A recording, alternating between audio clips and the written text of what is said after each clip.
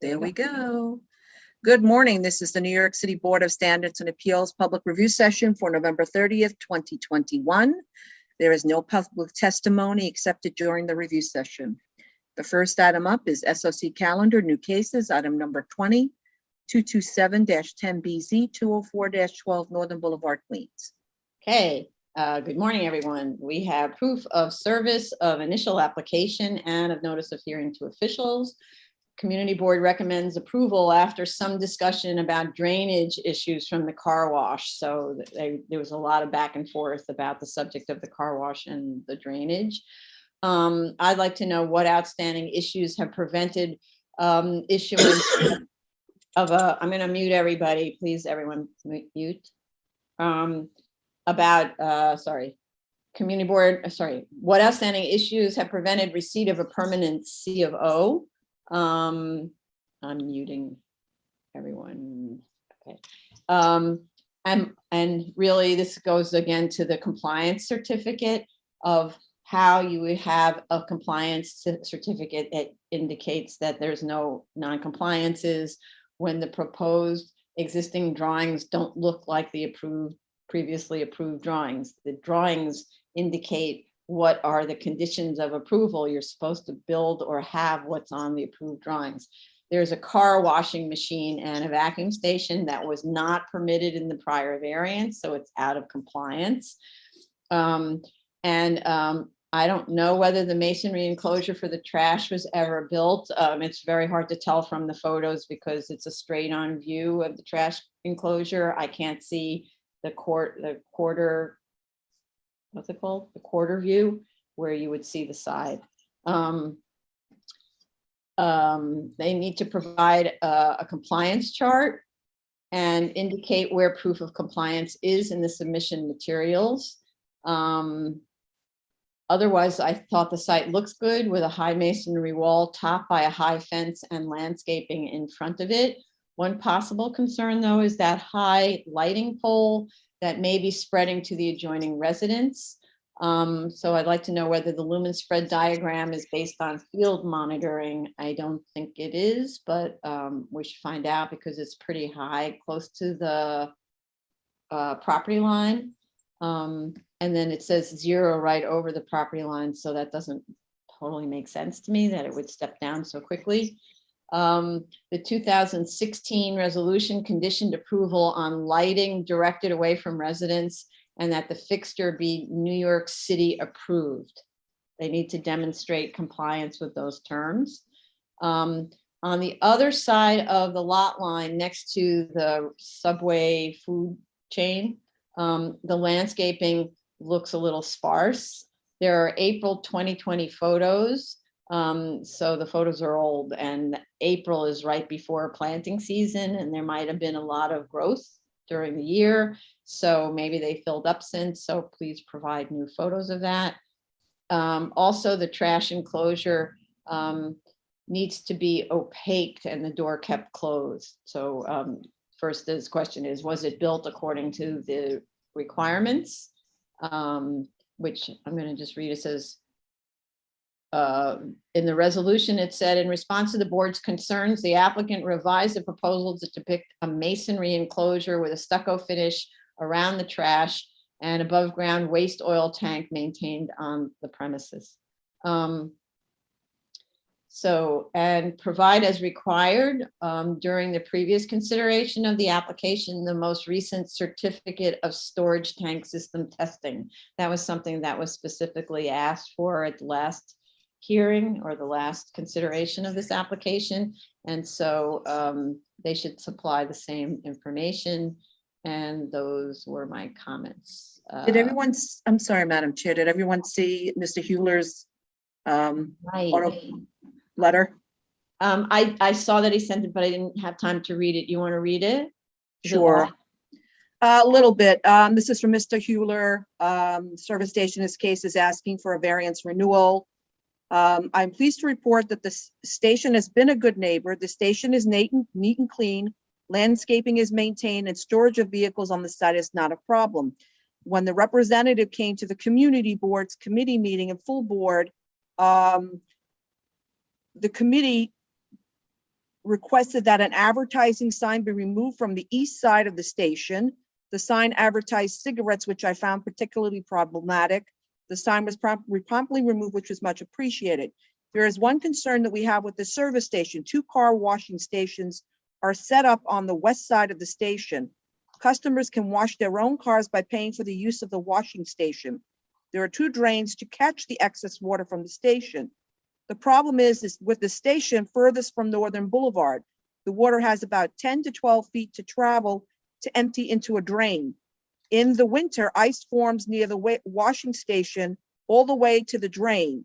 And there were 2 photos that were attached to this statement from December of 2020.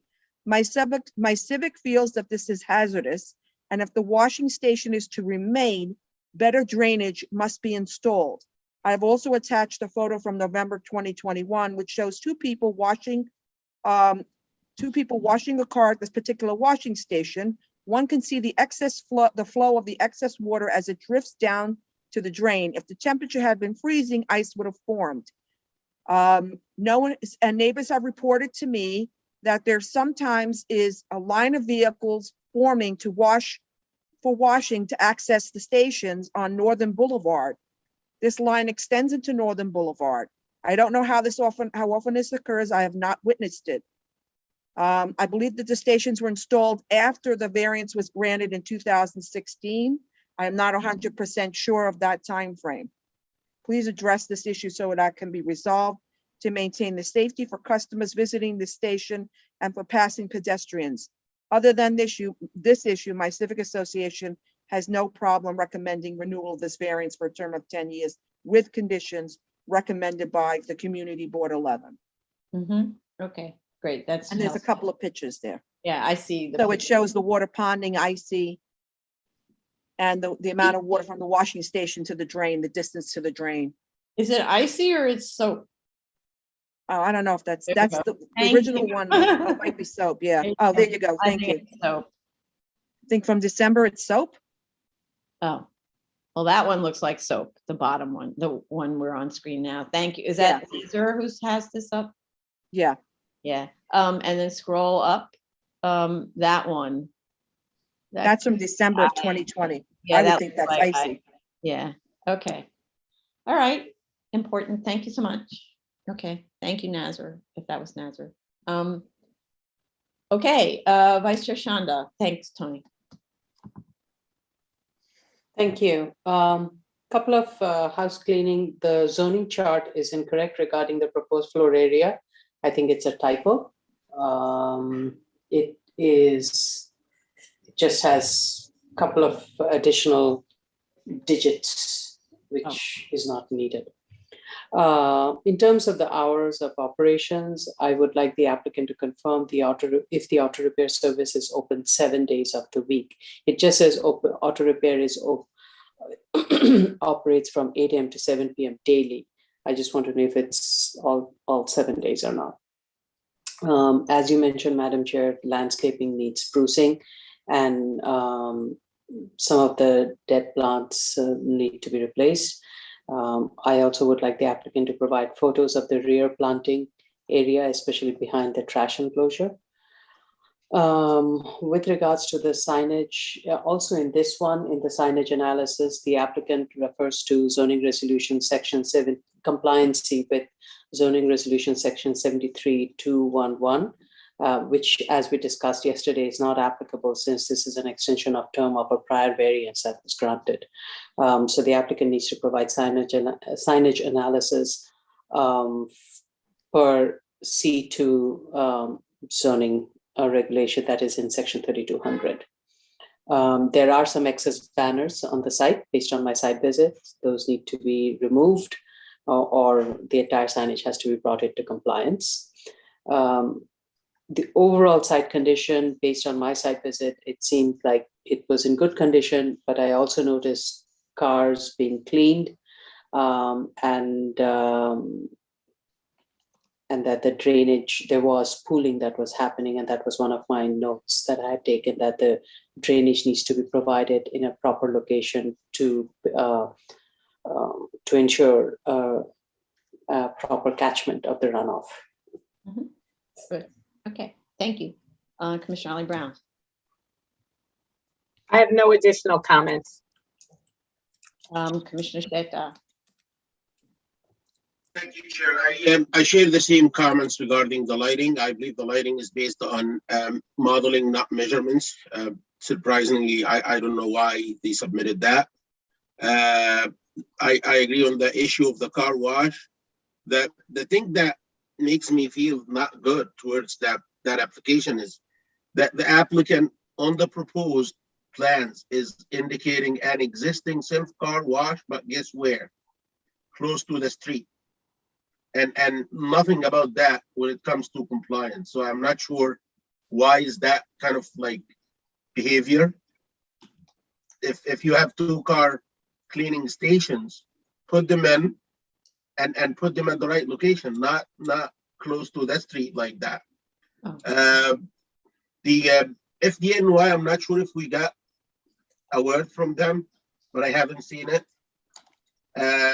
Also, I looked at Google View and I believe I saw 2 cars parking without plates.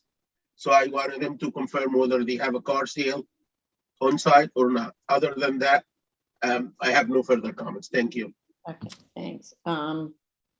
So you're saying that the drawings show the car wash in a different place than it actually is? Is it right? Hold on 1 second. Yeah, here. This is the drawing. Mm-hmm. This is the street. And it says here existing self-service car wash station. I don't think the car wash is here. I believe it's here, right? No. No, I think it's the opposite. there. If you It go is back where to it that is shown. photo, If you go back to the photo Mr. Hewler has, yeah. yeah, you can see that it's on the right side. That's the right side. See where that car is parked is the back. Are we of the talking house. about this? No, if you go to the, Yeah, go we're to, talking about that. Next to those vent pipes. The applicant's photo submission views number 7 shows the location of the photo number Hold on 1 7. second. I just shared my Google Yeah. Street View. Do you see Yeah. that? Yeah, to the right. Oh, you're wondering what that thing is in the far back corner. These cars are cleaning. Yeah, these cars are there for cleaning. And this one as well. No, What? based on my site visits, no, Yeah. the car that were being cleaned, the cars that were being cleaned were located along the side lot line, not along Here, the rear lot line. Along this line. Yes, the Okay. 2 square machines This that one one and that one. sees along the hedge, those are the ones. Yeah, okay. So are there 2 shown on the plans? I only saw 1 on the plans. Yes, just one. So that's it. So that's the error, that they only show 1 on the plans. Okay, so my Well, apology. there then. is one, actually, the other one is an existing tank vent riser. No, that's a different thing. The vent risers are just those pipes. Okay. Yeah. That box there that looks like another washing station. Looks like there's 2 washing stations on that side lot line. Yeah, I believe this is one. And then right there And is this is Further the in the back. second. Yeah. So that's interesting. If you look at the applicant's submission photo view number 7, it only shows 1 washing machine. So maybe from the time this photo was taken by Google Street View and the applicant submission, there may have been an addition or a subtraction. Yes. Maybe. That's possible. Right. So the applicant should clarify that. Okay. Yeah. Uh-oh, something's happened to my computer. Oh, no. What happened? Okay. Can I you lost see the view bottom of number my 7? computer. Yeah, I'm looking. View number. That's the view. This was Oh, yeah. part of the 612 submission. Yes. Number 7. Uh-oh. I lost the bottom of my screen. Shoot. Oh. Damn You it. only need the top of Yeah, the. yeah, you're right. Just one. Right. So Yeah. somewhere between those 2 Yeah, views. this is view number 7. Yes. Right. Right. Just one right here. And that was done in April. So the street view is November. So they added. That's correct. Yes. So probably they installed one more. Doesn't right. Okay, thank you.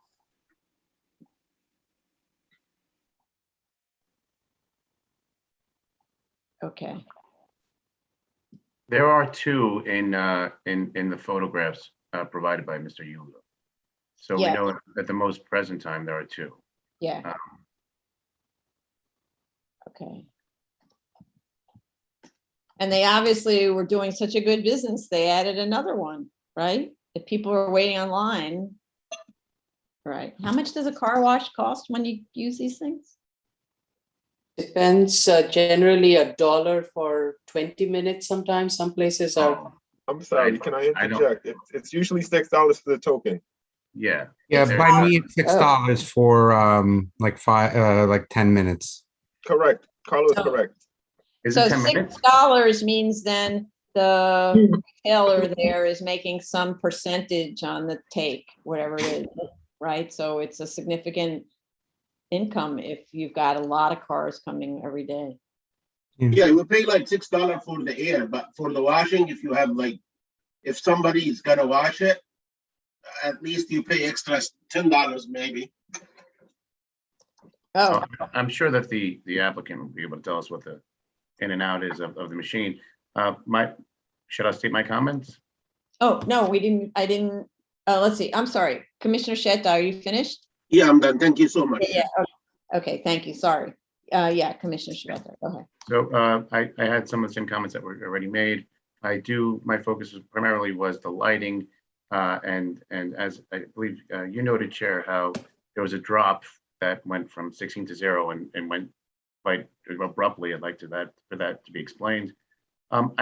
I think that there needs to be a better water retention system. And you can tell by where the drain is, that one drain, I can see why that would become a problem. There are a lot of different water retention systems that they have. Some include like a floor mat that's all weather and will retain the water. I'd like the applicant to explore something like that because I do believe that it's a long enough timeline, someone will slip. So we should So probably address it. this is a retention system that you've seen used at these car washes? I've seen it. Well, I've seen water retention systems used at car washes.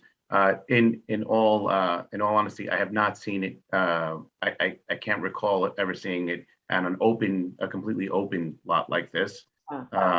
But I have I've seen it with like a half open lot, a semi-open lot, that just these mats that are hedged up so the water wouldn't leave the area. There are a bunch of different systems out there. I'm sure the applicant explored it after the community board meeting. Okay, thank you. Any other comments? None from me. Commissioner Shetta has his hand up. Go ahead. Yeah, I'm not sure if Commissioner Shabbat is talking about a detention system, not a retention system. A detention system is usually used for storm, and it's a requirement either from DEB or from the city. But if we're talking about something for just a car wash, I believe the issue here, as it appears, it's kind of like probably movement in the pavement up and down, so it created like ponding zones. I believe this is the issue. But I don't think that even the drains are clogged. The drains, if you look around the drain, you're going to see that there is no water standing right around it, but probably away from the drain, you see sticking water. So I believe this is an issue of grading the pavement to make sure that, and smoothing it in the meantime, to make sure that any water is going to drain right and in a timely fashion. And this is regardless whether they have car washing or not. So I hope they hire an engineer to take a look at the pavement and see if maybe they can do a survey. This is some sort of a problem similar to that. If you recall that Northern Boulevard car dealer, the two sides by each other, this is something similar to that. Over there, we code it during like the submission before probably they finalize, but here it's an existing condition. So they need probably to do a survey and check whether the grades are done right. If not, probably they need to regrade the site and repave it. So you don't think they need, like on that Northern Boulevard one, we had them installed trench drains. You don't, it's not something like that where they need to put drains all the way around the car wash area? Well, I I, would say, Well, wait a second, let me just finish the sentence. Yeah, I'm not sure if they have an issue of water. This side is very similar. It's grading, like it's sloping towards the street. But I'm not sure if they have an issue of runoff coming from the side, flowing out to the street. If they have this kind of problem, the answer is yes. But I can't tell from the pictures, from the street views. You need to look at like at really the heavy rain season to see whether you have runoff coming from the side and ponding outside. But I can't tell from these pictures. okay, thanks. Commissioner Shabeta, go ahead. Sure, Commissioner Shett is correct. I was referring to like water containment kits or water reclaim. The kit generally has like a mat and a reclaiming vacuum, so that water wouldn't go out into the street or drain, or at least drain appropriately. If you Google search it, you'll find a bunch of them. I'm not sure if these are best for temporary or if they can be permanent structures, but I'd ask the applicant to look into it. Mhm. Okay. I'm just looking at what they are. They call them pigs. Those are spill kits. Huh, okay. Okay, You could check containment mats, water containment mats, or reclaim vacuums. okay, I just see water containment kits by Pig, which seem to be about showers for some reason. I don't know why. Okay, never mind. We won't invent the solution. Okay, thanks. Okay, so then I guess we can move on to the next one. Sure, the next item is item number 21, 9914 BZ, 432, 434 West 31st Street, Manhattan. There are no notice requirements for extensions of time. There is a very detailed and thorough description of the many, many steps that a development of this type must go through before the first shovel enters the ground. I was appreciative of the novel, or the, really it's a biblical story in a certain way of how development is actually pursued. The description demonstrates clearly that efforts have been continuous to begin construction on the site, and that more time is needed to obtain required approvals and financing prior to construction start. So I think we can easily say that the Putnam test about abandonment is certainly satisfied. There have been continuous efforts, right? OER has also issued a notice to proceed, so they've also finished their e-designation requirements to this point anyway, as far as they can go right now. There is, however, one open ECB violation for $6,250, which must be paid before we can vote. And they asked for 4 years. Just that's kind of a reminder to me as we go forward with this. So Vice Chair Shanda. I really don't have any additional comments. It was very thorough, and I would be okay with granting the extension. Okay, thank you. Commissioner Ali Brown. I agree. It was a very thorough discussion. I'm fine with voting it out. Okay. Okay, Commissioner Sheta. Oh, you're muted, you're muted, you're muted, you're muted. Shame on me. Third time today. Yeah, sorry. I said I don't have anything else to add for now. Thank you. Thank you. Commissioner Shabeta. Thank you, Chair. I'm satisfied with this application. Okay, great. I remember there was a really interesting book about the development of, I think it was called the World Financial Center, or maybe Worldwide Plaza, something like that, on 49th Street and 8th Avenue. It was a book about the development of that site, and it goes through the thousands of processes that needed to take place, and negotiations with the community and all of this that needed to take place in order for the first shovel to enter the ground. And of course, that's a whole city block. It's actually a super block, but this one sounds like kind of a mini version of a similar saga. Super interesting and amazing that developers still pursue, even in spite of all those years of approvals required and financing issues. Okay. We can go on. Oh, sorry. Item number 22, 2017, 243BZ, 2916 Francis Lewis Boulevard, Queens. There are no notice requirements for extensions of time. We have fire department letter of no objection. This application has actually a very nice collection of photos showing compliance with the terms of the prior grant. And I think, and we really should talk about this as with staff kind of, I think we should make this kind of submission a standard requirement, and that document should be certified instead of that standalone certification form that is almost never accurate. So I would like our council to make note of this submission. It's a photograph. It states what the condition was, and there's a photograph right there that says, that indicates compliance with that condition. Or maybe it's a what do you call it, a screenshot of the floor plan, something like that, that shows the compliance. Except to say in this case, that the other photos provided, so they provided this compliance set of photos, but then they provided the kind of usual stack of photos, and they don't agree with the compliance photos. So that makes it all confusing, right? It depends on which day you take the pictures. So one of the requirements of one of the conditions of the prior approval was that no product is sold outside the building, and they provide a photo of products sold outside the building, but not in connection with the compliance shot. And then there were to be no cars parked on the sidewalk, and they provide a photo of cars parked on the sidewalk.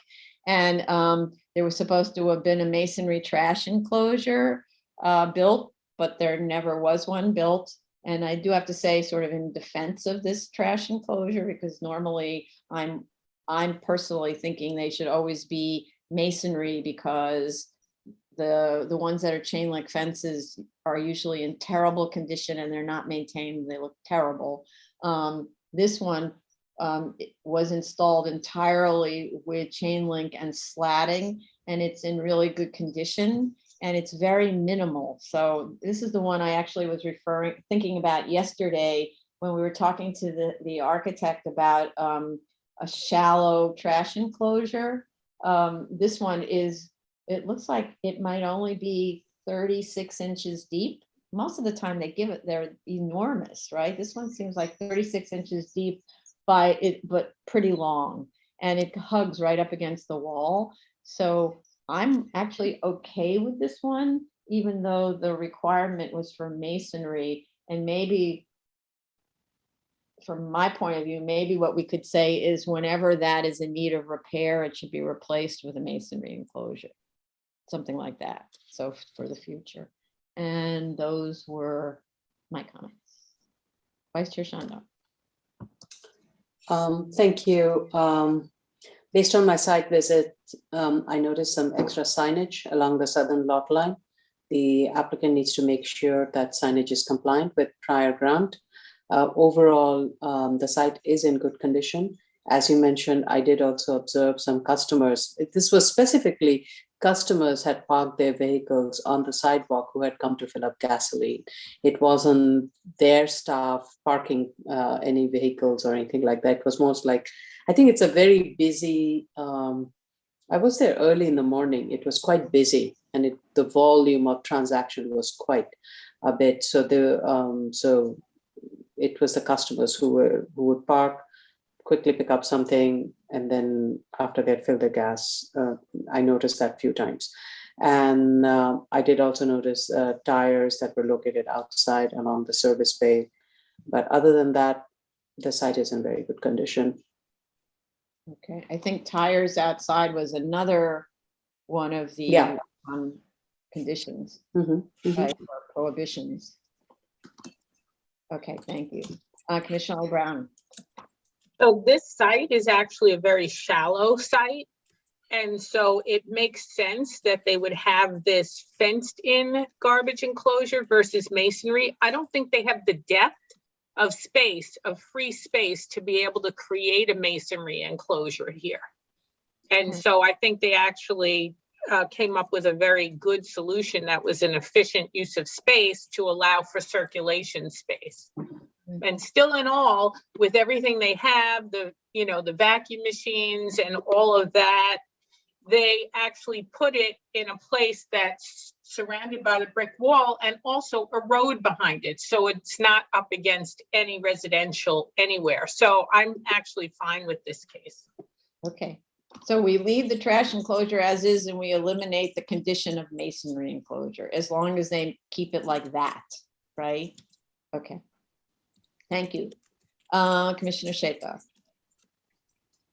Thank you, Chair. The only question remaining for me is whether they have car sale on site or not. Because again, I have seen in Google Views, some cars without plates. Okay. Just 1 second.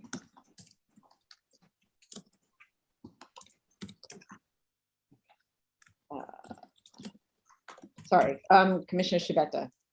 I have nothing further to add. Thank you, Chair. Thanks. Okay, thanks.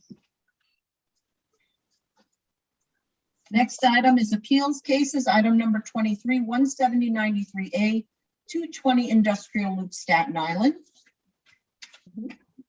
We have proof of service of initial application and of notice of hearing to officials. Community Board recommends approval. Fire Department issued a letter of objection, which I will read some of. A review of our records indicates that the above noted application has not been filed with the Bureau of Operations, City Planning Unit for review. In addition, we require inspection, testing, and maintenance records of the private fire hydrants that serve this development as required in 2014 Fire Code Section 508.5.2. So based upon the foregoing, the Fire Department objects to the above referenced application and requests that the BSA direct the applicant to file with the Fire Department for plan review and provide records as described above. Okay, we do still need DOT. I don't think we got anything yet from DOT. There's a 19, what, sorry? DEP. Oh, DOT and DEP. No, we have DEP comments. So my sign off, but DOT. Oh, no, we don't have DEP. We didn't get anything from DOT at all. Right. There's a 1993 declaration of maintenance of the easement. I'd like them to provide a plot diagram to show the extent of the easement referred to in the deck, because I can't plot the easement myself. DEP has comments and the applicant has to work this out with them. So DEP said the building's too close to the existing easement and they need a copy of the certified site connection proposal. And the applicant disagrees with DEP's assessment, but that's for the applicant and DEP to work out. I don't have an opinion about, DEP has its criteria based on whatever its criteria are. With respect to the builder's pavement plan that was requested in the notice of comments, applicant refers to a so-called quote waiver from DOT that applicant asserts means they don't have to provide sidewalks. So I don't know when the last time the applicant actually read the document was, but we've talked about this so-called waiver before in the context of another application. It's not a DOT waiver. If anything, it's the owner waiving the right to sue the city for deficiencies in the roadway or sidewalks that are built, quote, other than the legally established lines and grades, or in the event where DOT determines that sidewalks are not required, but it's not a specific determination that they're not required. And it requires the owner to build the roadway and sidewalks at the owner's expense and to comply with section 2904 of the city charter that requires such sidewalk construction. So, I mean, it's not, I'm using the word waiver, sounds like DOT said, don't worry about it. You can go ahead and not build a normal, careful sidewalk system. That's not the case. I note that this 1990 document appears to have been in lieu of coming to the BSA for a GCL waiver to allow issuance of a CO. Because what it is the DOT says, if you owner waive your rights to sue us, we'll allow you to get a CO. Otherwise, they would have had to come to the BSA to get the GCL 36 waiver, which back in the day, DOB was allowing kind of a bypass of BSA GCL waivers. There was just this kind of period in the 90s and up until sometime in the early 2000s, I think, where BSA was not even being asked to do these waivers.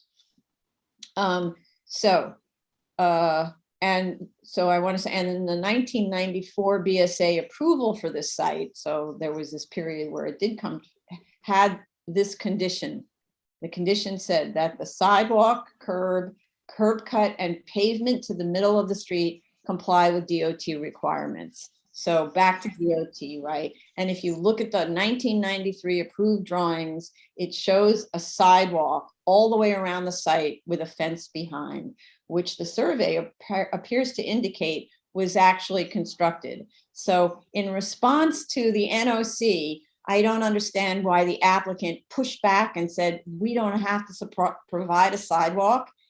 According to the survey, there is a sidewalk. So I don't understand what that was about. So anyway, that's kind of a bit of an aside. I just don't understand why there was that kind of aggressive pushback. We don't need to.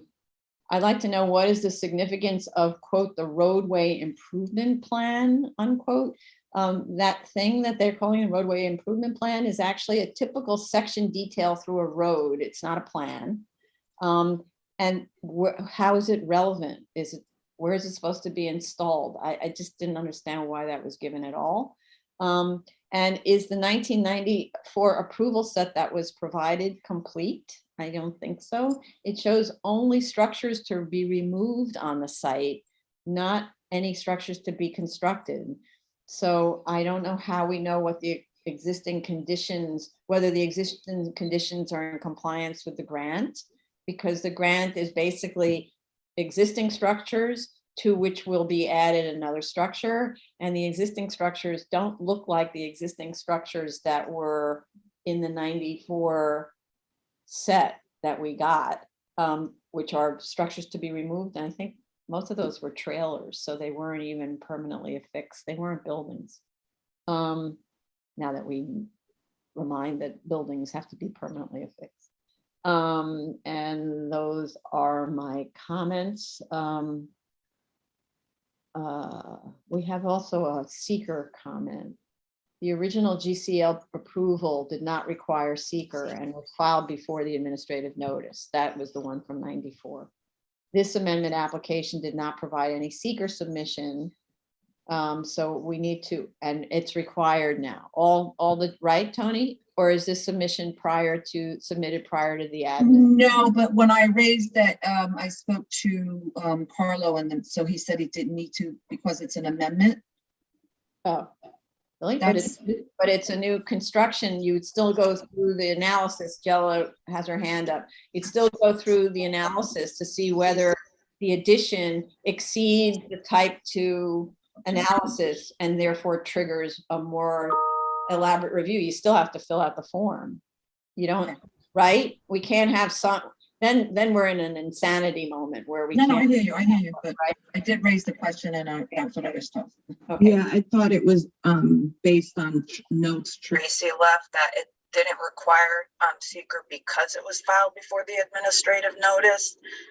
But if the board raises an environmental issue at the hearing, then either the applicant can submit a non-seeker tech memo explaining impacts or a new seeker application, type 2 or EAS, depending on what it qualifies for. So our admin notice was from January 2020, right?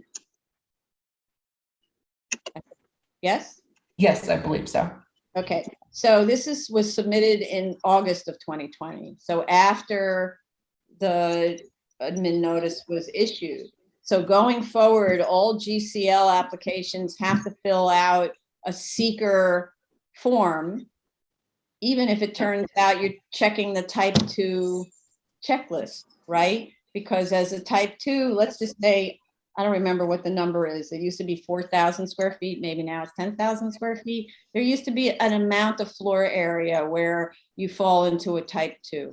So Yes, I think what she meant by her note was that the original application was Application was in filed, 1993. right. yeah, before the admin notice, but this is an amendment application. Yeah, this is an amendment. And, you know, if you take that all the way, let's just say the addition was 50,000 square feet, True. right? That triggers seeker. Like what kind of traffic impacts are there? What kind of whatever, right? Drainage impacts, et cetera. So I don't think you can say everything that was filed before way back in the day is automatically, right? Okay. Okay. Okay, Okay. thank you. So we need the type, we need the seeker screening sheet, whatever that is. Yes. Right. Mhm. Vice Chair Shanda.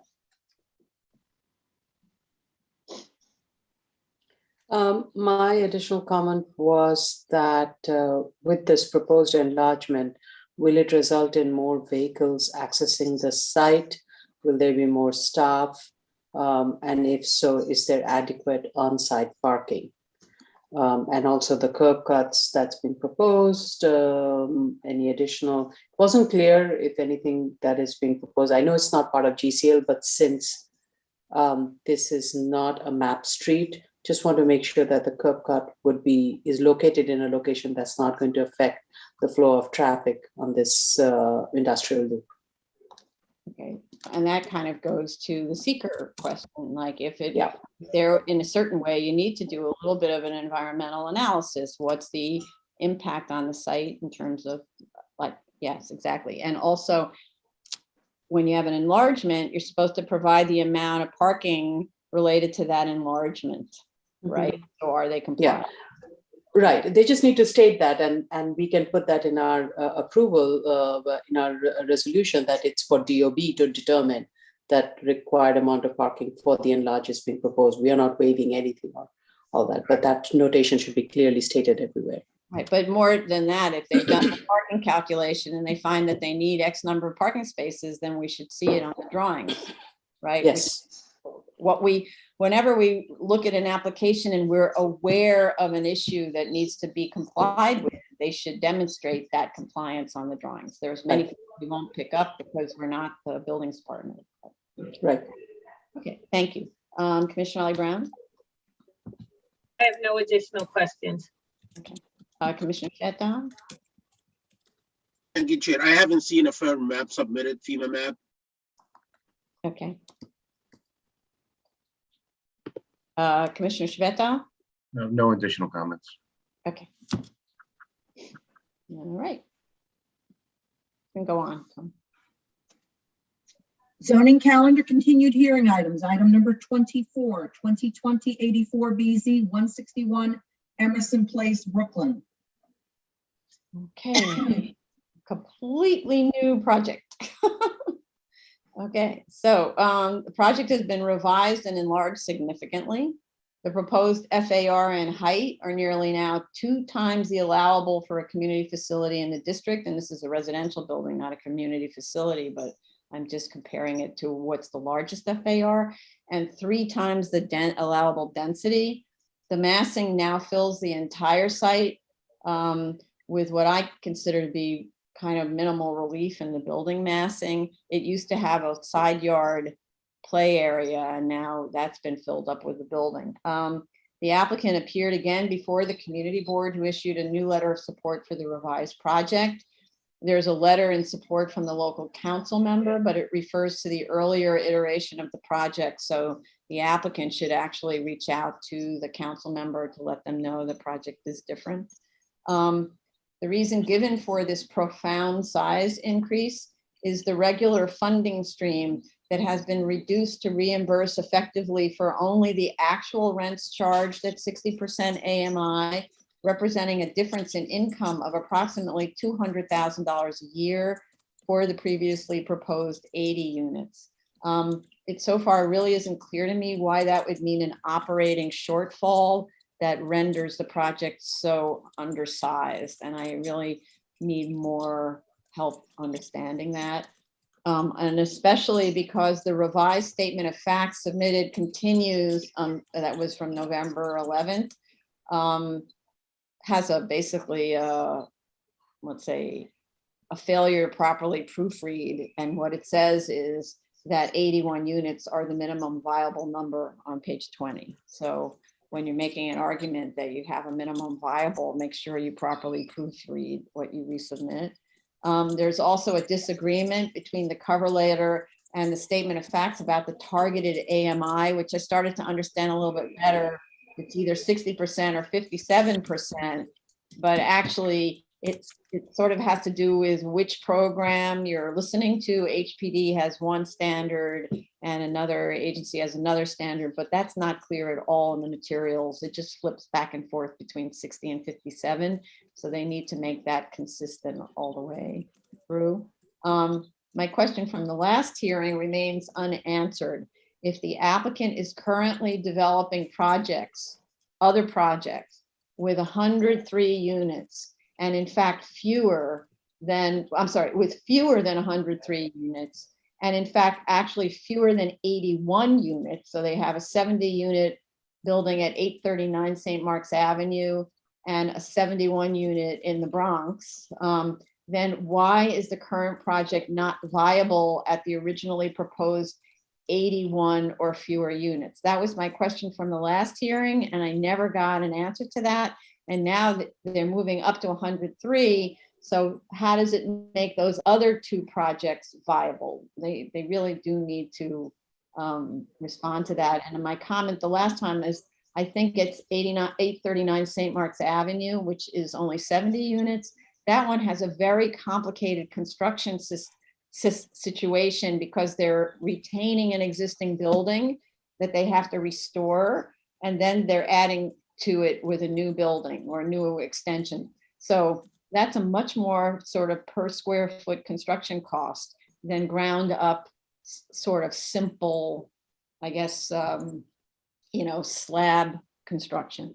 On top of that, the stated total development cost for this project includes its soft and hard costs is $53.4 million for 103 units as compared to $72 million for 129 units, which is $560 a square foot per unit, and $38 million for 70 units, which is $540 square foot per unit. So I really don't understand the disconnect between the unit costs in these different projects and the difference, for, the range of 103 units, 129 and 70 units. You would think 129 would be cheaper per square foot.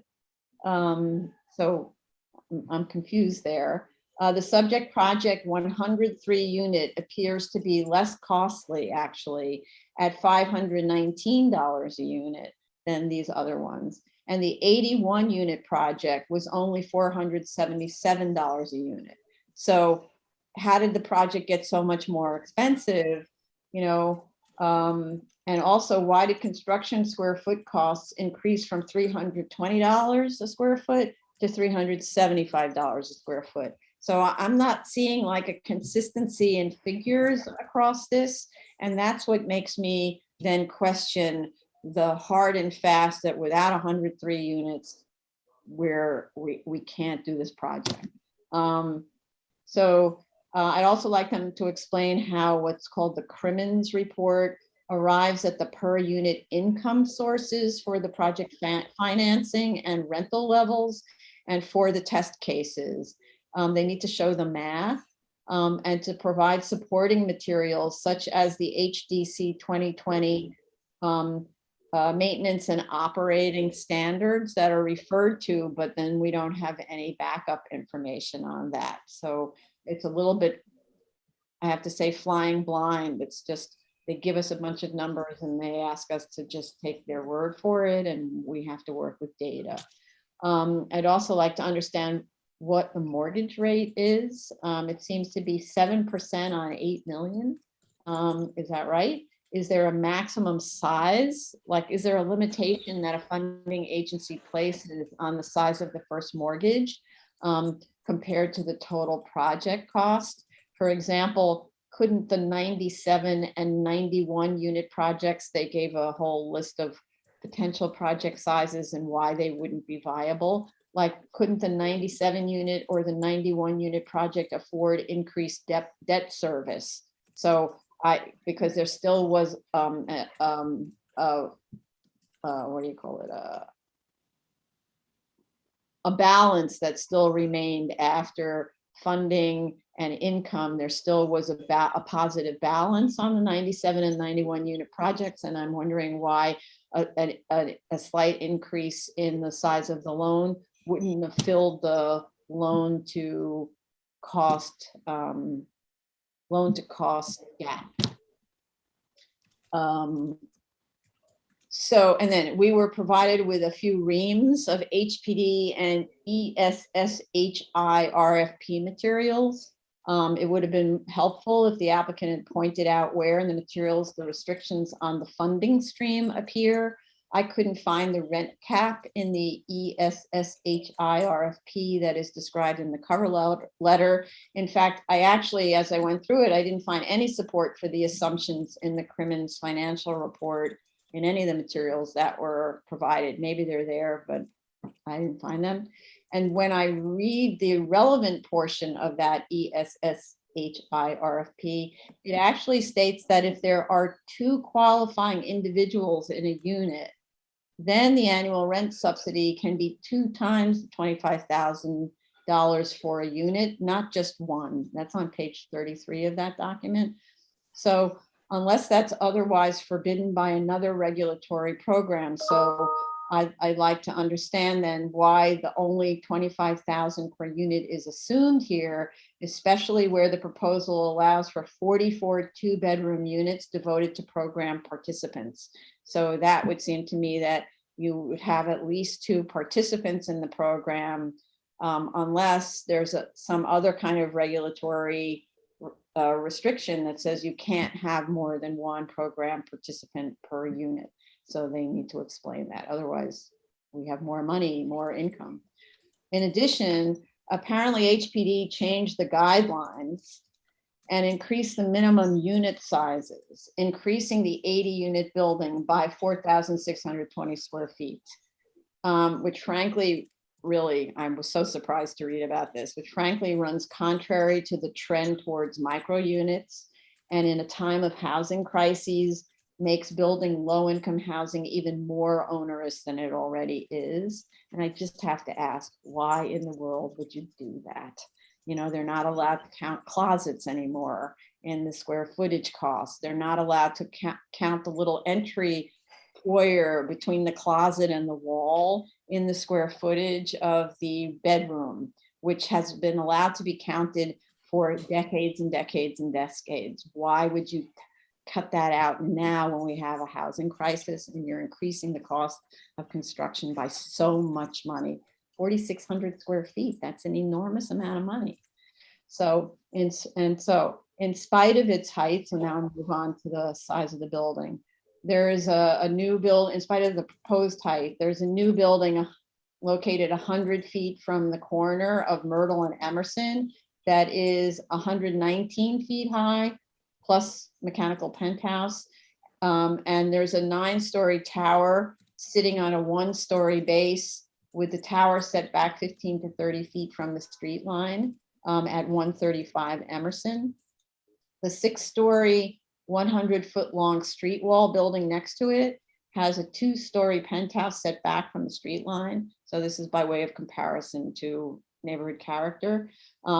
So for me, it's not the height that's being proposed and the additional height, it's really the relationship to the street and the length of the basically, I say unrelenting, it's not really unrelenting, 212-foot long street wall with 3 segments set back 0, 5 foot 8 inches and 11 feet from the street line and rising without setbacks after that first floor.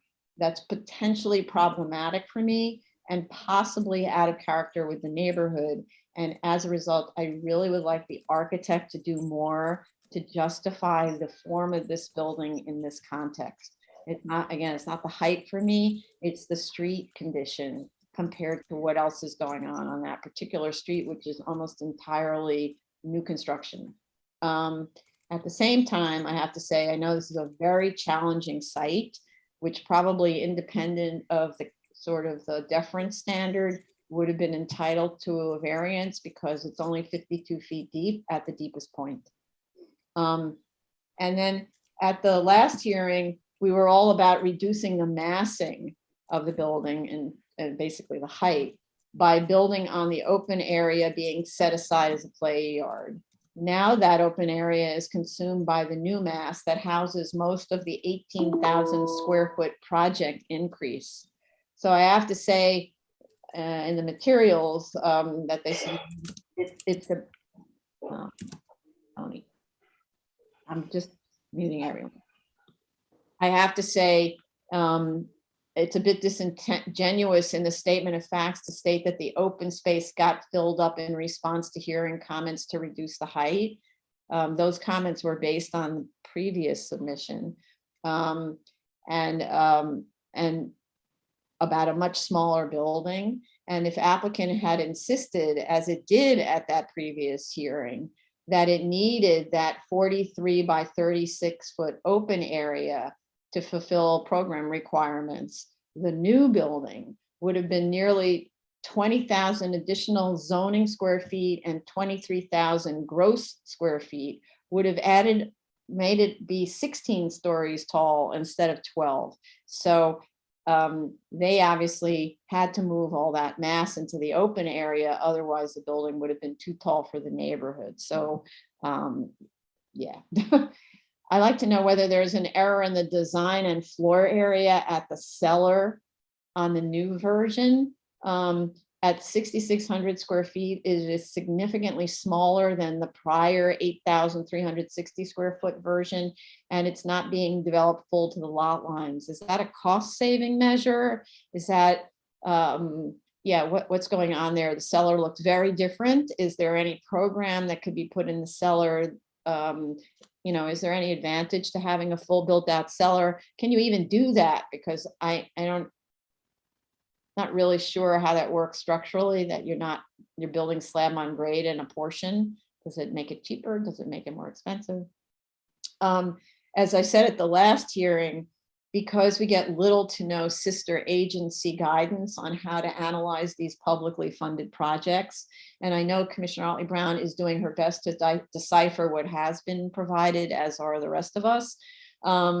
I base my consideration of the project really mostly on neighborhood character impact, and then to fill in these questions that I did have about their explanation for costs and funding sources. So the architects really just have to improve their urbanism argument, because I firmly believe we need as much of this type of low-income housing as we can get. And I just need to have the urbanism argument beefed up so it's persuasive. I also firmly believe that the massing can be further broken up here to improve the character of the building. And I direct the architects to look at the many great examples of this in built projects where you have very, very long street walls, and how the architects have divided those street walls in ways with what are really in the end just manipulations in the materials or in some of the facade treatments. So for example, and I'm hoping the architect is familiar with this, they should be looking at how the Bauhaus handled these long projects, how Otto Wagner handled them, to take a look at the Karl Marx LA in Berlin, which is I don't know, it's probably a 3,000 foot long street wall. Again, this is a variance, and to get 2 times the floor area over allowable in this building, which will be here for decades and decades. The building really must be an asset to the neighborhood both with respect to who it serves, which I believe is a true asset, and also with respect to who experiences it in the urban context. I'd frankly really rather see a taller, better proportioned and designed building than a pedestrian one that frankly looks like low-income housing. I note that in an R6, there's no height limit. Only for quality housing buildings is there a height limit. And of course, there are open space ratio limitations, and the height all depends on the size of the zoning lot. But you can see how that fits into the argument about the height limits, which have not really been raised. And I really would like the architect to do this as opposed to the lawyer. Architects specialize in making urbanism arguments. Super interestingly, though, I just want to, this is referring to another application. This is a really narrow site, much narrower than the one we reviewed. This is an aside, not about this project. Much narrower than the one we reviewed at our hearing on November 16th for the project near the Willis Avenue Bridge. And this is a single loaded corridor project with the corridor facing the lot line, with lot line windows set back slightly from the side lot line and floor plates ranging from 31 feet to 40 feet deep. So the typology works even with 2-bedroom apartments. And I want to really thank this applicant for easily demonstrating to us that a project works like this. So, I'd also, my last couple of questions are how do maintenance staff access the second floor roof terrace that is shown as inaccessible to residents and also landscaped? So I hope that it doesn't just become a pebbled surface, but I don't see how the staff actually accesses it to maintain the landscaping. And on the draft restrictive declaration, which has been prepared, we have a sample of a more tightly worded document that Kurt and Chase recently worked on. That should be the model for this one. But until we have a better sense of the approvable scope of the project, I don't think we should move into finalizing the restricted declaration so that we don't have to have many iterations of it. And in terms of seeker, we have open hazmat. DEP issued comments on the work plan and the protection plan.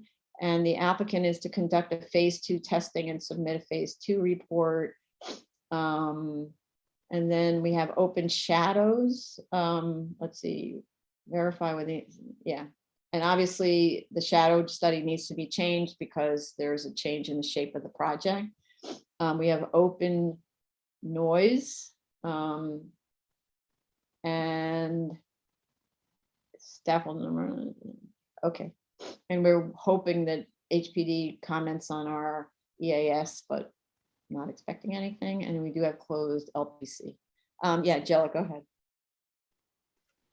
Hi, we did receive the phase 2 ESI and we sent it on November 18th to DEP. Oh, right. Okay. You know what? I'm reading there only the red and I should be reading the Yeah, read the blue too. Thank you. All right, thanks. I'm just seeing if I response. Yeah, we have a response on noise, not from DEP, from the applicant on 1110. Okay. Yes. All right. Thank you. Sorry. Okay. Vice Chair Shonda. Thank you. I also, as I was reviewing it, while I understand in general terms as to why the number of units have to be increased to fill the subsidy gap, what wasn't clear to me was the way the cover letter was written and what I could understand from the 2021 ESSHI RFP.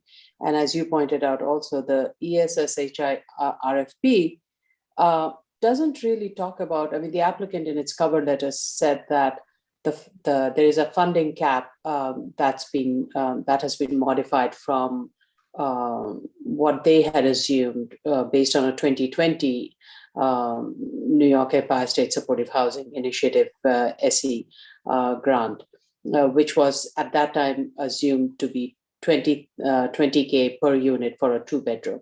And that subsidy based on the 2021 RFP has been reduced to 17,000 per unit for a 2-bedroom unit. And that wasn't, I couldn't find that anywhere in the RFP document that was submitted. Only thing I could see in the RFP document was that the ESSHI awards up to 25,000 per qualifying individuals within, which could be the same unit. It could be more than one qualifying individual in the same unit, as you pointed out. So I would like the applicant to clarify that. I understand if there is a subsidy change from 20,000 to 17,000 per unit, it does result in a gap, and therefore you need to increase it. And also, this funding source cannot be matched with other funding sources. So like the Section 8s and NY 1515 cannot be used to fill the subsidy gap. So that is the other reason why the number of units have to be increased to fill the gap. So I understand those, but the documents did not quite clearly lay out that reasoning, and that has to be much clearly flushed out. And so that is one part of it. I have a question before you go on. You said it can't be matched with Section 8, or what was the other thing? Section 8 and NY 1515. What's NY 1515? This is another supportive housing loan program from New York State. And I believe, I mean, this is from the applicant's statement, okay. And that Section 8 or NY 1515 funding sources, they do provide greater rental subsidy, but it cannot be used along with this funding program. But as far as you understood, that means it's a little bit like Section 8, where the tenant gets some money from New York State to pay the rent? I'm not sure about that. Okay, so we'll find out. Okay. Yeah. I thought it was Section 8 that couldn't be used in conjunction with other projects. I didn't know it was also New York 1515. Okay. So we need clarification. Yeah, we need clarification. Okay. That was a little unclear. Okay. Okay. Fair enough.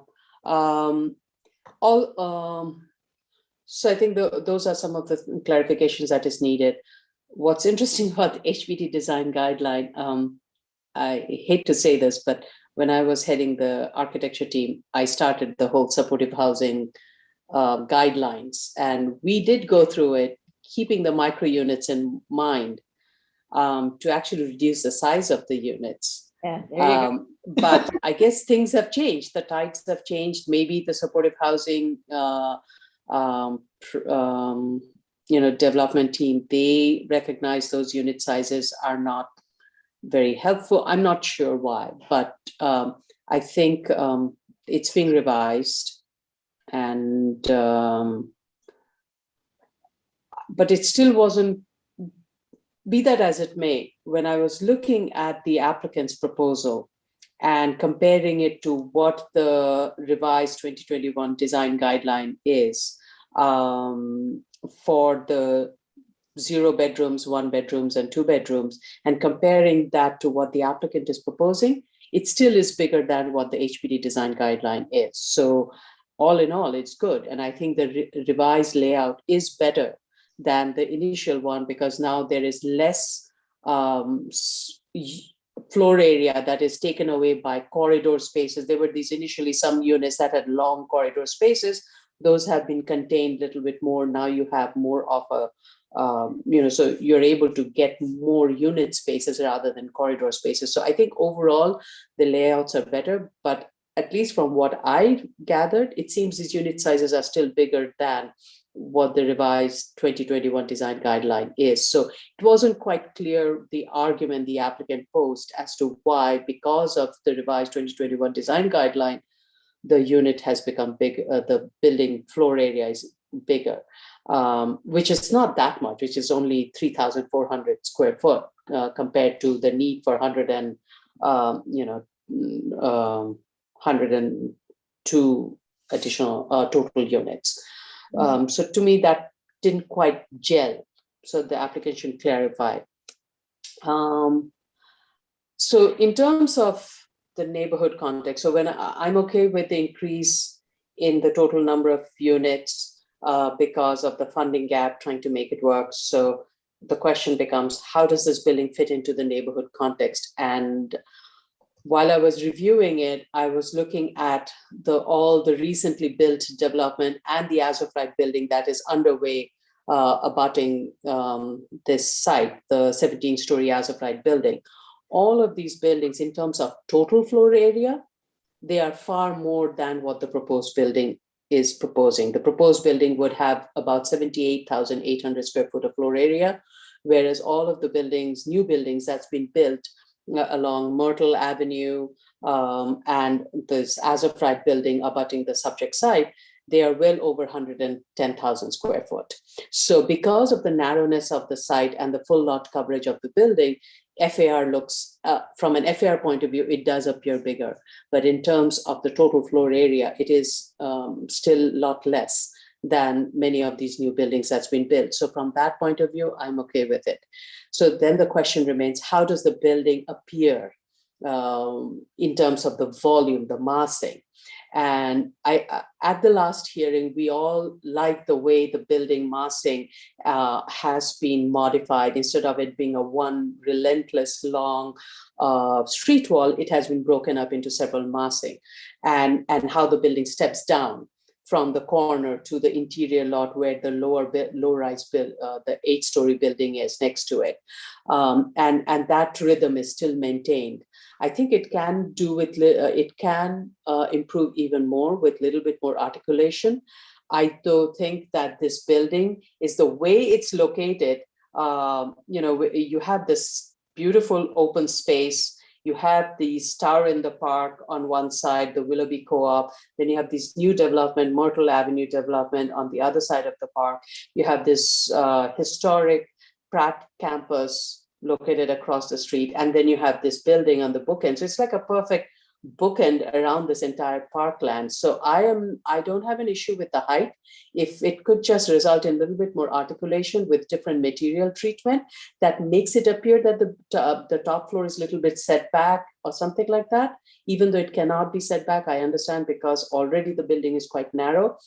That may kind of make the building appear even lighter on the top portion. But other than that, I really do not have any other comments on it. I think those improvements would be helpful and some clarification. Mm-hmm. Okay, thank you. I mean, it could have a little setback, a couple of feet or something like that wouldn't change the project, just to make, so you reach shadows, because shadows are really what makes articulation in a building, right? Yeah, I mean, the other is kind of using a little bit of the Dormer rule, if that can be applied in some ways to kind of do those articulation. The other thing that you had mentioned, Madam Chair, as to, you would be okay with a taller building that is more responsive to the context. At HPD, we always heard from the developers saying anything above 14 floors or 12 floors becomes an issue because it adds to the development cost, because you're looking at a different kind of construction methodology. You're looking at requiring more crane or other things that adds to the cost. They're always looking at block and plank construction time. And that typically limits the building height to 12 to 13 stories at most. And so that's why you're seeing the building height contained to that and building being spread out rather than getting taller at one point.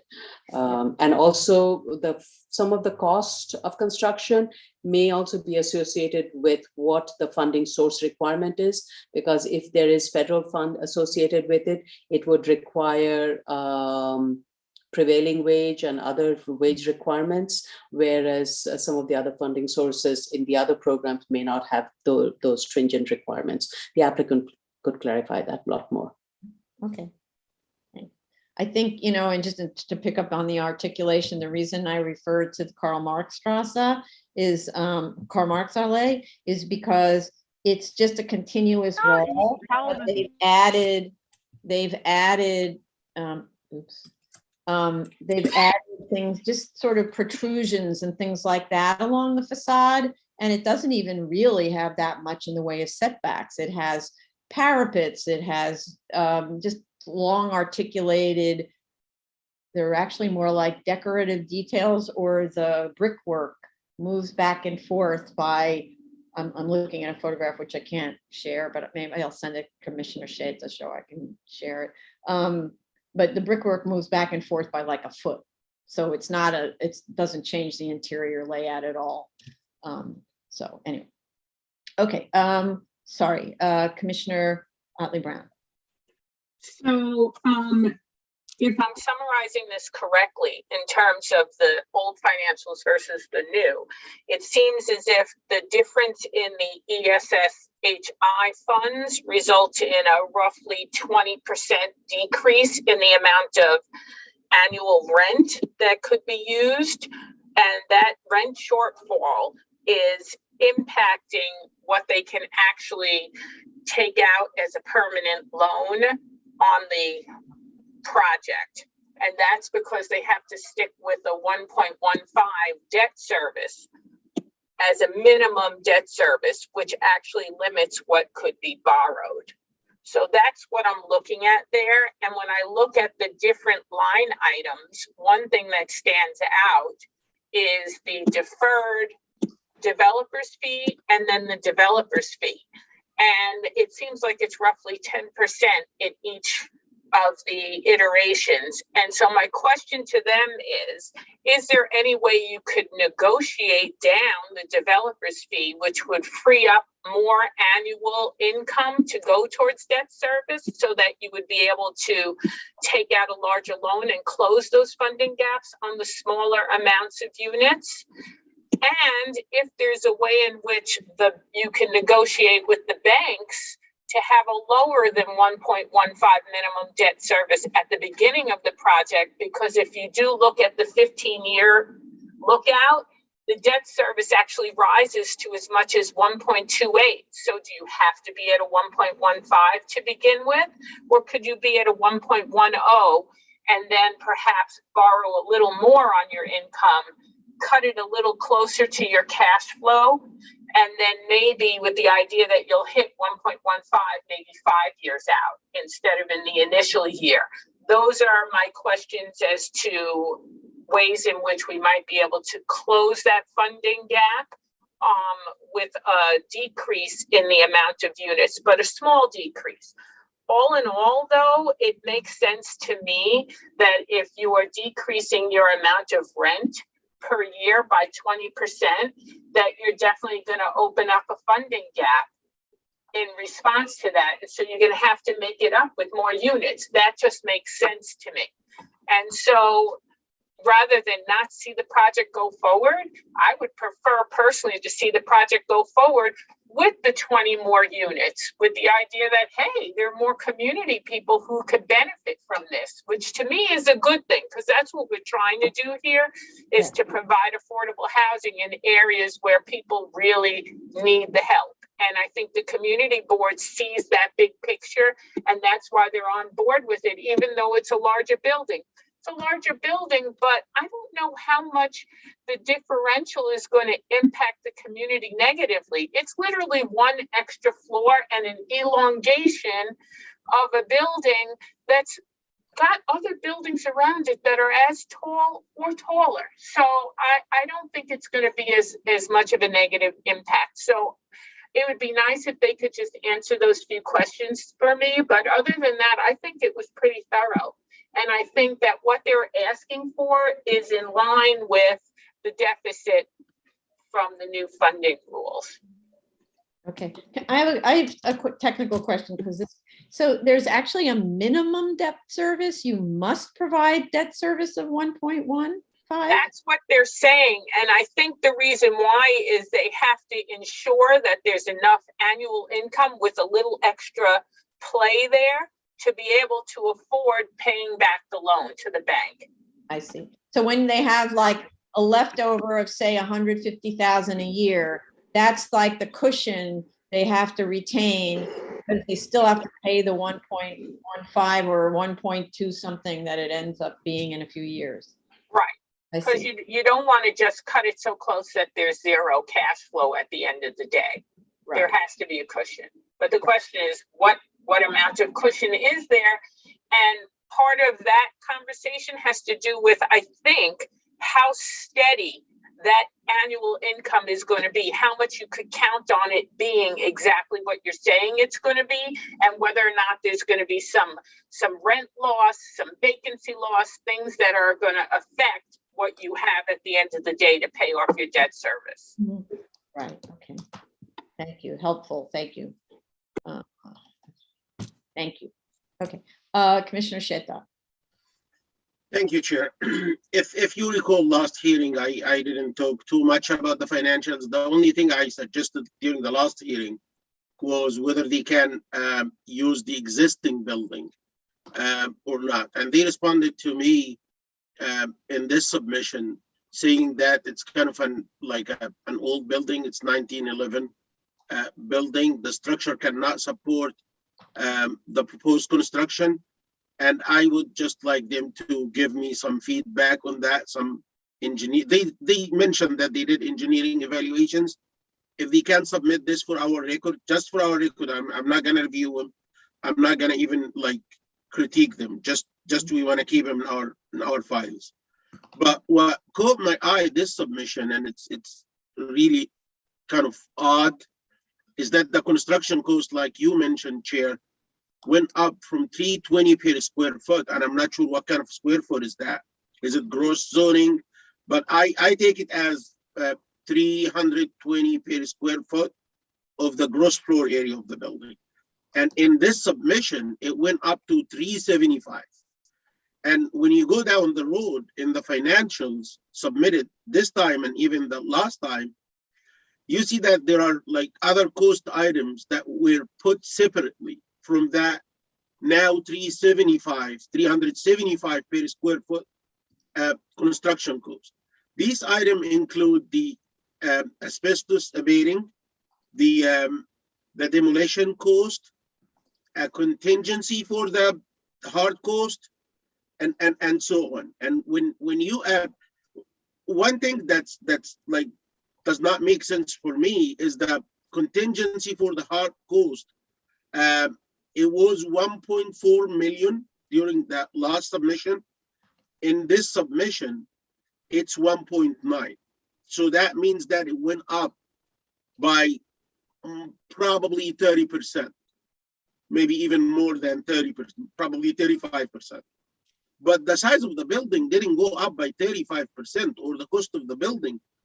It didn't. My understanding is the last building was 11-story. This one is 12, if I'm not mistaken. So it's just one floor extra. But but it's 20,000 square feet because it's one floor extra over the tall part, but the entire section on the the left side got filled in. There was no building in the vacant area, the open area. All of that got filled in by, I think it's a 9-story building, right? So there was no building there before. So it's way more. It's 20,000 square feet of additional construction on the of zoning construction, I guess, because I don't know, 20,000 square feet. I'm not sure if requires 35% increase in the construction cost. I'm okay with it. But one more thing, the contingency in the hard cost, this is to accommodate for what? If you're taking the asbestos removal into account, if you're knocking down an existing building, and if you are adding up value or cost for the removal of the building, what kind of contingency you want to accommodate for in the hard cost? And when you add up these numbers, when I took the asbestos removal plus the demo plus the contingency plus all these separate items, and I added them up and just divided them by the gross floor area of the currently proposed building, and I got a square footage price for just these items, and then took that number and added it to the 375. They said it's a construction cost. Then you end up with something in the neighborhood of $500 per square foot, probably $475. 375 is the base construction cost. If you add up the soft cost, the demo cost, the asbestos, the contingency, yes, it's going to be close to 500. So I'm not sure. And look at this number as it's a decision maker. This is the number that like render a building that's 11-story feasible, or a building that's 12 stories, just right there. So according to the financials submitted this time and the previous submission, and even with the initial submission, a 10-story building, for example, wouldn't be feasible. Why? Of course, the construction cost plays an important role here. So we need to take this number, the addition of the 375 or the 320, whatever, plus the asbestos, plus the demo, plus the contingency, plus the soft, add up these numbers, divide these numbers by the gross floor area, and look at this as the total construction cost. And in my opinion, if this total construction cost per square footage exceeds a certain amount, then it's a red flag for me. Thank you. Okay, but we're talking hard and soft costs, right? So, okay. And you know, one of the things, like I noticed they included the BSA application as an example in their soft costs, which is an unusual cost, right? And who knows what the costs are. I mean, I used to work in a law firm where there was a specialist in low-income housing finance. And, but it was, you know, it's a law firm where the lawyer charges a lot of money per hour. So in order to get that low-income housing project developed, there may be a lot of unusual soft costs, because you can see how complicated it is and how it's constant. It's like a changing, switching platform.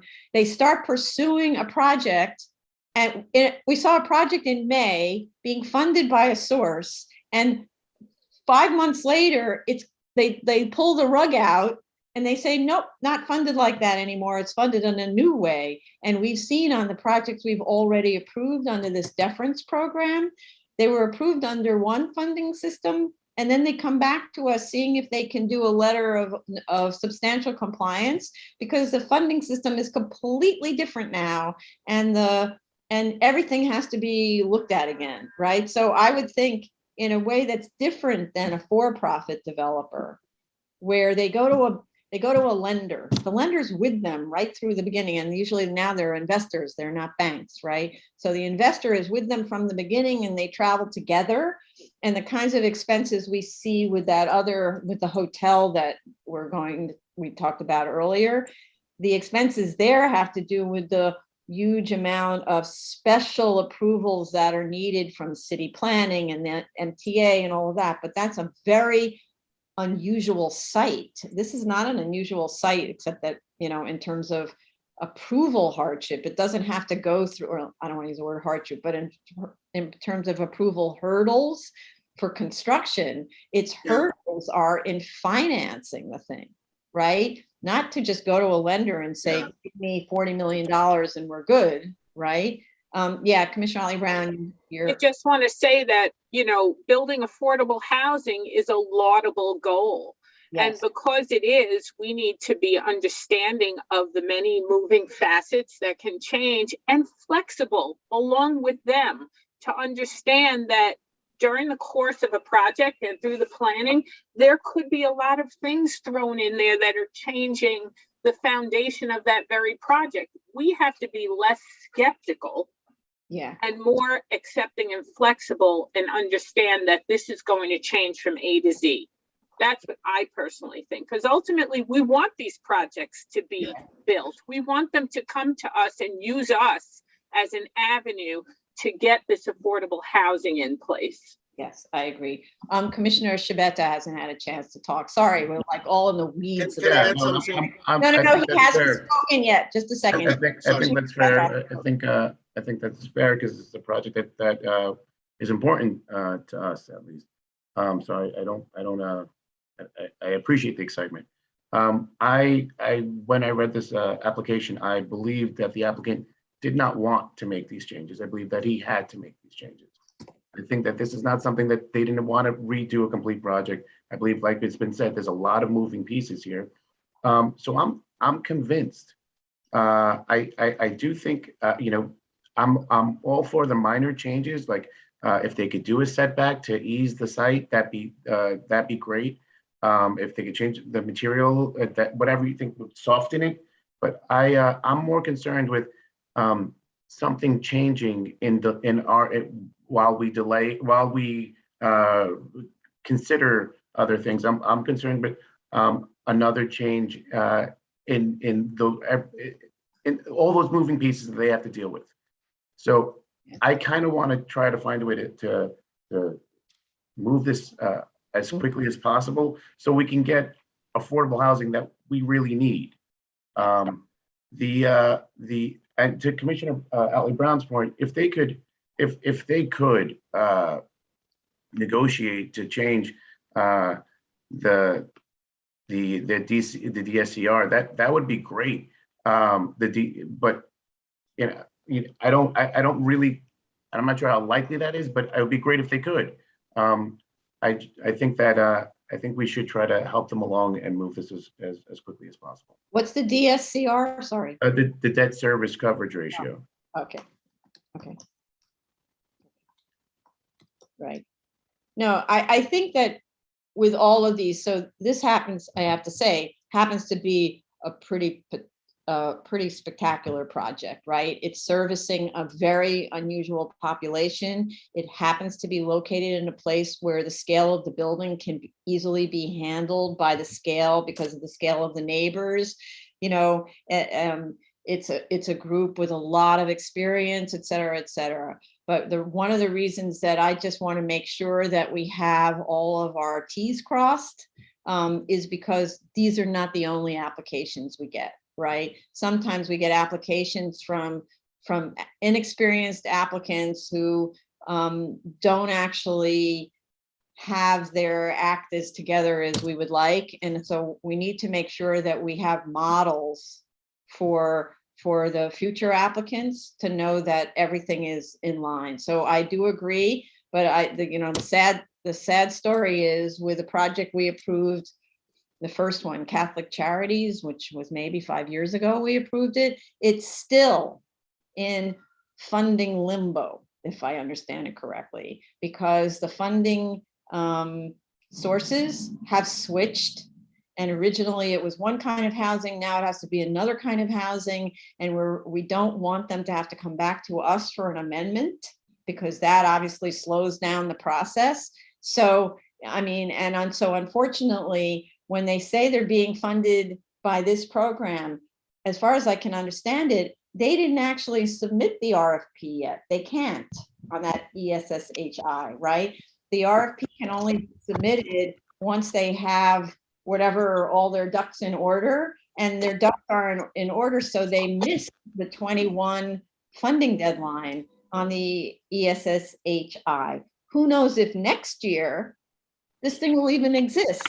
So this is the very sad news about how affordable housing, or especially low-income housing, is financed in New York, and I wish it wasn't. So it used to be a lot easier way back in the day. I wish we could go back to that easier system. Vice Chair Shonda has her hand up. Before I forget, the Catholic Charity was awarded the funding in 2020. It did close in 2020, August of 2020. Okay. So I actually raised my hand, and Commissioner Otley Brown stated exactly my sentiment. So I echo what she stated, and also what Commissioner Shibata stated is that we need to have these buildings, such developments built as soon as possible with minimal impediments, and recognizing that these projects, funding-wise, are extremely complex. They're moving targets, and we need to give as much flexibility. And I think the increase in the cost, and the applicant could clarify that, when I was reviewing it, I noticed it too, and I was thinking, well, maybe it's because of all of the increase in construction costs that has happened because of the increase in fuel cost, increase in material supply, all of those things. And frankly speaking, from the days when I was at HPD, when we used to look at as a baseline per square foot construction, 325, 320, 375 per square foot is very much on the ballpark Right. for the kind of construction and the funding sources. So it didn't blow me off. Right. So, you know, what I would have to say is the applicant would have served itself better if it noted the changes and said, we observed that the construction costs went up by $50. This is because of the following. Then we'd have the answer to our question already, and we wouldn't have to be asking it, right? So I'd say that has to do with care in preparing the application, anticipating our questions and noticing what was before and what was now. Then you wouldn't even be having this and the backup material to say that what we have to do is found in the backup material and then it isn't. That's also a mistaken submission of the materials. And I agree that we shouldn't make this too complicated, but at the same time, this is a brand new kind of variance application, and we can't sort of make it such that then let's say less responsible, not experienced low-income housing developers come into it and end up getting, I don't know, and end up let's say watering down the power of this kind of an application where you could build so many really great units in a neighborhood that needs it, and then it somehow or other gets destroyed by someone who does a bad application. Because don't forget, all of these are subject to challenge. So, okay, and Commissioner Shetta, did you have a comment? Yeah, please. Yeah, I just want to say that if it was understood from my statement that I'm not in support of this project, that's not quite right. I am in extreme support of these kind of projects. I would love that a project like this comes before us and leaves, I'm not going to say the same hearing because it's not possible, but the following hearing. But when a submission is made to us with numbers changed and decision made, the easiest way to make this fly fast is to put on the table the reasoning for the decision made and the numbers change. And that's what I'm asking for. I just mentioned something about the hard contingency cost in the order of 1.9 million. If you look at the soft cost, and I asked everybody to look at it, the initial submission was 9 million when the building was that big. This submission, the building size went up, but the soft cost went down to 7 point something. Difference is almost 2 million. Contingency is almost 2 million. What I'm asking for is some QC to the submission so they can eliminate these concerns. These, what looks like it's a skepticism from our side. I'm not skeptical. I know this project is being pushed for in the entire city. I would love too many projects to come before us like this. But please, when you make a submission, look at the numbers, make sure that you're submitting something that's solid and that not raise questions. That's all. Thank you. All right, thank you. Appreciate it. I appreciate the lively conversation. We will get this project through. Okay. All right. Let's go on to the next, Tony.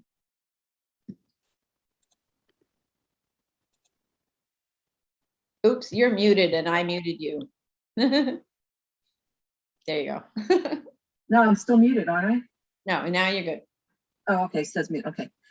New cases, item number 25, 2019-264 BZ 3568 Nostrand Avenue, Brooklyn. Okay, we have proof of service of initial application to officials and of notice of hearing to officials and neighbors. Community Board recommends approval with 1 opposed and 1 abstention. We have 2 letters in support and we have 2 letters in opposition. One complaining about the double parked buses, which this board has observed generally in the area as being a very big problem associated with private school bus use. Another letter in opposition speaks of loss of light increased traffic and pedestrians. The statement of fact states that the subject high school will not be using private busing services and that the students will use public transit. So it doesn't sound like there is going to be an increase in number of buses. But I am concerned, and this is kind of a running theme I have with schools that use these private buses. I'm concerned about the private school bus parking on the street in front of the 131 building that must be used to drop off and pick up the lower school children. This is an ongoing problem in the area, and the lower school really does need to locate a parking lot to keep the buses off the streets during non-pickup hours. I would like them to address this issue because we can't just ignore it. And essentially, as I go on, I think this may actually require an amendment of the lower school application. There is a statement in the statement of facts and the school that the school meets the 1210 set definition of quote school, and the programmatic needs analysis goes into enormous detail about how this non-public high school meets that criteria. I thank them for having submitted that. Most notably, there is a 2014 Board of Regents Certificate of High School Registration. According to the New York State Education Department website, such registration allows the schools, quote, the privilege to issue valid New York State diplomas and administer Regents examinations, unquote.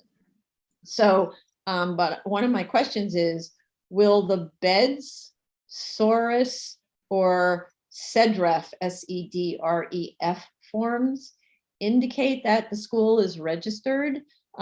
If not, where might that be found on the New York State Education Database? This is more an informational question. It's not questioning the schools, this particular school's credentials. I just would like to know how you find out whether a school is registered. In general, for deference cases, as opposed to 73-19 applications, there is no requirement that 1210 definition be met. This board has recognized as schools qualifying under the Cornell deference doctrine institutions that grant diplomas or provide 4-credit courses that go to the award of a diploma or a college degree. So just to clarify, the deference on educational institutions opens up to things that are not 1210 schools. However, an applicant must demonstrate that it is a not-for-profit institution that grants diplomas or 4-credit courses that lead to, say, high school equivalency diplomas. For example, such deference is not afforded to a trade school because it doesn't issue an equivalency diploma. But in this case, we do have demonstration that it is a qualified school under the University of the State of New York Education Department. On the programmatic needs analysis, the argument is that the existing building on lot 131, that's what I mean by the 131 school, it's tax lot 131, which that was the subject of a 2005 variance, is now not large enough to house the high school students. Hence, this new building adjacent is essential to the school's ability to serve its students' needs. Shouldn't we therefore have plans of the lot 131 building to demonstrate that deficiency? And what about functions in the proposed school that are replicated in the existing lot 131 school that are referred to but not articulated in the programmatic needs report? I don't see how you can look at this project without looking at the existing building. I guess what I don't really understand from the statement of facts and the programmatic needs report is the assumption that the school must accept every student who applies and hence grow to the point of overcrowded. I don't see the pedagogical and practical principles behind this approach. Projected growth for the subject building, if you apply the same principle of accepting all comers, shows the proposed building will be inadequate in 5 years. So, you know, I don't understand this idea that you just keep letting more and more and more in until you explode and then you build an addition. And shouldn't there be just a cap? The programmatic needs report at page 45 actually states that the high school enrollment will be capped at 214 students. So I'd say, will it be capped? And what about the lower schools? Why aren't they capped at some sort of a number? And should that be a condition of our acceptance, assuming that we grant the application? And DOT's August 26, 21 comment letter to the EAS asks a similar question. They ask if this current school clears out the 6th floor of the existing building. They essentially ask if the current school clears out the 6th floor of the existing building, what prevents further expansion of the lower and middle school to fill that space? DOT asks if BSA would limit future enrollment levels at the lower school. Otherwise, the environmental analysis really isn't relevant because you're not looking at the actual student numbers, you're looking at a fictional number. So again, I ask, should we institute a cap, and if so, what should it be? And wouldn't what is currently proposed for the existing Lot 131 building be an amendment to the original approved project? Because the original project assumed students of a certain grade levels, certain activities, and so on. Now, presumably, they're going to be changing whatever goes on the 6th floor. And I don't know if that means they're going to be doing new construction there, but or whether they're adding new students there or what. But it sounds like, and maybe this is a conversation with Carlo, but it sounds like maybe it should be an amendment. There is also, there's no kitchen in the proposed building. So how will the lunchroom be serviced? I didn't understand that at all. If it's being serviced by the school kitchen at Lot 131, why isn't there a physical connection between the schools? And they said that there were some functions that are going to be handled by the 131 school. Doesn't it make it more complicated for staff if they have to walk outside the building, outside, and then come inside into a new building? Shouldn't there be like a physical connection across that little side yard to get right into the between the new building and the old building? There's a significant level change. Now I'm looking at the 1st floor. There's a significant level change between one side of the 1st floor of the new building and the other side. I don't understand what's the reason for this. It's not shown in the sections, and the survey shows grade on the site is more or less flat. So that doesn't really make any sense. And it requires the installation of a little elevator that's essentially like a stop elevator to get disabled up I think it's like 7 steps to go from one part to the other. Also, it seems to me that the reception office on the 1st floor is in the wrong location relative to the waiting room. Access to the waiting area requires strangers. These are people who might be vendors or maybe parents who are coming to talk about sending their kids to the school, or who knows who else. And so those are strangers to the children, right? So access to that waiting area requires strangers to the school to travel the same route as the students who are on their way to special classes, special classrooms on the 1st floor. If there were instead a door to the waiting area from the lobby, there could also be a security door to the corridor from the lobby, and students would never have to interact with outsiders once they enter the school confines. So I'm very uncomfortable with how they laid out that 1st floor with respect to outsiders and students. Also, has the EAS considered the outdoor play areas at the 2nd floor and roof and impacts on residential neighbors to the rear? I think actually that was one of DEP's questions, to do a noise analysis about the impact on play area to residents who are just behind. Just to note that there is to be, we need to add a note to the drawings that there's to be no lighting or amplification on the outdoor play areas, and to limit usage of the play areas from, say, just to throw out a number, 7 a.m. to 7 p.m. There are 8 classrooms in the proposed. And if I understand correctly, the school services 9th to 12th graders only. Is that correct? I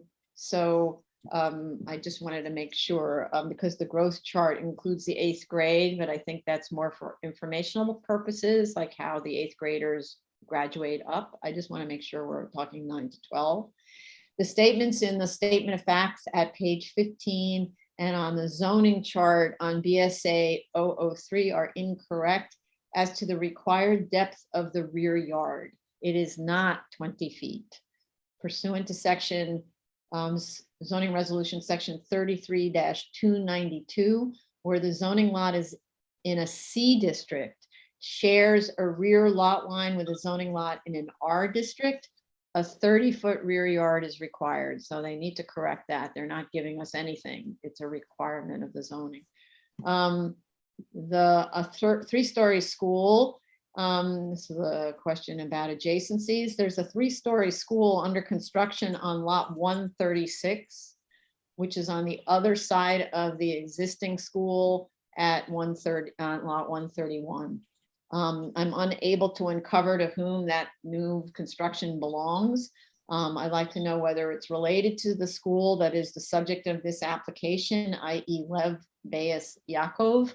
And when I say related, I mean in any sense, because I've heard the, well, depends on what you mean by related answer. In any sense, is that building related to the current school? Will it be used by anyone related to the school? There is a stray DSA resolution for an unrelated site in the folder. It turns out it and the so-called quote zoning memo are only referred to in the cover letter submitted in response to the NOC. The statement of facts should have been updated to include this information. Not really sure why they were provided. Commissioners should not have to hunt around the materials to figure out why they were provided. So the applicant must explain the purpose of them. Also provide the approved resolution and plans for lot 131. These were not provided. There are drawings on the kind of sketchy drawings on the proposed application of the building next door, but it's not the same as the approved set of drawings. So we can really compare the then to the now. There are also a huge number of open ECB violations and unpaid penalties totaling almost $200,000. BSA will not decide on an application until these violations are satisfied and payment worked out with ECB. So when I say satisfied, it's whatever ECB or DOB considers enough so that I see zeros. When you look at the BIZ website for the ECB, penalties due. So either you work out a payment plan or whatever, but we need to see zeros. And notably, the applicant didn't even mention these violations in the statement of facts. And to pick up Commissioner Sheta's point from the earlier conversation on the prior application, this is what always upsets me. If you're just upfront with the reality of your application, then at least I know you're upfront. But don't try to conceal information from us because we almost always find out. I would say we always find out. So, and when you conceal it, that makes me angry because it's the I'd have to say the ECB violations are the absolute easiest things to find. You click one button and there you are. So don't conceal information. Okay. And in terms of seeker, we have Open DOT, which issued comments in August. All the comments, most of the comments are from August. We have Open Hazmat. We have Open Air Quality with comments from October, Open Noise comments from October, and Open Waterfront Resiliency from July, I think. Okay. All right, I think that's it. So Vice Chair Shanda. WRP, isn't it very far away from water? I don't know. Okay. Yeah, I don't know, maybe it's still within a zone that it still has to be asked, and then they just say no. I don't know, I didn't look into it, yeah. Okay. Okay. First off, Last year. I don't, Sorry. sorry, I did not see an as of right plan. The applicant provided a proposed plan which kind of said the as of right plan would appear like this and then it would Oh, become proposed, but I didn't see an as of right plan. So the applicant should provide an as of right plan.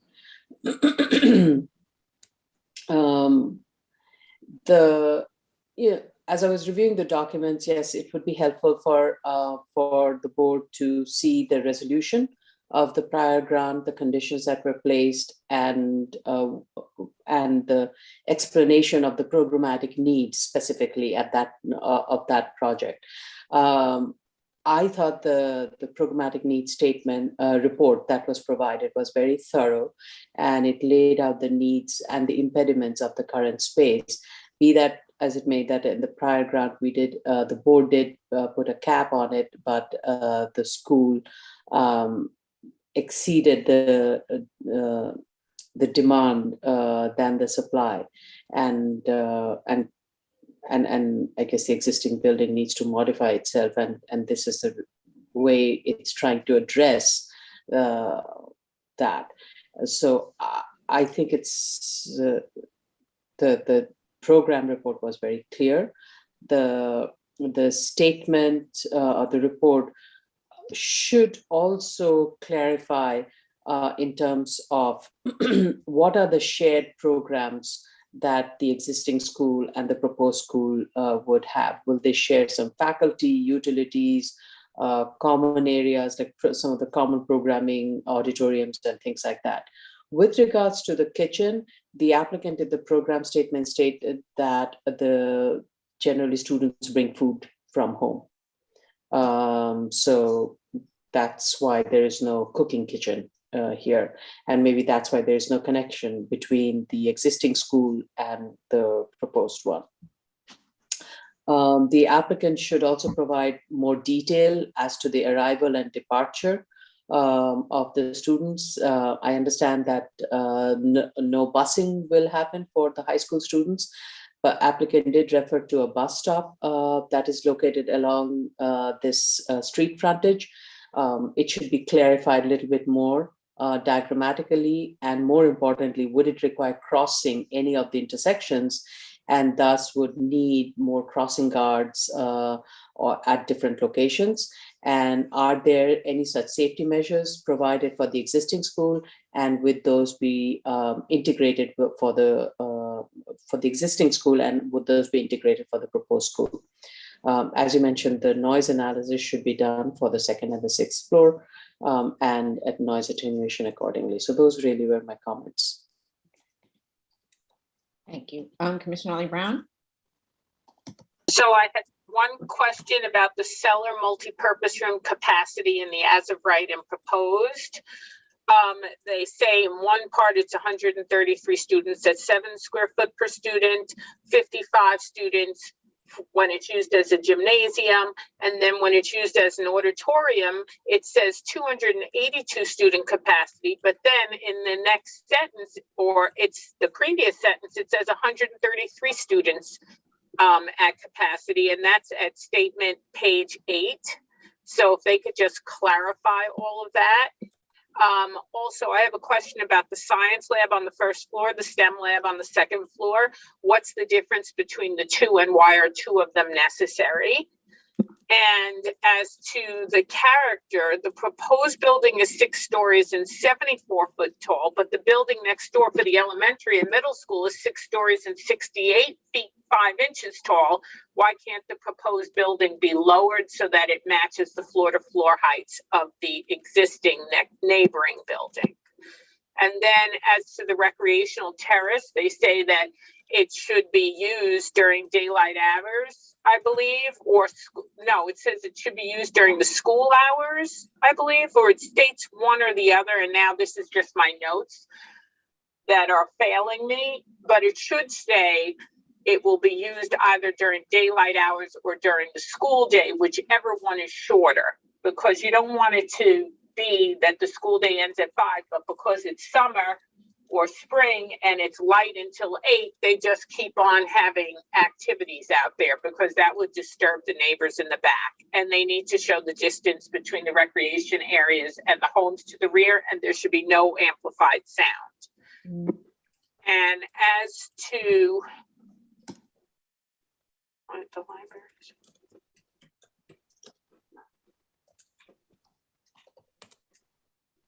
Okay, and those are my questions. Okay, thank you. Commissioner Sheta. Thank you, Chair. I have two main comments. One of them is related to the enrollment growth. When I looked at the chart on the statement of facts on page 7, 5 and 7 actually, I can see that the increase in the high school enrollment between 2013, 2014 until 2018, 2019 over 5-year span was about 30%. And actually that came with some decline during like the transition within this 5-year period.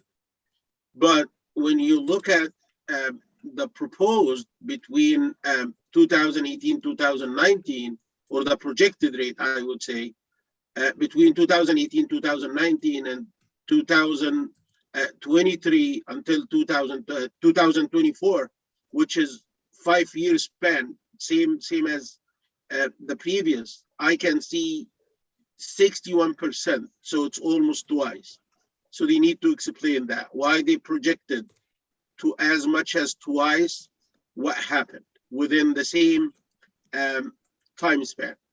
The other thing is looking at the description for the existing school. They said that it has 35 classrooms with about 600 students. That was back in 2018, 2019. That means that slightly less than 20 students per classroom. I would like them to give us what is the square footage share per student for the existing school and for the proposed one, and how these numbers compare to the standards that suggested by the SCA. That's all for now. Thank you. Thank you. So square footage per student, right? Okay. Mhm. Okay. Just 1 second. Okay. Commissioner Shabeta. Thank you. All of my notes have been met. I have no further questions. Okay, thanks. Okay. Oh, Jella has a hand up. Oh, sorry, Jill, I didn't see. Sorry, Jella. Hi, you had a question about the WRP. It's a very large area. I did just email you and the vice chair an image of the map, and you can see how large the area is. And although this is not a waterfront property, it is within this like large designated zone. So. Okay, See it. Thank you. thank you. You're welcome. Okay, Move on, Madam Chair. yes. Item number 26, 2019-277 BZ, 8104 166th Street, Queens. We Still in review session. Yes, we are. We have proof of service of initial application to officials and of notice of hearing to officials and neighbors. Community board recommends disapproval with 9 in favor of the application. The community board's November 10th minutes indicate that they are not adequately informed about the BSA process. This is a note, an aside. So they didn't say that, but I can see there's confusion about how the BSA operates.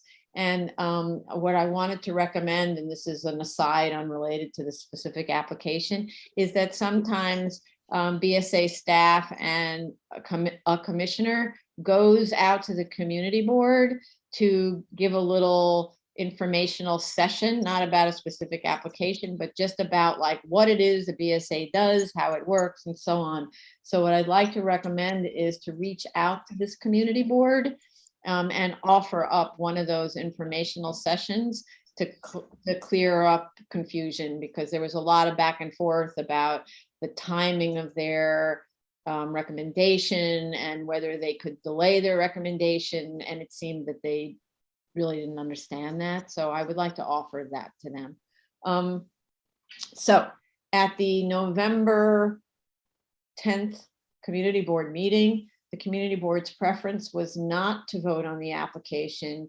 Yet because they had been waiting for responses to their questions from the applicant since their last meeting on the application in October 20th, they decided that they needed to vote. The community board provided very detailed minutes of that October 20th meeting, 2020 meeting, which was a committee meeting that includes testimony from neighbors who expressed concerns over the size and eventual use of the proposed kitchen, the on-site drainage, required parking, scale of the building in context, privacy, and traffic and pedestrian impacts.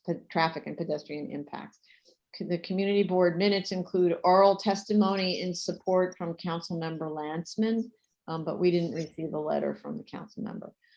There were many letters submitted concerning the application, including a petition that was opposed to it with 58 signatures objecting to the size of the building. We have,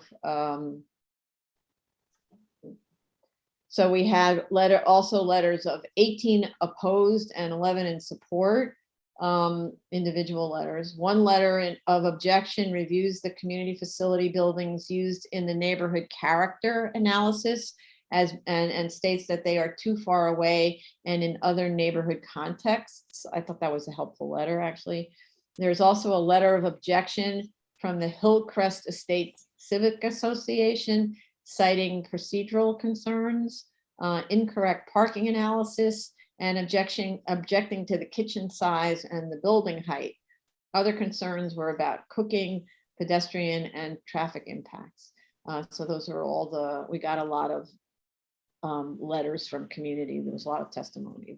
The current one-story, one-family home is being illegally occupied as a house of worship. This always really upsets me because of so many safety issues that are presented. I'm always concerned here about safety in terms of egress and load capacity. I'd like to know how many congregants currently attend services.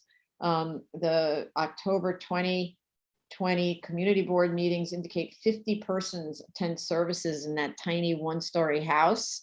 That is very concerning.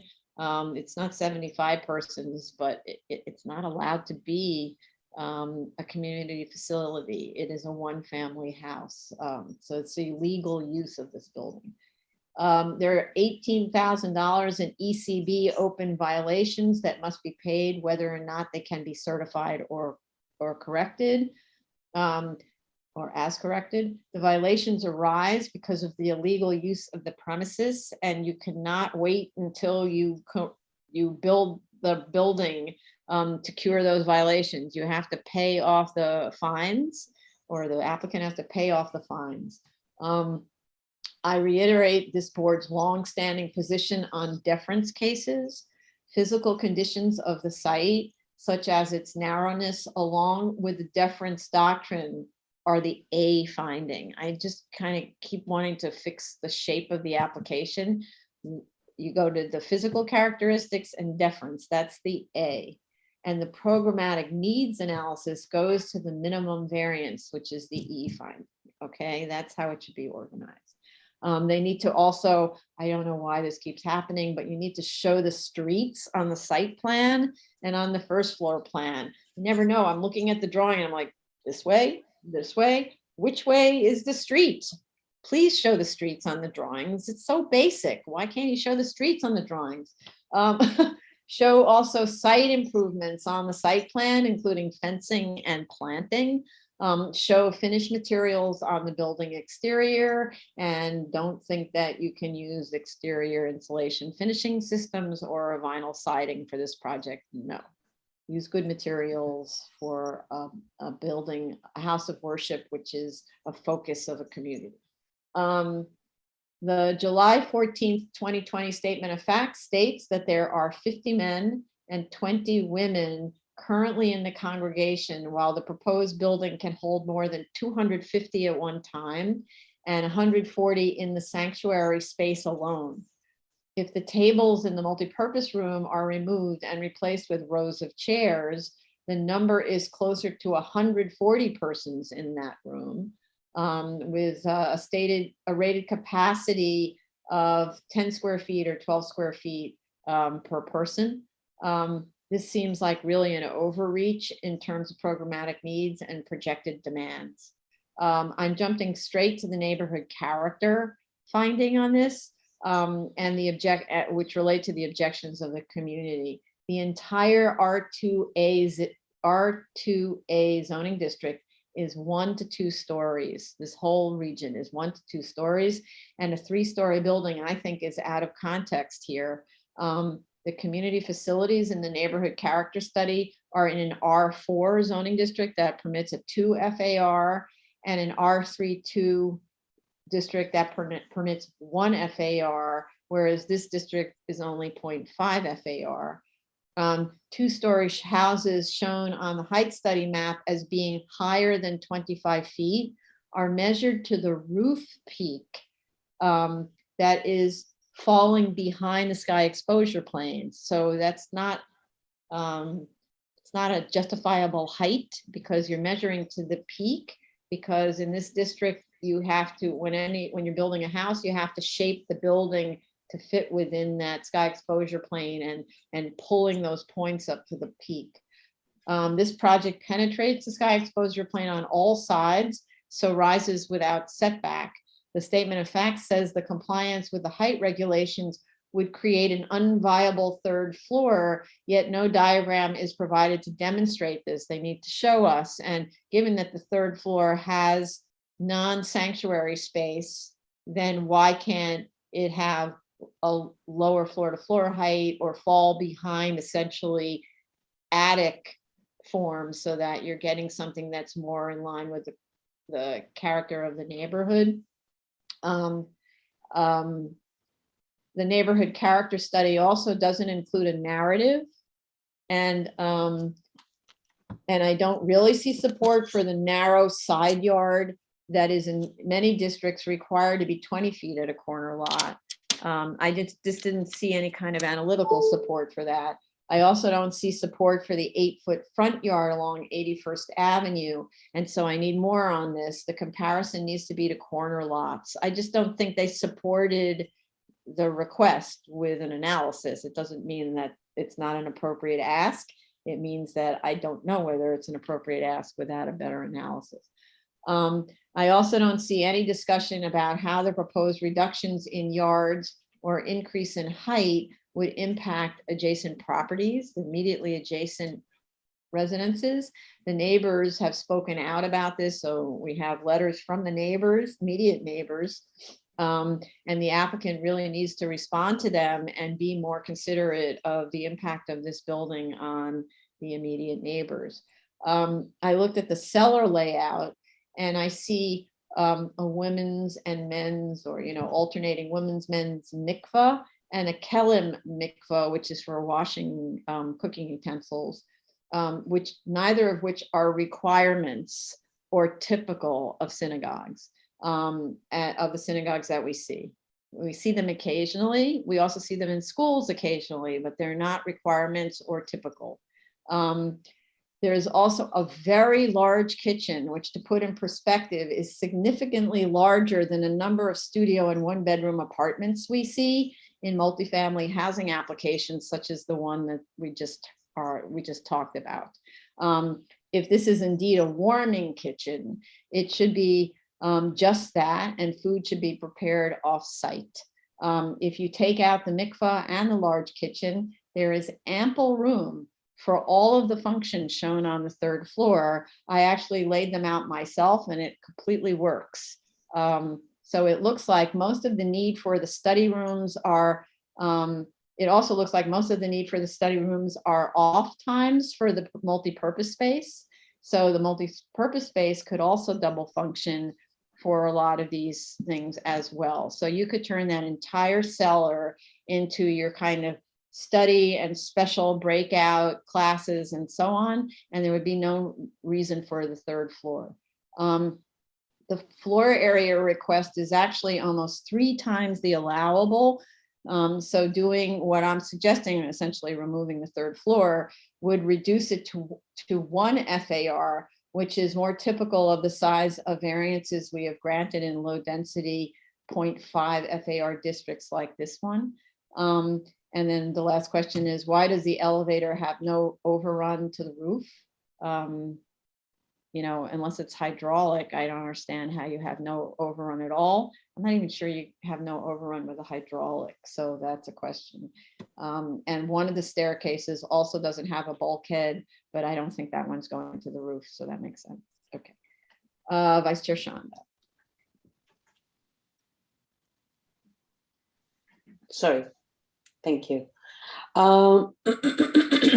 So one of the correction is in the waiver, it states that the FAR exceeds the permitted 1 FAR.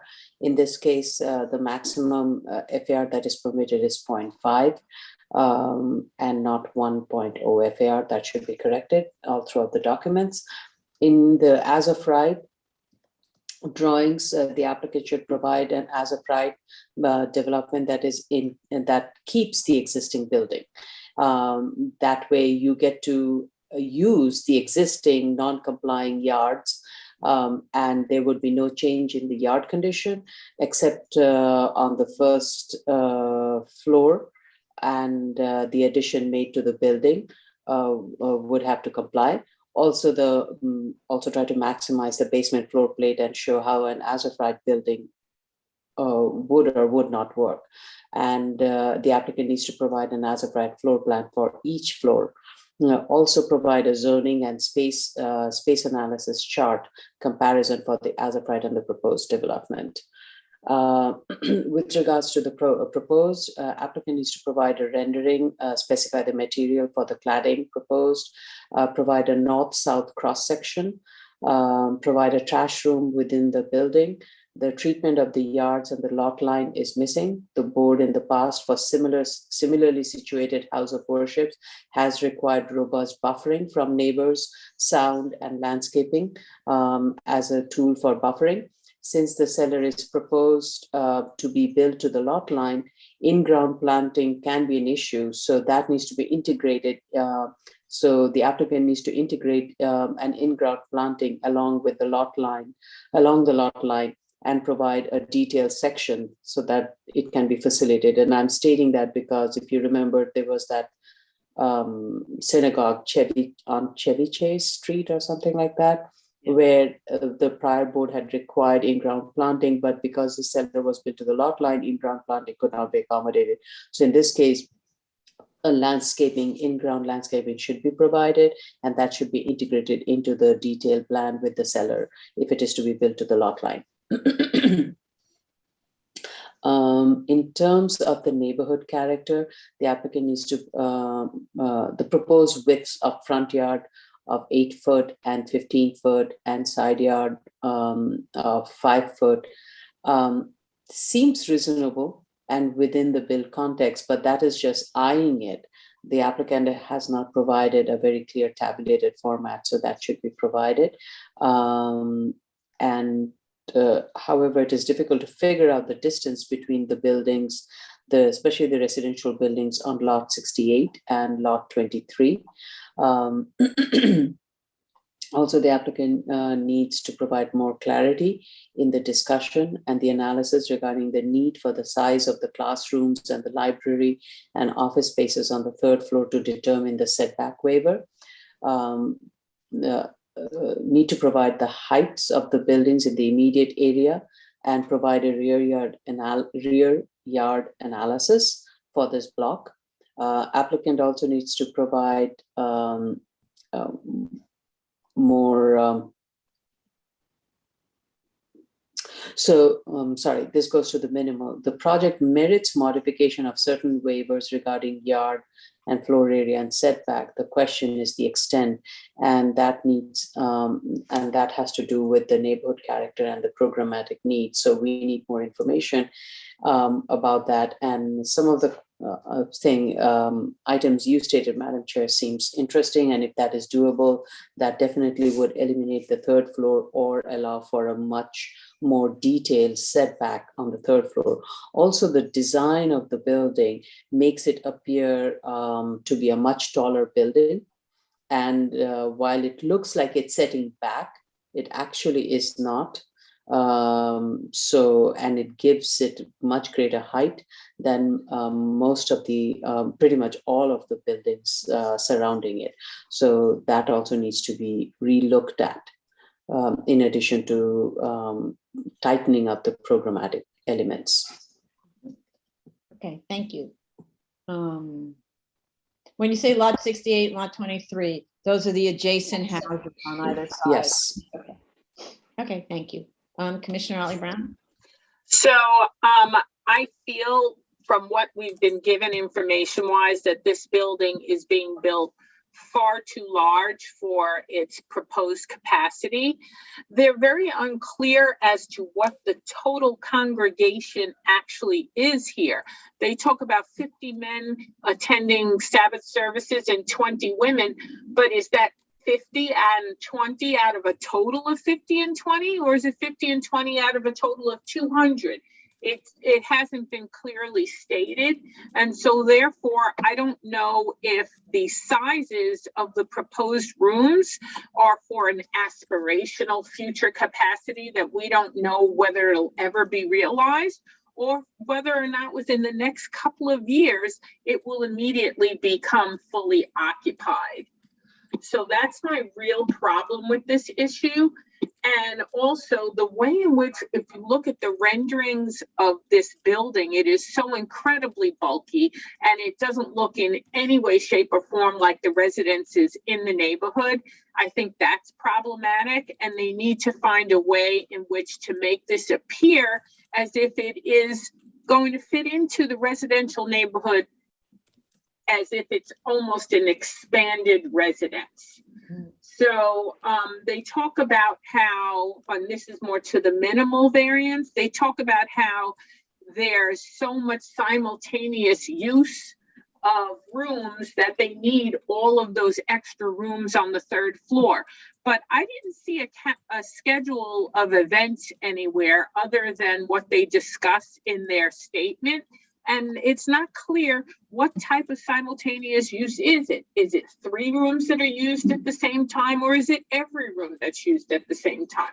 Because as you said, and as the Vice Chair said, some of these rooms can actually be adaptively reused. For instance, the cellar multi-purpose room could have those dividers in it so that you can pull dividers across and create 3 different rooms to have these prayer services and these different discussion groups. So I think that they certainly don't need all of the rooms on the 3rd floor. So they could consider perhaps sloping that roof so it appears as if it's residential. And maybe, as you said, they don't need those rooms at all. That remains to be seen. And then I had a question that was similar to the Vice Chair's about the as of right.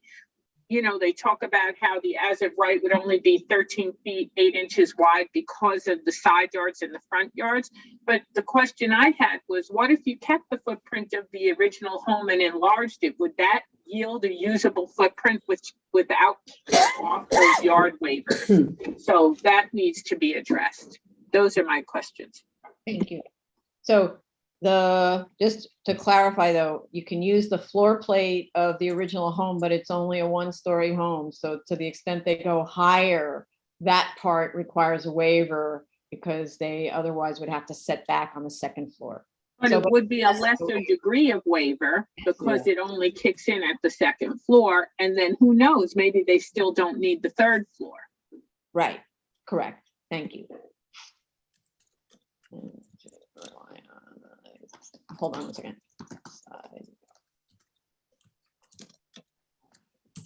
Thanks. Commissioner Sheta. Thank you, Chair. I just want to start with mentioning that I don't believe this building is built yet. It's proposed. It's not constructed.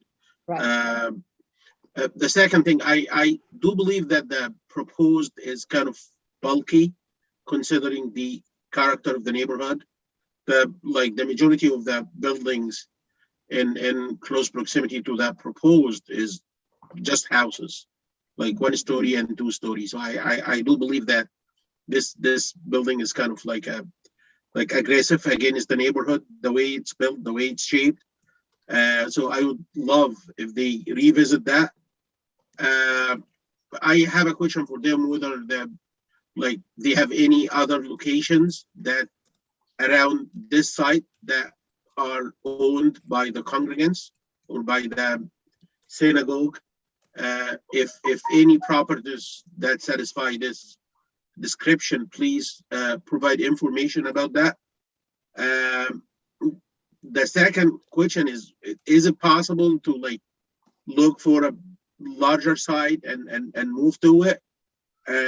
If no, and I believe the answer is going to be no, please explain to us that the variance is the only way to maintain the congregants' worship activities going. That's all. And I want to add that house of worship, you cannot say, like I mentioned this before, you cannot say no for a house of worship, but it has to be a reasonable ask, and it doesn't have to be aggressive against the neighborhood. Thank you. Right. Exactly. So that's to clarify always, because I think applicants misunderstand the house of worship deference. That unless there are very strict findings made, you don't deny the right to have a house of worship. But that doesn't mean they can, whatever they ask for, they get. That is pushed back against the very many factors, including neighborhood character. Okay. Thank you, Commissioner Shabeta. Thank you, Chair. I think I share the comments of my colleagues. I think this project needs to be scaled down. I'm quite substantially. I'm not convinced that they have an instant need or a projected need for this large of a project. I'm also, I do not believe that this project fits a neighborhood character. I'm familiar with this neighborhood. I've done site visits here. This is completely, I don't recall seeing a 3-story building in this area or anything that resembles this type of blocky usage that they're planning on putting here. So I think that it probably best served the applicant to go back to the drawing board and see what they need, make a programmatic argument for it that is tailored so that there is more use on using a room for more than one use, as we've all suggested. I think that'd be the quickest way to get to a conclusion here. Okay, thank you. All right. Thank you. Okay. Mhm. Final case is item number 27, 2021, 31 BZ, 65 East 83rd Street, Manhattan. Okay, we approve of service of initial application to officials and of notice of hearing to officials and neighbors. Community board recommends approval. The zoning district designation in the heading, in our heading, is actually incomplete.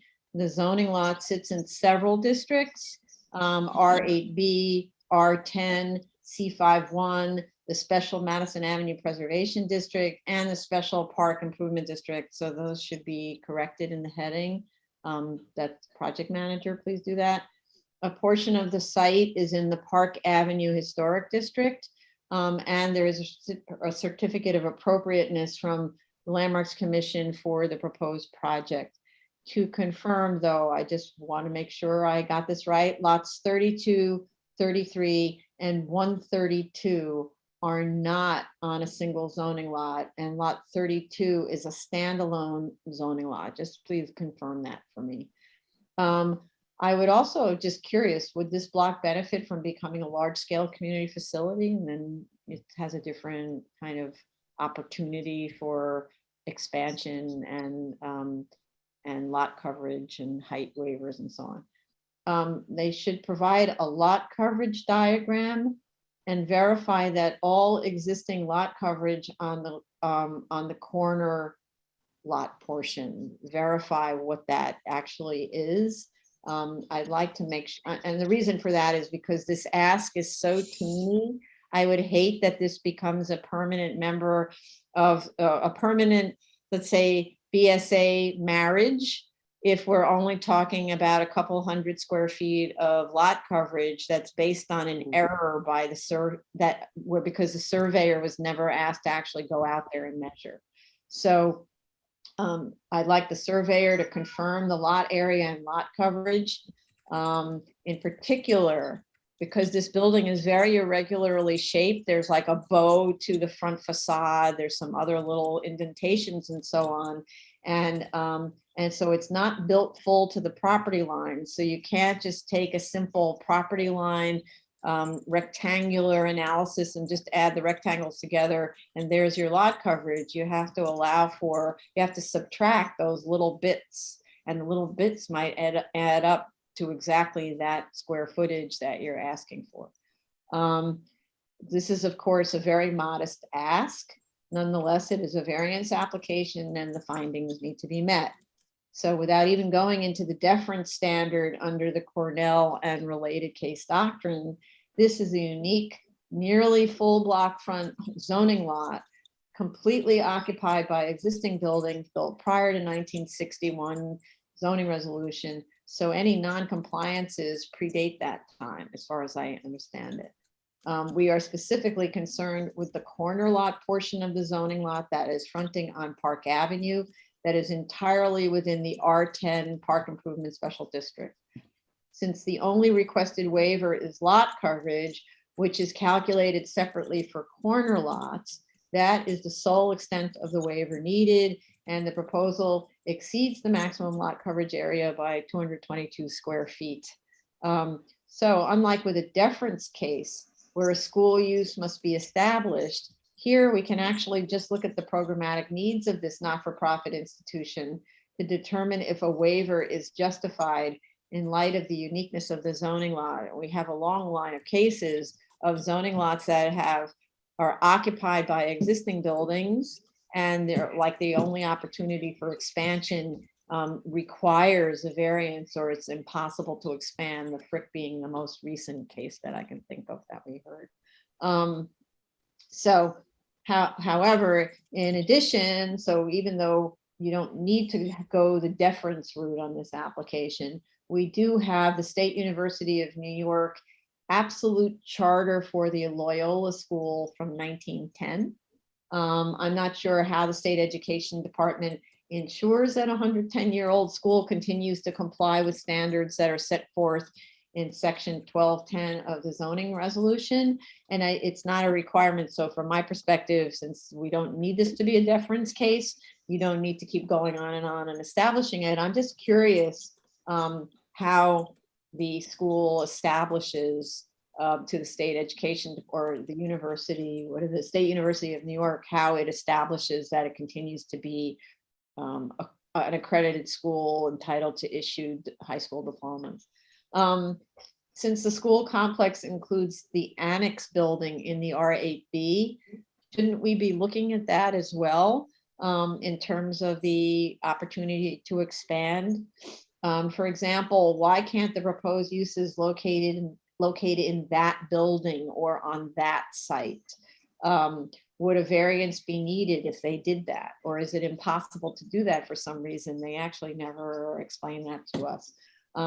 There is an explanation for why expansion on the annex site is not feasible, but there's no diagram demonstrating that. So I actually didn't really understand it. It just said it's not feasible, but I don't know why. So can the applicant walk us through the issue at the hearing? Maybe with a share screen to just sort of walk us through what the annex building, what prevents the annex building from being used for the proposed extensions or expansions. There may be programmatic reasons why the expansion has to be on this side versus that side. There is, however, a helpful utilization study that shows how the students are distributed throughout the building on a given day. And I'd actually like, Jella, if you could take that utilization study and put it on your, in your folder for ideals, because that's the utilization study that we should be getting from all the school applicants. It really well done, and it accounts for kind of every bit of the day. Right? Great, thank you. I'll save that as a sample. Okay, thank you. And so project managers note that there are folders with these excellent samples that are prepared occasionally by applicants. I'd like to know where the ADA access to the school building from the street is. I see a proposed ramp on 83rd Street, but the level change from grade to the subgrade floor seems really large. And it's not, they call it the drawings call it a ground floor. It's not a ground floor, it's a basement. You go down X number of steps to get to that level. And I'm not sure that that ramp would comply with ADA requirements. It looks like a 20% incline. So they should clarify that. Otherwise, I don't really get where the ADA access is. And those are my comments. I'm just looking at, this is type 2. A shadow study was done on this application because the church that's next door, that's actually a part of this whole complex, is a landmark and is in a historic district anyway, but it has significant stained glass windows, and so that's a sensitive receptor. And so the question was, does the addition cast new shadows on stained glass windows? And the incremental analysis shows very tiny increments for short periods of time. And let's see, we were waiting for school safety, and school safety said they had no concerns about the application. They're reviewing internally to see if they will request the applicant to upgrade pedestrian ramps at 83rd and Park. And DOT said they have no seeker concerns. And there is a C of A, as I said, from Landmarks Commission. Yeah, go ahead, Jill. Just an update from school safety. They said that because the addition will be an Alt-1 filing, that will trigger a BPP. So they always must scope the entire frontage and resurfacing along the entire frontage. Therefore, they must do all 4 corners and all receiving corners. Really? And receiving median as part of the BPP. Okay, we're going to let the applicant work that out with DOT. This is a very, very developed section of the city where I doubt that there is really any actual work that needs to be done, though maybe to add a ramp. I don't remember if there's a handicap ramp on those intersections. So I think they were just deferring to the BPP process, basically. Yeah, okay. Instead of issuing a letter. Right, I see. Okay, so let's trigger BPP on all 4 corners. Wow. That's what she said. I'm not familiar with BPP. Okay. All right. Thank you. Vice Chair Shonda. I just want to say I always enjoy reading application from this particular applicant council. It's always very thorough, graphically and text-wise, and it's very easy to follow the arguments. And I agree with you. This should be used as a sample for the utilization study. Mm-hmm. So with that, the proposed enlargement is an increment of 5 foot from the permitted as of right enlargement in the courtyard. I want to read a line from the applicant statement of findings. It states, quote, "The site acquisition, design, and construction of the current building occurred so long ago that they share a timeline with both electrification of Lower Manhattan and Manhattan's first commercial telephone exchange." I think this is quite telling. I don't think I have ever seen a school expansion ask of a building dating back. This is really an antiquated building. And the fact that it is coming to us after a century to ask for such a minimal increment is a testament to how the school has managed to exist within this complex set of the church facility, its use, and the school, and integrated all the use over the time without asking for anything beyond an as of right development. So the applicant's programmatic need and the hardship of the building, the addition on the school side is very reasonable and very thoughtful. And so for just for the completeness of the record, applicant just needs to clarify if the proposed enlargement would result in any increase in any enrollment. I'm assuming it will not, but just it should be stated in the document, and also clarify how the school's pedagogy aligns with the need and how the proposed enlargement meets it. It's there, just needs to it's there in the utilization analysis, just needs a sentence or two to kind of put it all together. So the enlargement is so set back from the street line, it is not going to have any impact on the neighborhood, especially the historic context of it. And it definitely satisfies the remaining findings of E and F. My only comment was, I don't know if FDNY needs to review it because it's in the courtyard, but I think it meets all the findings from the way I review it, except for a little bit of just clarification here and there, which is editorial. Okay. Thank you. We do have old schools in the city, but most of the time, as you say, they keep expanding and expanding and expanding and expanding. So, it's variance number, I don't know, out of I don't know how many. And it is actually such a compact little school. Impressive that they accomplish so much with really relatively minimal amount of area. So, and the annex building you were referring to, it's interesting. It serves the lower floor has a school.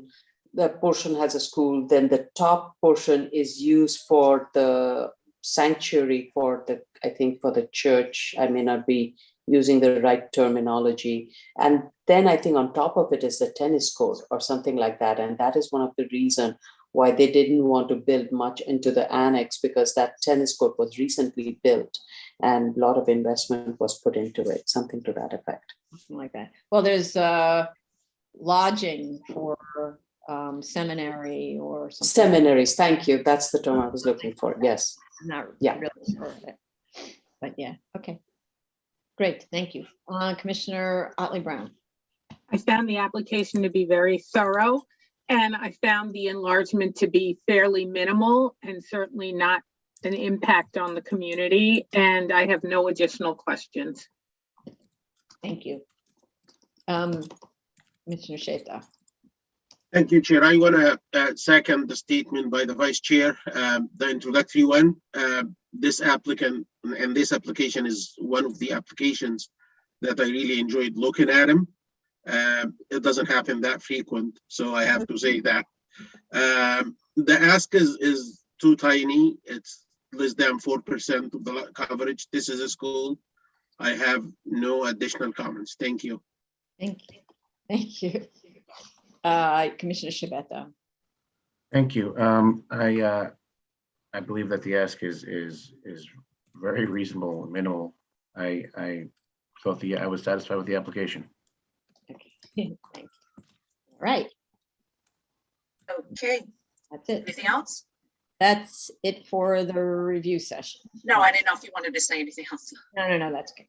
Okay, this concludes the public review session for November 30th, 2021. Okay, so it's 12:44, so that's 44 minutes longer than normally we go without a break. So let's make this lunch. 30 minutes, so we're back at 1:15. Is that enough, everybody? Yeah, okay, back 1:15. Thank you, and see you 30 later. minutes? 30 minutes. 30 minutes, yeah, 1:15. Okay. Okay. Okay, thank you.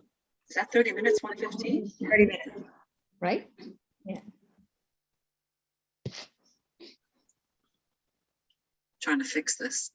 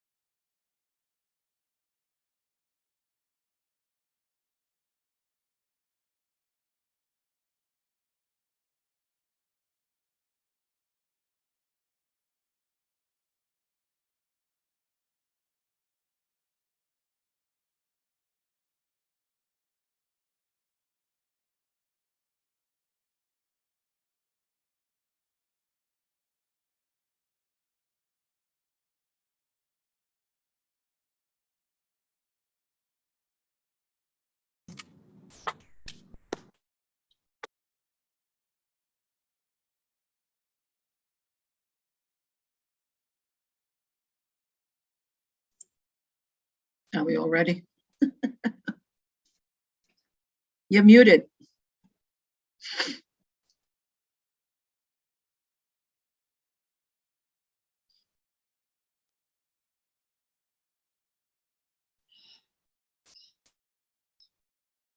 Gowanus. Yeah, it's probably, Gowanus is probably old.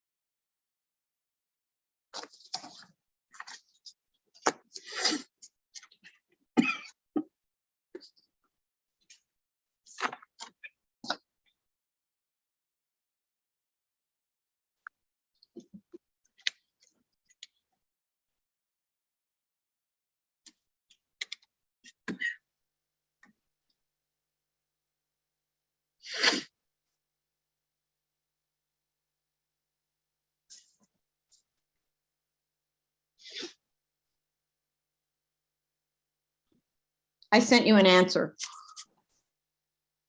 Are you talking to me? I answered your text. Oh, yeah, thank you.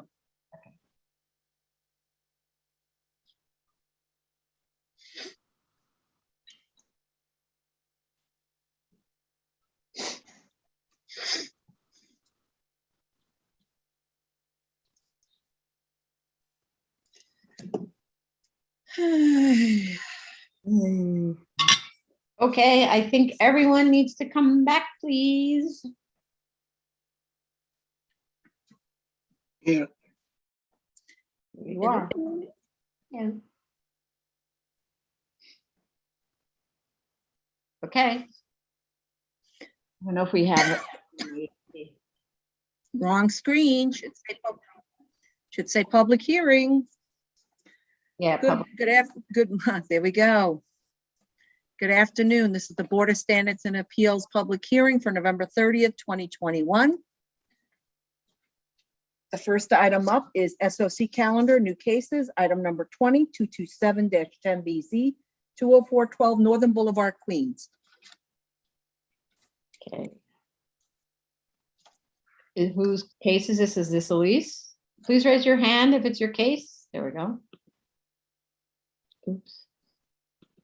Oh, can somebody make me a co-host? I can't do it anymore. Oh, thank you. Hello. Hello. I don't Doesn't see you on the give me an screen though, option Lee. Oh, for- sorry, mine isn't on the screen. Sorry. There we go. There you go. I don't see, oh, there's Elise. The only one in? I should also have our team from yesterday, Andrew Stewart and Mr. James Perry. I think 328 is Andrew Stewart, right? Yep.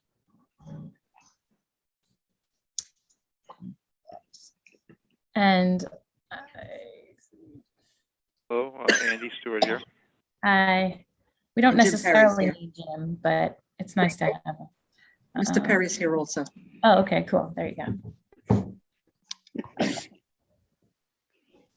Ready, we're ready? Ready?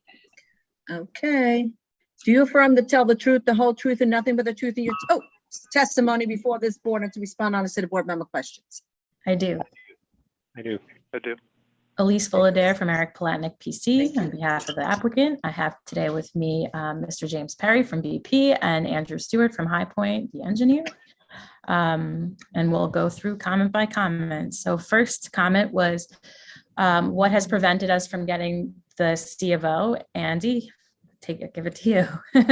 Yes, so we had been working on closing out a number of open DOB permits applications. Actually, it was a pretty long list, and we recently closed the last ones. And based on that, it kind of had a delay on getting the C of O from the previous amendment carried over to now. We do have TCOs issued. The most recent one was issued on November 16th of 2021. And we'll be continuing to renew those TCOs as required until we have the BSA term extension approval, and at that time we can use that to get the final CFO issued.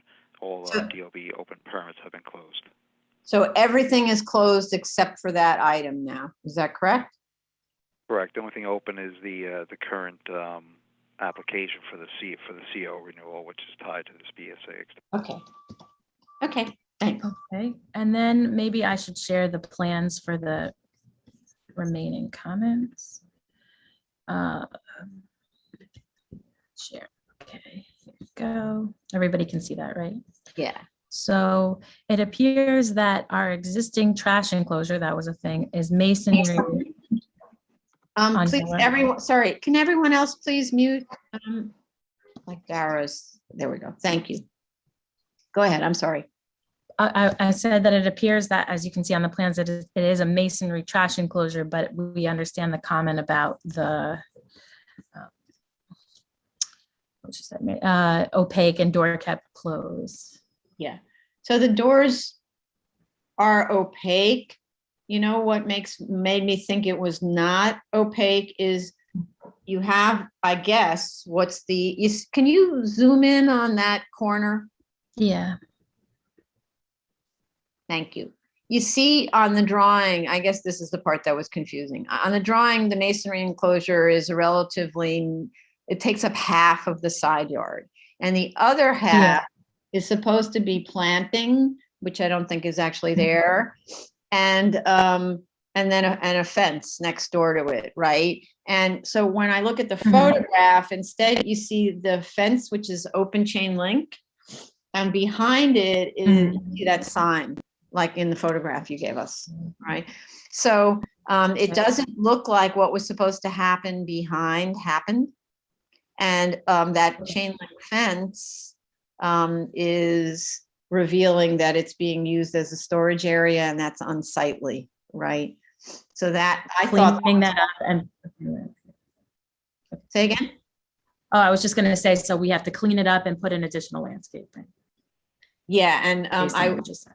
so if it's going to be used as a storage area, which I get, that's how, unless it's problematic up against, which is maybe why we had it landscaped. I kind of can't remember without looking at a view. That's part of why we always need those photographs of the rear of the perimeter, like what's going on in the perimeter. Is that a person's house? And if it's used as storage, which it looks like it's going to be used at, then we shouldn't be looking at the storage from the street. And it's supposed to be landscaped.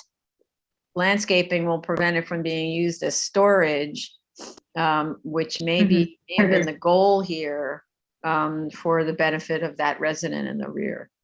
So why don't we hold off on how to accomplish it and instead get the perimeter photos, and then we'll understand what's going on back there.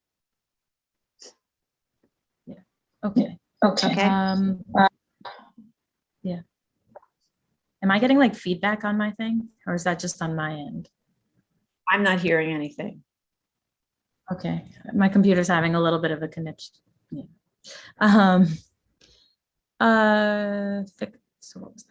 So the lumen spread, yes, it does have to be tested in real life. And when we put in additional landscaping, I think that will make a huge difference. We can get the storage test you mentioned from the previous resolution that's tested regularly. We can get that. We can fix the zoning chart, additional photos of the rear planting, remove excess banners. That is also not a problem. And then I think the big issues, I'm just saving the big items for last, is the signage and the car washing machine. So Andy, if you want to help us speak about those two issues, you can tell us your ideas. How we can adjust. So I'll start with the signs first. We just kind of modeled the schedule and the signage schedule and notes over the last approval, not saying that was necessarily correct at the time. It was accepted, but I guess apparently we have to do it for C2. So we'll have to look at reducing some of the illuminated signage that's on site to meet that 50 square feet. So we'll take a look at that with the client and have to get back to you on what exactly can be done there. As for the drainage from these car wash stations, so we did the permitting for when in 2016 for when they put in the canopy and they replaced the tanks and the drainage and everything on site. And the drainage was graded to those to be accepted by the grates in that area, so as not to flow off the site into the street. Since it's been done since 2016, it is possible and likely that some of the asphalt in the area may have settled out. So I think we could take a look at the grades as they exist now to improve that as needed to make sure any waters flow to those grates and not collect anywhere to prevent any kind of icing conditions. I think that's what the best thing to do. Is that okay, Commissioner Shah? Is that what you had in mind? Sorry, I was muted. If they can prove that no water is going to flow out, I would be okay with it. Can you get us a copy of the drawings that you submitted for the drainage for the two pavement drains? We have. Yeah, we can get. I think we should obviously still have copies of the DOB approved plans for the grading and drainage when it was done. So. Okay. Okay. And then the vacuum, you touched on it, but is the vacuum, are we okay with it or are we not okay with it in this situation? I think, oh, wait a minute. Where's the vacuum again? The vacuum is that's the air station. And Andy, didn't we say there might have done one after you did the drawings? Or was that just that was the car wash. Maybe there isn't a vacuum. A second car wash. Maybe it's the air station location. So it's not about the air station. I don't see a vacuum on the drawings. So and I don't think it was just the air station. I thought it was mentioned in the hearing. You have a car wash without a vacuum on site? I think there's a vacuum on the along the Northern Boulevard. Lower left. Yeah. Oh, here it is. Okay. That one's not a problem. Right? Okay. That one is The north air station and the vacuum are located along Northern Boulevard. Okay. So It's the question of the two car washes. Yeah. So there's one that's not shown on the drawing that's there. Yeah, and they put that in, you could see in the photographs after we submitted the plan. So we will fix that. Okay. And so, but you need to make sure, of course, that they're both draining properly and not building this kind of ponding that we were seeing that I agree is a slipping hazard on days like today, actually, or maybe not today, like yesterday. But do we need to amend the grant? Because my understanding is that car wash was not permitted initially, right? Right. So it was actually a condition that there would be it was a condition that there was no hold on a second, let me see. I don't remember what the conditions were now. Need to look at what the conditions were. Well, that's a good question. If you have something, well, it is, so this is only an extension, right? This is just an extension of term and not an amendment. And Yes. so that's a good question. We need to look at what the conditions were. And if the conditions were that you can't have those things, then it is an amendment to allow it. Otherwise, it's not just an extension of the original Because it's a deal. condition. Because it's a condition. Yes, correct. Okay, because just sometimes moving and removing and putting in vacuums are not always an amendment. Sometimes Right, but if it was a condition, you cannot have a vacuum, you cannot have a lubricatorium. Okay, that's why I'm just clarifying that. So we can file we would pay for an amendment and amend the application in this situation. And Carlo, please jump in if I'm wrong on that. I think that's the case. And I'm just looking for the conditions, which I didn't find fast. Okay. Just because it's often, you know, I understand the condition, but the confusion is sometimes that's not considered to file for an amendment. Right. I think it, so I am, you know, I may be mixing it up with another application. There was one application specifically that said like, no vacuums, right? And so if this, now I'm at the last resolution says, lighting shall be directed downward, light fixtures shall be New York City approved. That's one of the things that we wanted you to demonstrate. Most things are, otherwise they like blow up while you turn the lights on, but you need to show that. And probably not New York City approved. It's probably more like UL approved, because I'm not aware of New York approving light fixtures. But maybe there are building code requirements on light fixtures. And then it doesn't say anything on that resolution about vacuums. I mean, about vacuums.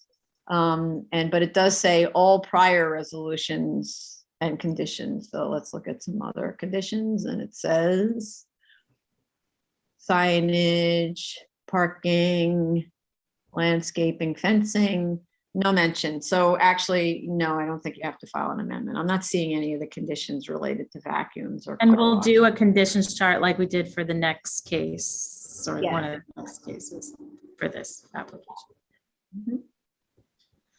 Okay. Then also the hours of operation, Commissioner Chanda asked to verify for the repair. We will do that in writing. And I think that's everything, unless I missed something. Right, okay. So I guess the one that I'm most concerned about is this buildup of the water around the car wash.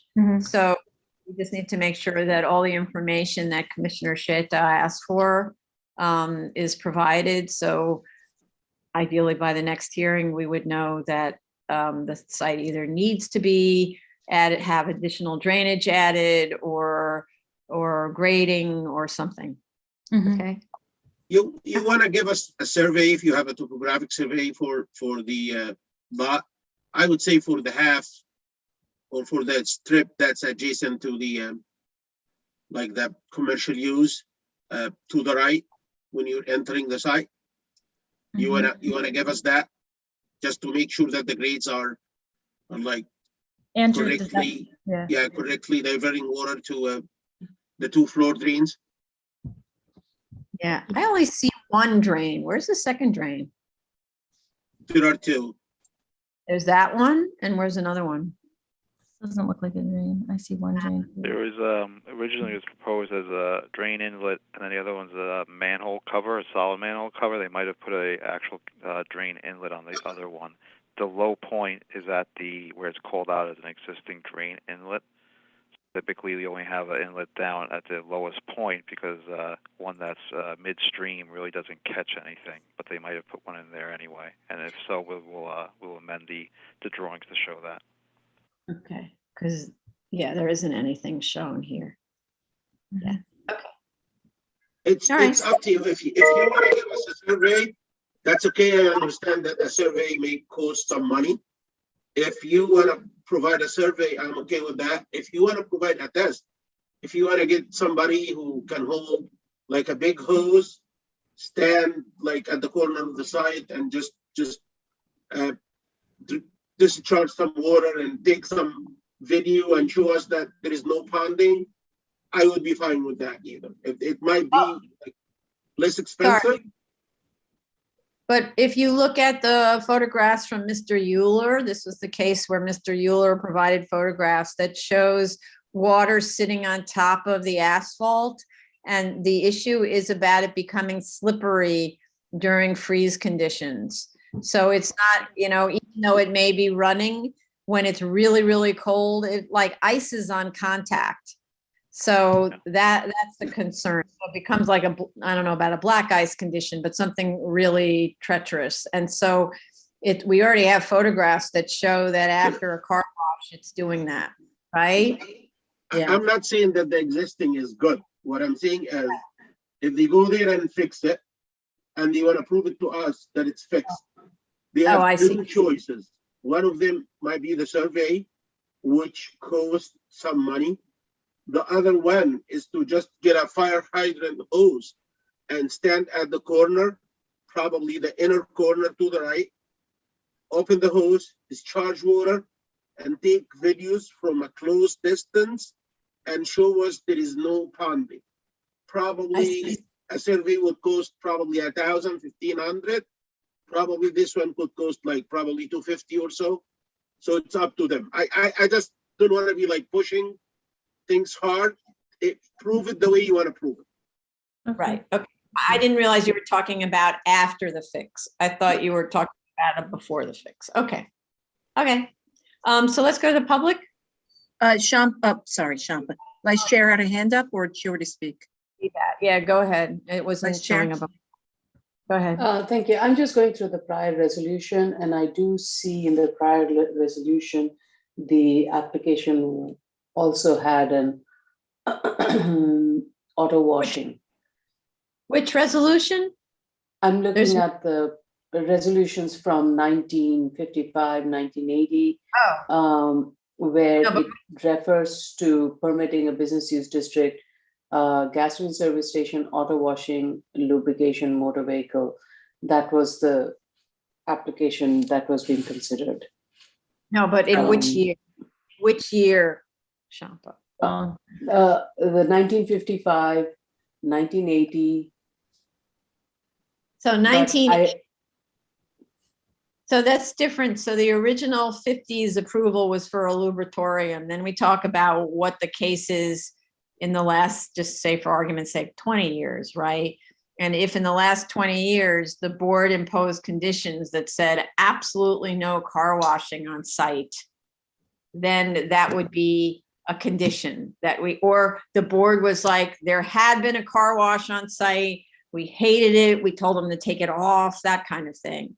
But if we don't see that kind of conversation in the last, say, 20 years of the application, and I picked 20 years, a little bit arbitrary, then there isn't a prohibition against car washing, in which case we don't need to amend the application to allow for car washing. But it's true that in the 1950s, you often saw lubritoriums and things like that.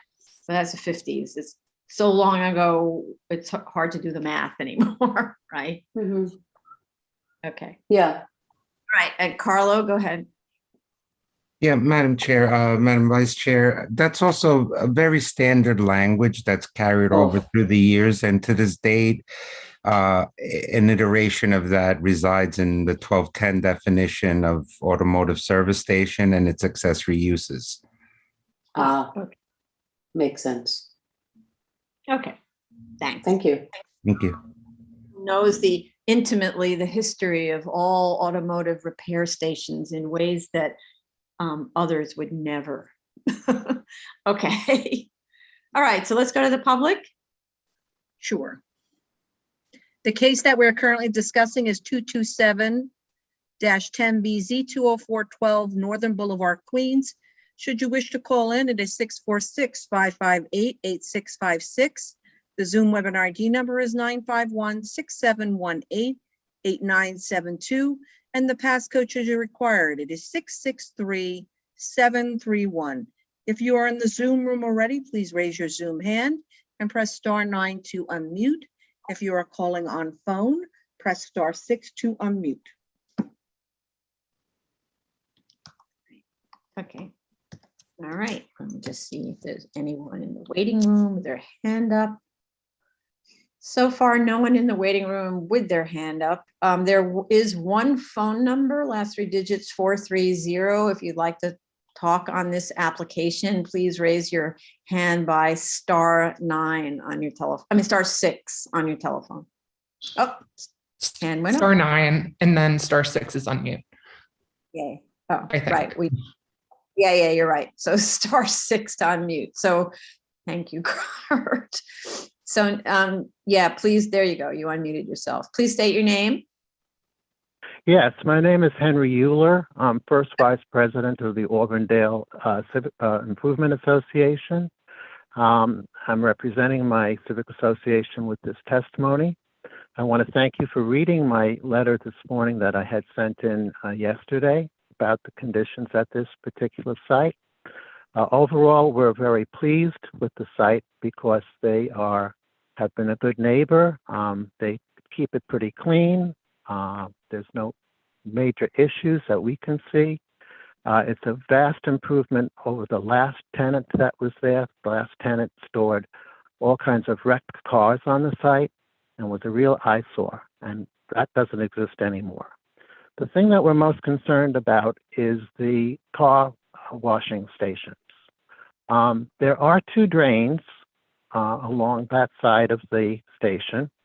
One drain is a little bit below the first washing station that's nearest to Northern Boulevard, so it captures the water from that station pretty well.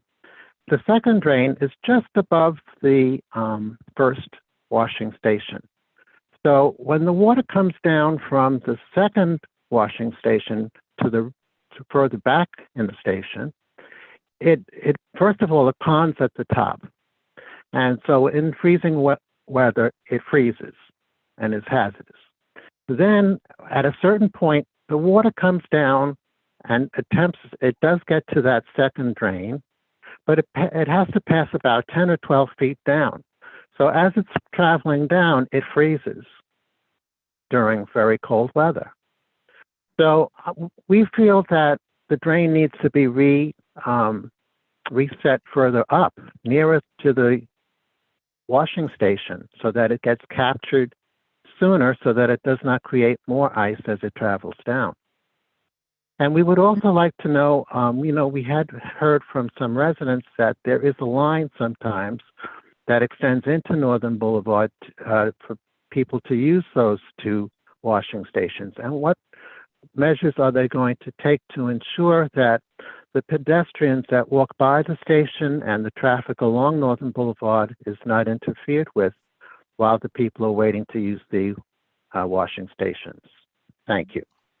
Thank you very much. Thank you. Appreciate your testimony. Let's see if there's anyone else. Is there anyone else in the waiting room would like to speak on this? Please put up your Zoom hand. It's Okay. 227-10BZ, 20412 Northern Boulevard, Queens. So because I don't see anybody else with their hand up, I would like the applicant to address that particular, we're already dealing with the drainage situation, and it may be easier, if I think about it, to move the washing station than it is to move the drain, but I don't know. I'd like the applicant to deal with, you may not be able to deal with it right now, but an operational plan for how you're going to address people who are waiting online and blocking the sidewalk as they wait. It sounds really like you should have someone managing traffic somehow. Not really sure how, either you pull up onto the station because the site's a fairly large site. Maybe there's a way to get them to pull up while they're waiting, or some other traffic management method. Understood. Okay. So how much time to respond? I think similar with those other ones to be carried. So February again. Early February submission? Anytime you have in February. I want to try these to travel kind of with the other ones from yesterday. Yeah. So whatever you can do for me would be best. With others. I'm making a note to travel with others. Okay. Okay. All right then. Thank you very much. We'll let you know when the hearing is scheduled. Thank you so much. See you in a moment. Bye. Next item is item number 21, 9914BZ, 434 West 31st Street, Manhattan.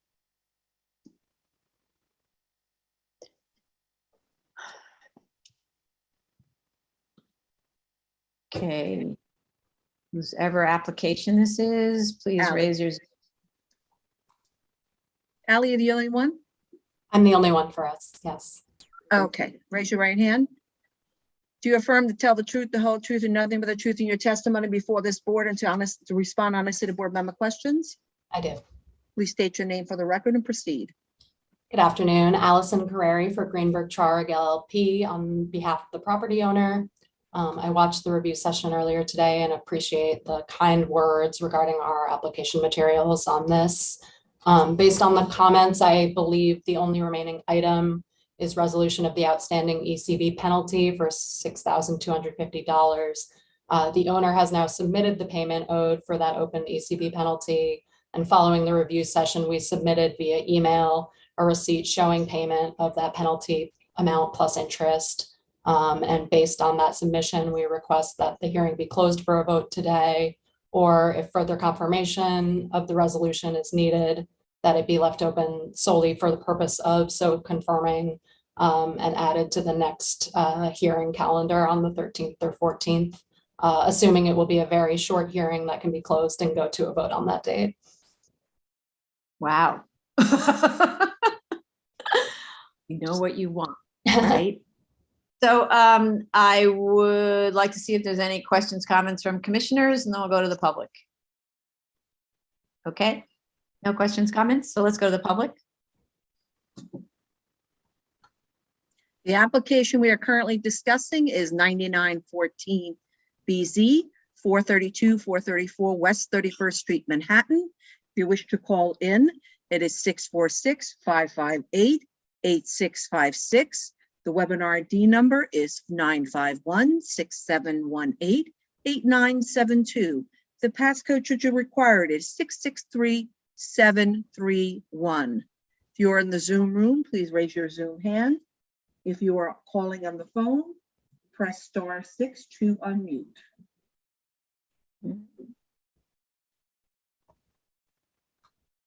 Okay, just a point. Your extension of time didn't just expired a couple of weeks ago. That's right. So I don't see, not exactly a like stop work order situation, right? You haven't started construction anyway. You're still in this huge process. Yeah, we So- have started construction. So this urgency that you expressed so well during your presentation isn't actually a construction urgency. It's just trying to deliver for the client, which I get. But so no, we don't do close votes. And we can close because there's no open issues other than to see that in the flesh, the proof of ECB payment. And we can put this on for the next available spot where we can have a decision. Okay. So I'd like to make a motion to close. Chair Perlmutter? Aye. Vice Chair Chanda? Aye. Commissioner Otley Brown? Aye. Commissioner Sheta? Aye. Commissioner Shabeta? Aye. Okay, so we'll let you know when the next available decision spot is. Okay. Excellent. Thank you. Okay, item number 22, 2017-243BZ, 2916 Francis Lewis Boulevard, Queens. Hello, I should have Andrew and Jim Perry again. Looks like. Okay. Andrew's in, I think. This Yep. phone is unmuted. Unmute, Andrew. Mr. Stewart, could you unmute, please? I'm here. Thank you. You're unmuted. Okay. Okay, do you affirm, raise your right hand, do you affirm to tell the truth, the whole truth, and nothing but the truth in your testimony before this board and to respond honestly to board member questions? I do. I do. Proceed. Elise Fullader from Eric Palatnik, PC, on behalf of the applicant. I'm with Jim Perry from BP and Andrew Stewart from High Point, the engineer. We heard your comments, and the first comment about the photos, there's an older set of photos that we took with the original application, and then we got a notice of comments, and in the notice of comments, it talked about going through the conditions. So we went through the conditions with BP's compliance officer one by one, and he went to talk to the operator, and then we sent you those compliance photos, and that was post the photographs after a conversation with the compliance manager. Okay, so when you went with the compliance manager, you said to the owner or whatever, the operator, you cannot have materials for sale located outside, right? Yeah, so we sent them condition by condition, and we had like a conference where we went through each of the conditions, and then he. Okay. Okay, and then banners, we understand that they always go up and they shouldn't, and we'll tell them again to the operator to take the banners down and can provide photographs in a submission. So this is related to the conversation we had yesterday about these sites where you got these operators and BP expects the operators to comply with the terms of the grant and so on, even though most of the time the operators are, that's not what they do for a living. They don't even know what the terms of the grant are. Is there a way to implement for the sites that are, again, I don't really understand how this works, but let's just say Mr. Stewart and Mr. Perry, for argument's sake, are the regional managers of like all the sites we discussed today and many other sites that they also, for which they also have BSA variances or special permits. Is there a way to implement with BP like a site compliance scenario? Like, and I would like to hear about this, where they give to the operator of the site a list of the conditions. These are part of your obligations as the operator of this site, that you not do this, you not do that, you make sure you have this, you make sure you have that. So at least the operator isn't working in the dark. I mean, I kind of feel bad for the operator, doesn't even know there's supposed to be landscaping over there, and so doesn't maintain it because doesn't know that it's a requirement, or doesn't know they're not allowed to install a vacuum without permission, or those kinds of things, right? So they're at a disadvantage. Is there some way BP could be more proactive about this and set up criteria for operators to go by? That would be, in the end, take less time here in coming back, and have you working as a team with your operator instead of in this kind of surprise, you have to take away all these products you've been showing outside. Hi, good afternoon. This is Jim Perry. Can you hear me okay? Yes. Okay. Yeah, let me take that back to BP and see what we can do on that. I mean, the operator is obligated to maintain, like if there's landscaping on the site, they're required to maintain that.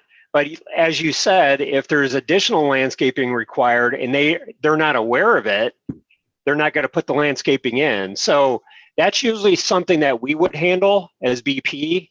Like in this case, if there's additional landscaping required, we will hire the contractor to go out and put it in, but they're going to have to maintain it going forward. So that's kind of how our relationship is set up.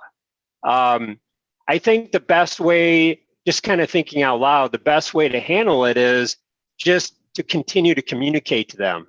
After this hearing, for example, talk to the operator, this is what happened, this is what we need to fix, and just continue to have an open dialogue. Because, to be honest with you, some of these things that come at us, I frankly wasn't aware of, and you guys have a history to these things based on, past resolutions and that sort of thing. So let me take that back to BP and see what we can put together on that. Okay, and what I would like to suggest actually is maybe more than just taking it back to BP, that we have our staff and you have a discussion about how you could set up some kind of actual protocol, because as you just said, you weren't even aware of the conditions of the prior approval or of the drawing, for example, that was approved. So that should be something like, for instance, sign management companies, outdoor advertising sign companies, they always have these portfolios of their sign and what it is, the sign, how it was approved, like what the limitations are. And it's kind of like not they always do, because sometimes we see ones that are really badly organized, but the ones who handle it very professionally, right? They have sort of a portfolio, and you turn to the page of the portfolio and all of the approval documents are right there in that portfolio. It seems like you have the same, and whatever's in the approval portfolio should be sitting on site with the operator, so that the operator knows to check every once in a while. And by the way, BP should be checking every once in a while with the operator, say every 9 months or something like that, BP goes to the operator and says, can you send me, your compliance check to show that you're in compliance with all the regulations, not just BSA regulations. There must be a ton of regulations applied to the gas station, right? So how do you know that they had the various checks that were done and all that stuff if there's no sort of portfolio per operator? No, that makes sense. I think part of the problem is where the missing link is in this process is if the site changes hands over time, right? There could have been 3 other companies operating a particular site, and then we each stepped in and started operating, and then the first company didn't keep good records or something. So that's where the disconnect is from our perspective. Right, but so then that kind of thing, now you're a pro at this, right? So you know that unlikely there's a gas station that exists in the city of New York anyway that didn't get a BSA approval. So step 1, when you take over a new site, would be contact the BSA, get a copy of the approval materials. Let's find, and Elise, go ahead. Oh, I just want to commend Jim. What he did do is that's kind of why you're seeing all these at once, is that's what he did try to do, is go through all of his sites and have somebody who's a professional who can dig through tons of records and look through all of them and see which are expiring or have been expired. And that's why you're seeing so many at once, because he at least knew to do that first step. That's great. So then you're on track to set up those portfolios for each operator, and it's just to pull the operator into the dialogue so they're not, I feel sorry for a lot of these little businesses where all of a sudden you tell them that they have to do something and they're like, what are you talking about? So if they were part of your team with respect to the BSA, it would be a lot easier for these small businesses. That makes sense. Okay. Commissioner Sheta, go ahead. Yeah, I just want to remind the board that on previous cases, we intervened to request the applicant, who was the owner for the property that's going to be delegated to an operator or a tenant to use it for some use that needs a variance. We did ask them to put some clause or articles in the lease to make sure that things will go smoothly later on. I would suggest if BP and other companies that obtain variances, special permits for properties like gas stations, in their contract to their lessee or to the operators, they can make like an addendum that, hey, Mr. John Smith, these are the conditions from this agency and from this agency, and you're aware of them. If you violate them, you're gonna be in trouble. You're gonna have to pay the penalties for that, and make them like aware of the surprises ahead of time. And I'm suggesting that the board adapt some sort of a change to these kind of variances to request that the lease include that kind of communication from the owner to the tenant. I believe if we're successful to impose something like that, we're gonna close the gap. That's a good idea, but rather than just kind of do that because we're not familiar with the contractual arrangements, actually, maybe that's something that Ms. Fullader, Mr. Perry, and Stewart, in a conversation with our staff, could learn about how these sites are managed, because I don't know how many sites BP has in the city of New York. Is it hundreds, dozens? Like, I don't know. And to see like what is the structure so that we could improve on the structure, because my concern is I don't like that the small businesses are hurt by BSA actions. And I don't like that they receive violations, for example, unnecessarily. That's one of the reasons we now have a compliance officer, Ted Ricketts, to try to help applicants learn that they need to come back for extensions of term or whatever, or they're not in compliance with the term of a grant and things like that in advance so that they don't get violations for just having not filed, which is a shame, right? So, okay, so thank you for that. Maybe Ms. Fullader, you could actually set up like a conference with Carlo and Ted and whoever else and council, and and see if there's something that can be worked out that's really independent of the BSA application. It's more like a procedural approach to these cases. Understood. FDNY, I think, is raising their hand. John? Oh, the hand blends in with the sky in my image. Okay. Go ahead, Chief Daly. Thank you. Thank you, Madam Chair. I just wanted to inform the board and of course the applicant throughout. The fire department is now instituting what we call an enhanced inspection. Now, for a gas station, for example, we have 3 different units that will be inspecting these gas stations. They will now have copies of the BSA resolution and the latest approved plans.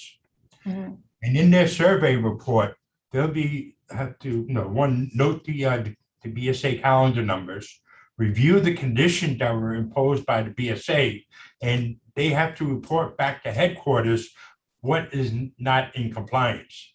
So we're stepping up our game now here at in the Bureau of Fire Prevention, and I thought now that you had mentioned about it, coordination and with BP, with their vendors, and when I would just inform the board of what the future is going to be like with the involvement of the fire prevention and the BSA resolutions that we're going to now have in hand. Because we're getting iPads, so they'll be able to see the resolutions and the plan and everything. We reached 21st. Hopefully. Okay. Thank you.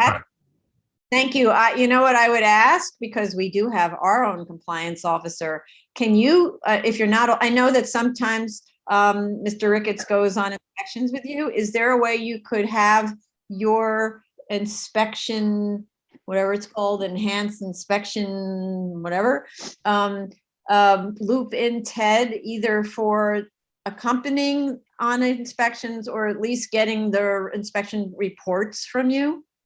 I think I can make arrangements, especially cases that you have upcoming in the near future. I know we have a lot of scheduled testing coming up. Well, I know in March and April, in December, we cannot do any testing due to the temperature below 32 degrees. But I'll see what I can do. I'll talk to the chiefs here, and then we get Mr. Ricketts to join us on these inspections. But Mr. Ricketts already met many members of fire prevention, so they already know who he is, and they understand what the role of the BSA is in city government and in your regulations and stuff, that we definitely can ask Mr. Ricketts to join us and stuff. Okay. Maybe And to even, get a copy, right, and to get a copy of your inspection report so it goes into our records. That would be. We cannot provide you with copies of our inspection report, but we can provide you with copy of any violations that are issued. Ah, I see. Okay. All right. One of the reasons is if on your inspection, sending us a violation for non-compliance with the conditions. But for example, I don't know if you're going to look at non-compliance with the landscaping, the shrubs look a little sparse. That may not be a fire department consideration. So go ahead. In the New York City Fire Code, I mean, we do have regulations with respect to landscaping. They have to be cleaned and maintained. They have to be in good appearance. I mean, we know dead bushes, will contribute to a fire load at a site. And so we will be noting that information. Anything that's not on a survey, but it's on your on the conditions listed in the resolution. We do have a section in our survey form. We can write that out. Say, hey, there's the bushes here are not being maintained. We do have a fire condition, and so we can report. We can then report that to the BSA, to Tony and Carlo. Give them more work to do. Sorry about that, Tony. No problem. Yeah, and then of course report back to Ted. Ted, sorry. Good. That's a good. Ted is our compliance officer, so please report back to him. And that way he could decide whether this should rise to the occasion of a compliance hearing. Okay. Right? We could talk about it then. So that's the whole idea of keeping everybody looped together to see whether someone needs to be brought back in earlier than a typical term. And we do have a couple coming up, so. So, Okay. Thank you very much. thank you. Thank you. So thank you for the information. Back to this case. If we just submit banners, can we close this? Because we do have a TCO even for this case that we just received pretty recently that we submitted with the last submission. Hold on a second. I just wanted to go through our, I said nice photos, no product sales. What about cars on the sidewalk? Well, there was a discussion about how customers, it can be, we have discussed that with the operator. Like I said, we went through all the conditions, and it's customers like Commissioner Chanda was saying that sometimes come and go, and that is part of the issue. But it's something they've discussed and we do try to work on. Right, no, but so that would be, we need an operational plan from you to figure out how to not get customers to park on the sidewalk. So they're your clients' customers. So they're not allowed to park on the sidewalk. So we need an operational plan for how that's going to be prohibited. Okay, that's not allowed, right? I understand. All right, and then we saw, so the tires are no longer stored outside of the service bays? That was discussed with the compliance manager at BP. But we'll discuss it again, but like I said, we do have a TCO, so I'm just trying to not. Well, the TCO is one thing. We're also talking about compliance with terms. Yeah, and we're not ignoring that. We did a compliance chart. I'm just asking if we could close it and then give you those. Right. So I'm going through the list. Okay. I can go through it if I've closed, right? Okay. I have to go through the list and then decide whether we can accomplish those things in a post-closing submission, right? Okay. So I would like to hear from BP about how in this particular case, but it would apply to all cases that we already discussed, how, and you don't have to answer it now, you're going to submit something in writing, how you're going to ensure that this operator doesn't fall back into old ways, because those ways were observed in the prior board grant of storing things outside like tires and product and all of that stuff.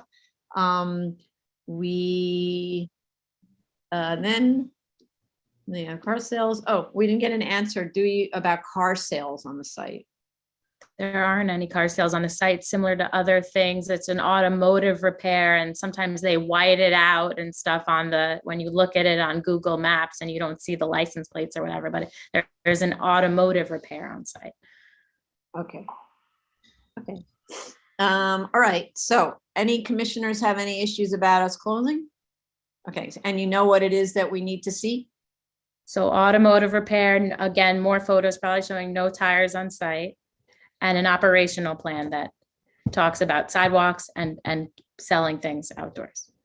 And tires outside, how to make it happen, and no cars on sidewalks, and then the removal of that extra signage and banners. Proof of it. Unless it's you change the signage drawings and it fits within the maximum allowable, right? I don't think that's the plan, but I understood. Okay, got it. I think that's it. And so what we are going to do also is no longer require the masonry trash enclosure, because that little thin one works so well. So do you need updated drawings? No, your drawings don't show masonry. Your drawings show a little, I'm on the right one, right? Oh, I thought it said 2017-243. Yeah, you should, you're right, you should change that, right. So it says existing masonry trash enclosure, change that to what it actually is, because it's not that, right? And be clear, and I don't even know if the size is right. It says it's 12 by 5. Maybe it's right, maybe it's not right, but it should be the right thing. So change it to what it is. And a condition will be that it has to be well maintained. That's all. Okay, so we're going to no longer require masonry in this case because it's such a tight site. Okay. Yep, great. Thank you. All right. So I'd like to make how much time? We go to public. Oh, Did we go sorry. to public? No, I don't think so. Let's go to the No, we public. didn't go to public. Thank you, Tony. This item is item number 22, 2017-243BZ, 2916 Francis Lewis Boulevard, Queens.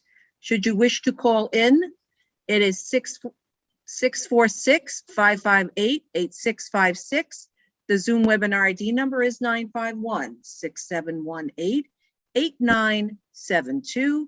The passcode should you require it is 663731. If you're in the Zoom room, please raise your Zoom hand. If you're calling in, press *6 to unmute to speak.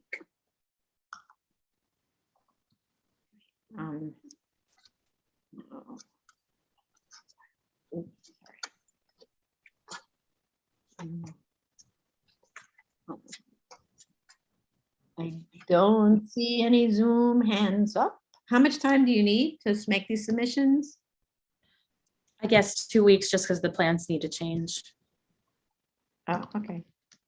I'm just being, And how about the operational plan? I think 2 weeks. Mr. Jim, do you Perry, think that- Mr. Perry said he was Um, going to go back to BP and discuss how to work these operational plans. And maybe we could apply it in this case, something like that. Anyway, I want to make sure there's enough time to have a conversation. Okay, And maybe you can give me 30 days on that. okay. That's possible. Yeah, I agree. We didn't prepare the original BSA plan, so to do updates may take us just to make sure Oh, everything is done correctly. So oh yeah, so never mind. Sorry, I didn't realize they didn't do the previously approved plans. Okay, so we can give you more than 30 days. What do you need? But is this, do you have to keep With- getting TCOs? How does that Yeah, work? with the holiday and everything, maybe we can kick it out to January. Okay, I just don't know because it's TCO. I wanted that. How about a mid-January submission? There you go. That's good. January submission. Okay, good. Thank Andrew, is that you. good? Just want to make yeah, sure. that's fine. That's fine. We'll continue with the TCOs in the interim, and that'll give us enough time as well. Okay, great. Thank you. Thank you, everyone. Thank you very much. Thank you. Appeals calendar, item number 23, 170-93A, 220 Industrial Loop, Staten Island.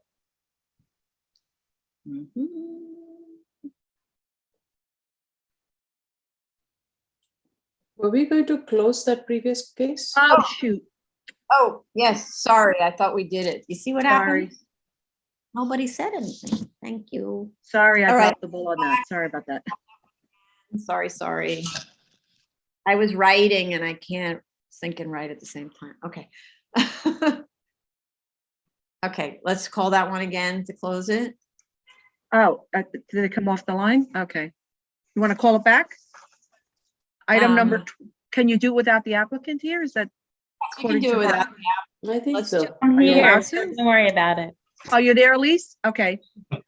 Item Call number, them again. sorry, Todd. Item number 22, 2017-243BZ, 2916 Francis Lewis Boulevard. Okay, so for a motion to close on that, we just had a hearing on it and we decided to close it at that hearing. We're having another discussion now, so we can make a motion to close. Motion to close, Chair Perlmutter. Vice Chair Chanda, Aye. Commissioner Otley Brown, Aye. Commissioner Sheta, Aye. Commissioner Shabeta. Aye. Okay, application is closed. That's on Sorry. 2017-243BC. Okay, and I'm calling again, item appeals calendar, new case, item number 23, 170-93A, 220 Industrial Loop, Staten Island. You may proceed, Mr. Dale. Good afternoon, Todd Dale for the applicant. So I did listen to review session and heard all of the comments. I will address the comments I can now and then just mention the others that we're going to need to address in submission. First, with respect to the fire department, we're in receipt of the letter of objection from the fire department. I have been in contact with Chief Inspector Daly.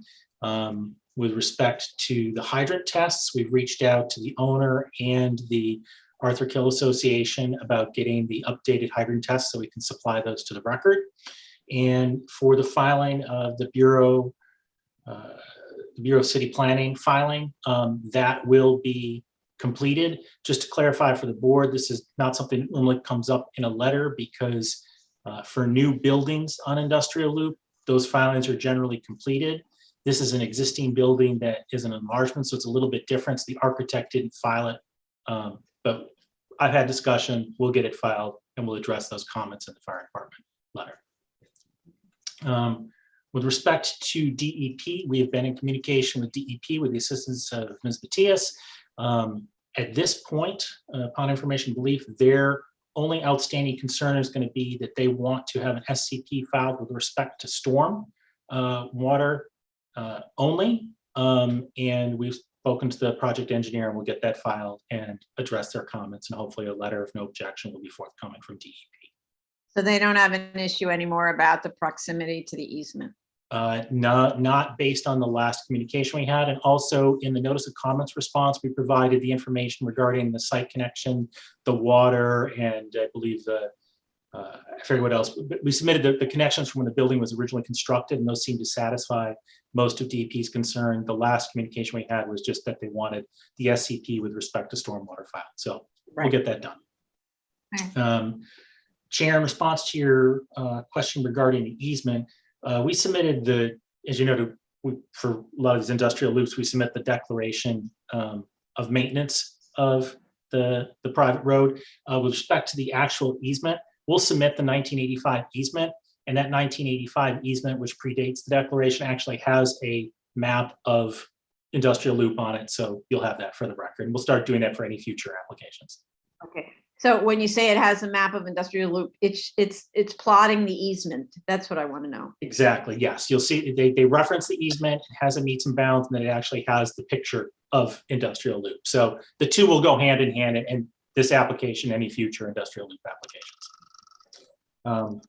Just to clarify with respect to the roadway improvement plan, there, as you noted on the survey, there is an existing sidewalk. Not all sites on industrial loop have a sidewalk. This one does have an existing sidewalk.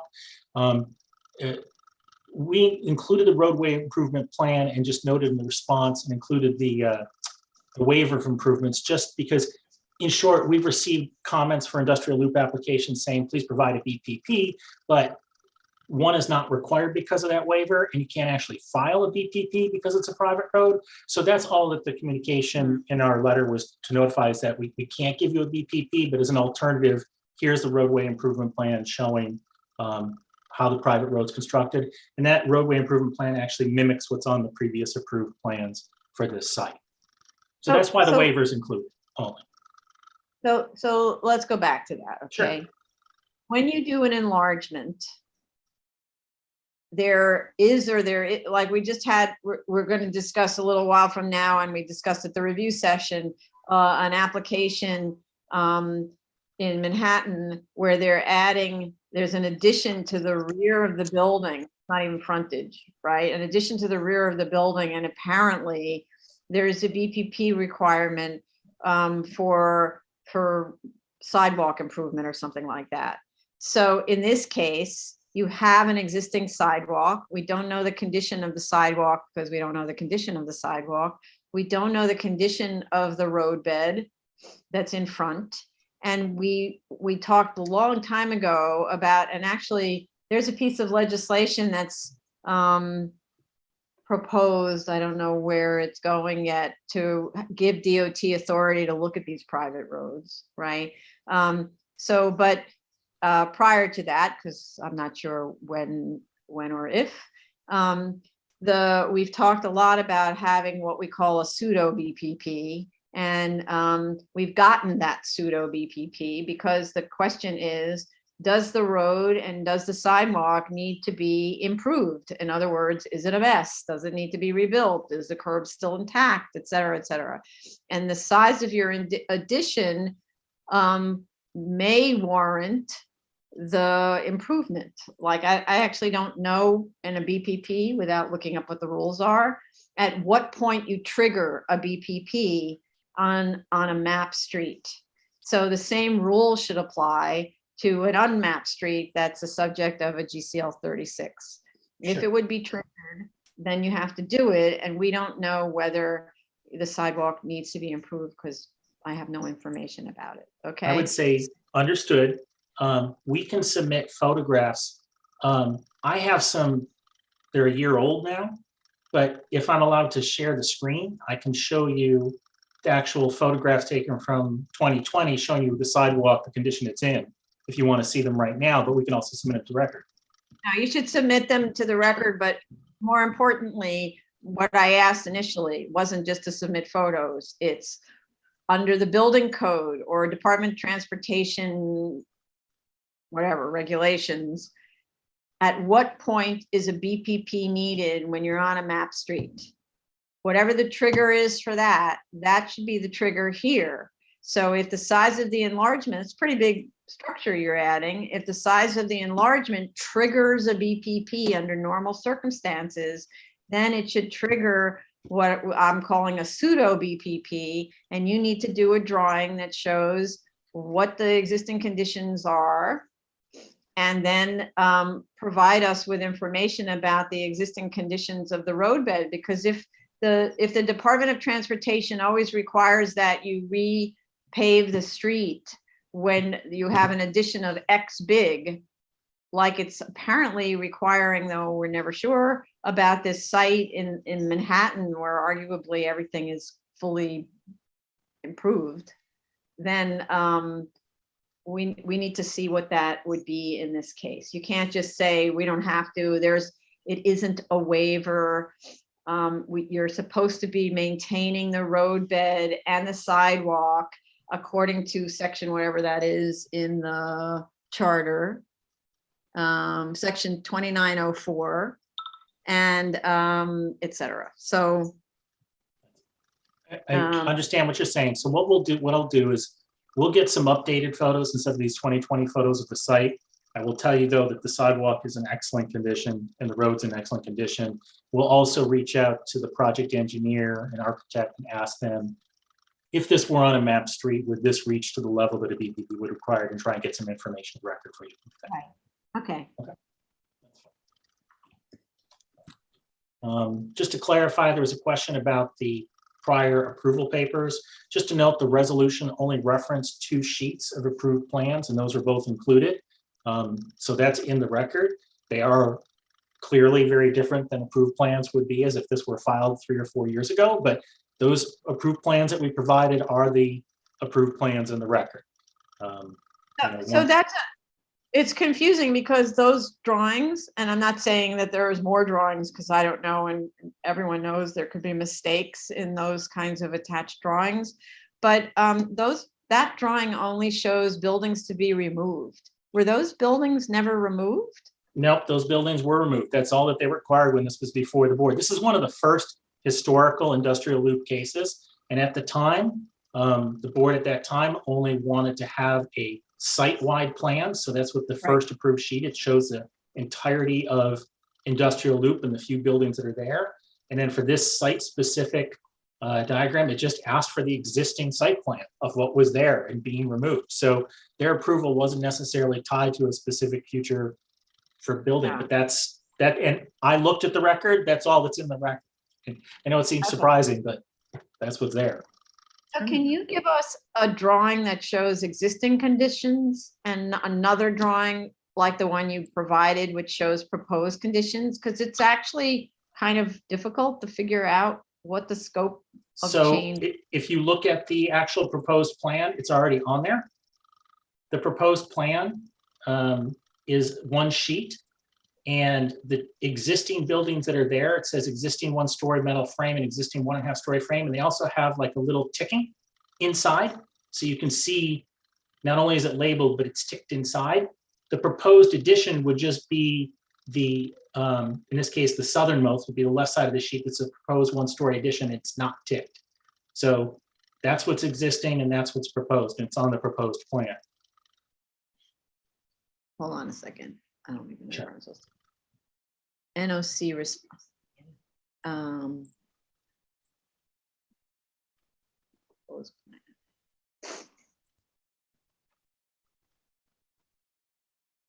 Yeah, and so the proposed So- plan revised August 2019 is the most recent version.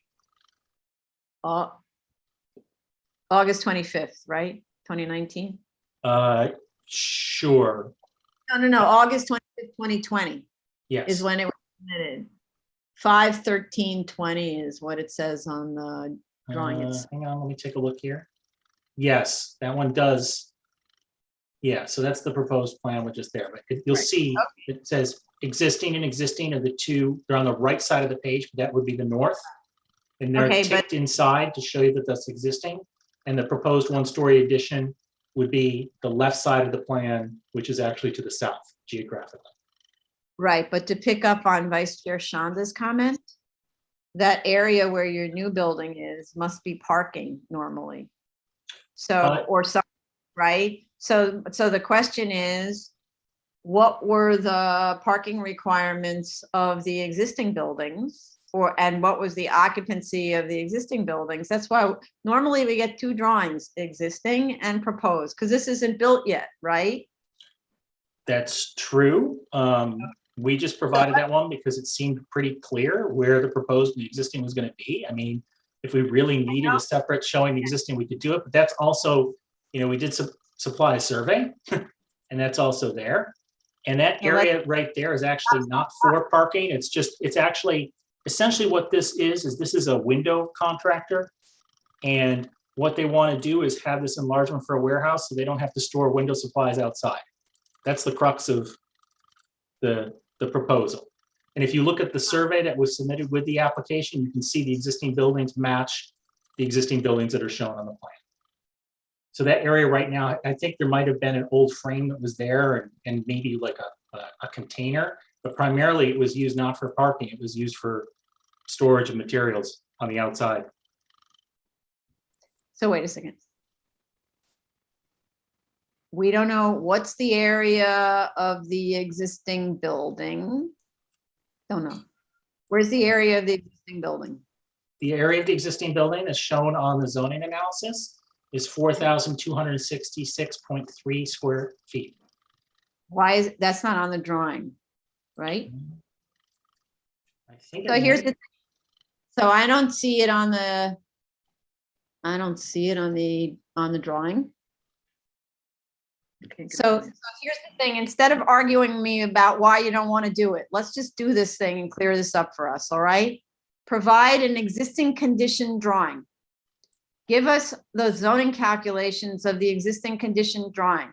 Tell us when the building was built, because if it was built after 1961, there was required parking for it. How many spaces are there, right?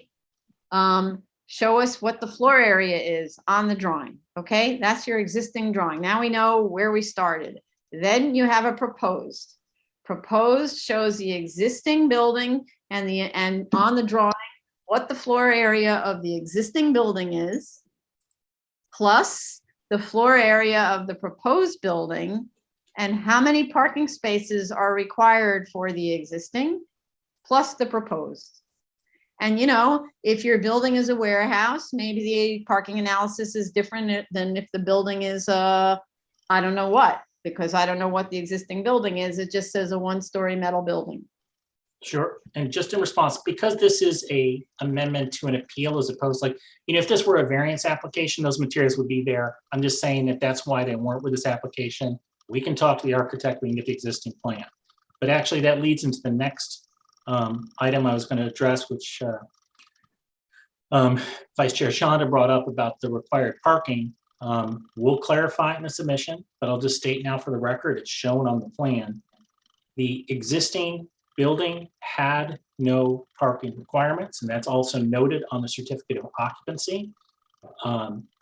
The area that was there and a calculation comes out, it's because it's in a manufacturing district and it's contractor's establishment, the existing parking would have been waived under 4423 because the required amount was less than 15. The new area that's being added does not require parking.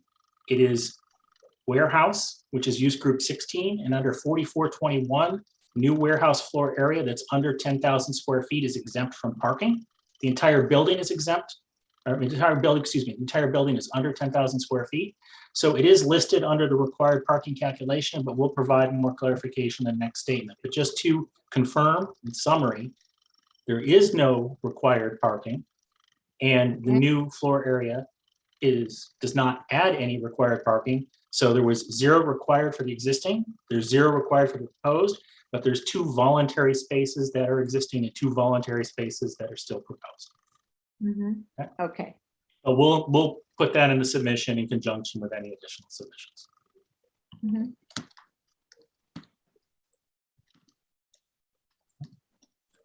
Okay. And then I think the next comment that came up is Commissioner Sheta asked about the firm that was submitted with a notice of comments response. There is a firm map that was submitted to the record. This is not in a flood zone. None of the sites in industrial loop are in a flood zone, but it should be part of the record. Hold on a second, looking. I don't find it. I'm looking in the folder and I find no firm map. Oh, wait, sorry, I found a firm map. It's all these numbers in front of it. Yeah, you're right. There is a firm map. Okay. You know, sometimes when we ask for things, it's not that you didn't submit it. It didn't make it into the folder. We're looking at PDFs and somehow or other it vanished. I fully understand. We're living with these online world and online submission. I would be happy to submit it again. I just wanted to confirm that it was there. And, you know, we'll always submit something again if it's needed or if it's lost or confused. You don't have to, I see it. Thank you. Okay, sure. I believe that was the core of the questions that were raised. Yes. So, okay, you know, good. We'll provide information with the FDN line, the DEP. We'll figure out, or we'll provide information regarding what on a map street, what would require a BPP. We'll get you the existing condition information. Okay. Okay. And then the last thing is you need to fill out, I don't even know what it's called. It's like a seeker EAF form where I don't know if this one, how many square feet is this addition? It's 5,000 square feet approximately.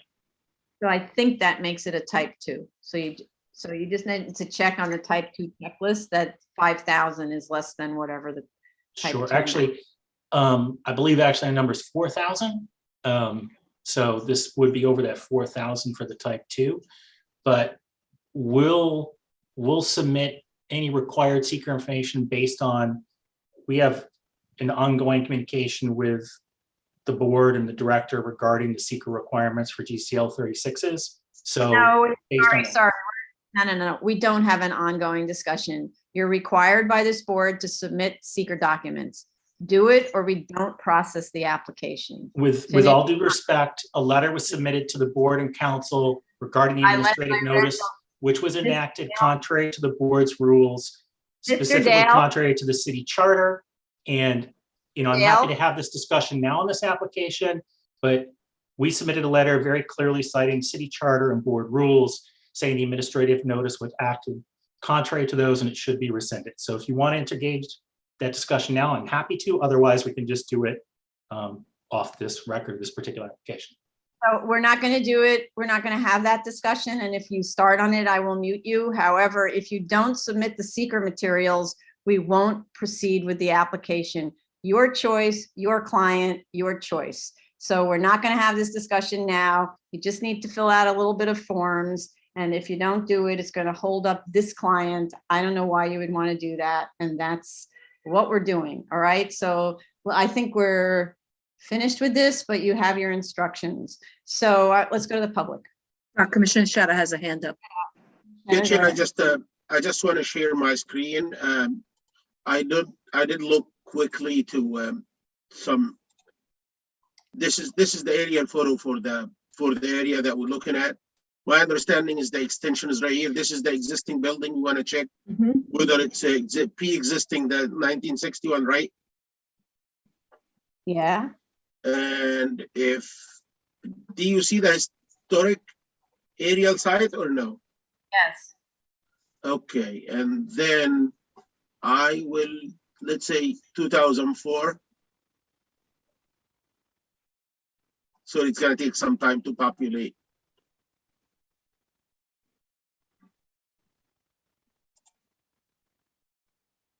Meanwhile, we can go shopping for all kinds of things.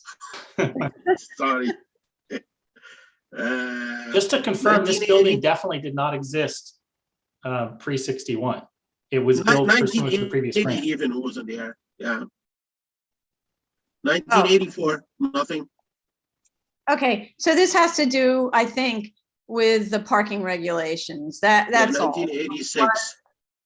It was whenever the buildings that are existing were built on the site, there was a parking requirement. So if you're saying there was no parking specifically required for this site, you need to show us what the regulations were at the time the building was built, okay? We will 100% do that. As I said, it's noted on the proposed plan, but we'll provide a little clarity to that, charting it out to show why the building has no required parking. Okay. And we don't need fire department to say anything, right? Okay. All right, John, I saw your head shaking your head. I just want to make sure. We've been in contact. We appreciate his response, and we'll get the information the fire department has requested. Right. Okay, go to the public. Yeah. The case we are currently discussing is 170-93A, 220 Industrial Loop, Staten Island. Should you wish to call in, it is 646-558-8656. The webinar ID number is 951-6718-8972. Passcode is 663731. If you are in the Zoom room, please raise your Zoom hand. And if you are calling in, press *6 to unmute.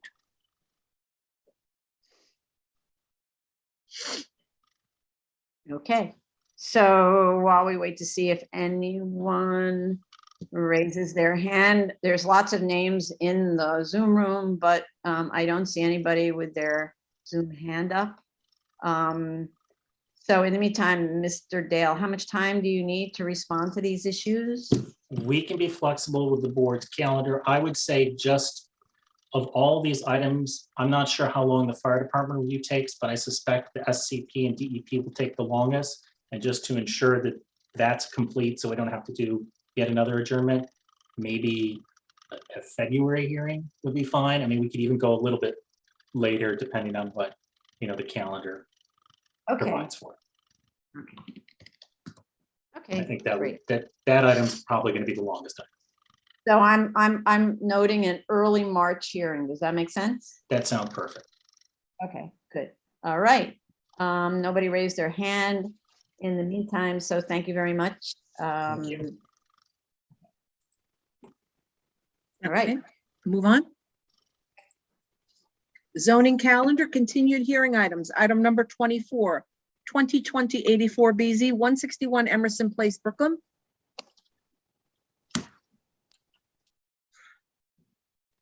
Okay. Oops. Okay, allowing Mr. Schnackenberg in. Please put on your video when you can do that. And who else is, anybody else on this team? There's a lot of people in the waiting room, so please raise your hand if you, if you are part of your team. I see a bunch of names coming up. Robert.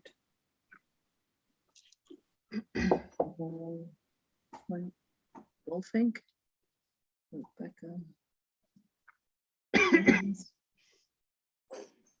Oh, boy.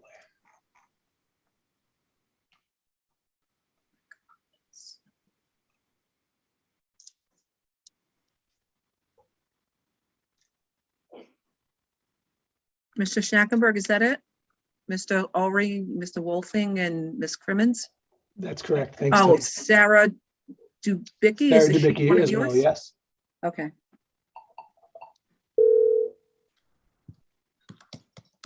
Okay. Everyone unmute? Everyone unmute, please. Thank you. Excuse me. Raise your right hand. I'm sorry. Wait. Vicky, please unmute yourself. Ms. Crimmins, please unmute yourself. Okay. Do you affirm to raise your right hand? Do you affirm to tell the truth, the whole truth, and nothing but the truth in your testimony before this board, and to respond honestly to board member questions? I do. I do. Yes. Okay. Mr. Schnackenberg, please proceed. Hi, everybody. Thank you all for renewing this material anew. Obviously, this is something of a different project than that which we came to you with last spring. But at the same time, this is sort of fundamentally the same project, right? We're still building affordable housing. It's still for the family reunification program, as well as the general public. We are still going to make the housing permanently affordable, excuse me. And crucially, we're only asking the board for the relief that's absolutely necessary to construct the minimum number of units we need to make the project financeable and nothing more. We really appreciate the support the board has shown this applicant and this application, and also the board's recognition that building affordable housing in New York City is really difficult. It's difficult to finance, and it's difficult to construct. I apologize, I'm a little bit hoarse today. With the board's permission, I'd like to address a few of the points that were raised during the review session, which we listened to. And then I'd like to turn it over to Rebecca Crimmins, who is ICL's Vice President of Real Estate and Development. And she'll address financial questions that were raised by all of you, primarily by the chair and by Commissioner Otley Brown. And then I'd like to bring John Wolfling up. He's with Tatner Architects to address some of the comments about the design of the building. And of course, all of the comments that were made during the review session and any comments that come up during this hearing will be addressed in writing on a submission before our next hearing. Okay. That works. First off, we have updated the council member, Majority Leader Cumbo, about the changes to the proposed development. We expect a secondary letter of support from her in the next week or so, and we'll turn that into the board. With respect to the Empire State Subsidized Housing Supportive Housing Initiative, ESSHI, I've learned it's just pronounced ESHI, which makes it a little bit easier. We've all been saying it a lot. Not sort of hiding the ball. There was a ESHI's RFP changed. There was a shortfall that created the need for more units, and that created the need for a larger building. And that's why we're back with the new project, as you all discussed. To the chair's comment, I apologize for not calling out the specific language in the 2021 RFP that deals with rental subsidies. That's on page 13 of the RFP. I will submit it highlighted to the board. But the relevant language is that applicants planning to seek capital funding from HCR should request rental subsidies under this RFP in an amount necessary to support underwritten rents. And this is the sort of magic language, at a minimum of 50% AMI and a maximum of 60% AMI. So that's something that I should have called out in the exhibit, and I apologize for not doing so. Just slow down with that. So in other words, whatever, just to understand this, whatever the guidelines are that say for a 60%, because that's what we're talking about here, a 60% AMI project, the rents, the maximum rents that can be charged under under other regulations is X per according to the size of the unit. Therefore, for funding under ESHI, ESHI sounds so exotic. Under ESHI, the maximum that will be paid for that unit is that amount of rent and no more. Is that what I understand? So let's the rent under 60% AMI for a 1-bedroom or for a 2-bedroom, say, is $1,500 a month. Then that's the maximum you can ask for. That's correct. That's right. Okay. And that, of course, is different from the initial assumptions that were made when the project was first proposed to the board, where it was not at 60% AMI, it was sort of the fair market rental value. That's where the shortfall comes from. And Rebecca will speak to that in greater depth and articulation than I can. A couple other questions that were raised specific to ESHI, though. The chair asked, why can't multiple individuals in one unit qualify for ESHI funding? That's really because there won't be 2 qualifying individuals in any one unit. The way the program works, all the 2-bedrooms are with the family reunification program. There'll be no 2-bedroom units going anywhere else. So that's 1 head of household and 1 child. And so there won't be a second qualifying member under ESHI. And then this is a question that wasn't asked, but I think it was sort of hinted at. ICL submitted its application for funding under the 2021 RFP. So there is no 2022 RFP coming around the pike that's going to disrupt the funding stream. The application was submitted in October. Other questions that I just want to sort of get out of the way. The chair inquired as to two other projects in the ICL pipeline, both of which we highlighted in our statement, 839 St. Mark's and the 71 unit project in the Bronx. And those are two examples, and this is something that I will update in our revised statement. The 839 St. Mark's is sort of it's a unicorn project. It is not emblematic of other projects that ICL or any affordable housing developer would take on, because it's really not that, it's just not feasible. It's really an exception rather than the rule. The construction costs for that project are now 4 to 5 years old, so they're quite stale. You're dealing with a shorter building with a double loaded corridor, so some of it's easier construction, but when it comes down to it, in the past, HPD was putting more money in to projects like this than they currently are. My understanding is that 839 St. Mark's doesn't really meet standard term sheet requirements at this point, and is probably not financeable had HPD not sort of filled that gap in a way that they don't do now. And so 839 St. Mark's is sort of an outlier in the portfolio of ICL. The second project that you noted, Madam Chair, the 71 unit project, that project has actually been sidelined, and ICL is looking to acquire an adjacent property and is considering its options at city planning with a rezoning, largely because the unit count doesn't work anymore. And so that project is on hold. ICL is focusing all of its energy and its limited resources on this project right now. That's sort of the next one to come. It doesn't actually work as a 70 unit building. It was not far enough along. And again, I'll update the statement to reflect those things. I just want to interject. And this for me is the tragedy of the development of low-income housing in New York. All of these stories, one after the next. And I don't understand why the various agencies, state, city, federal, don't sit in a room with housing developers like you and come figure this out, so they stop pulling the rug out from under you in the middle of developing a project. I mean, how much money went into that 71 unit building to get to the point of being financed or funded, and then you put it on hold because it's not feasible anymore? It's tragic. It's 71 units. It just makes me heartsick when I hear this. So we agree, and we appreciate that, and it's something that, you know, a lot of people who are part of this team are working and will be working in the future on, sort of trying to think about better systems in place and better ways to fix this. Just sort of going through the list of questions. The HDC's 2020 M&O standards, those will be submitted as well. And I apologize for not including them as backup in our previous submission. The chair also asked about the second floor roof terrace and how it's going to be accessed. I was surprised by this, but apparently it's actually quite standard.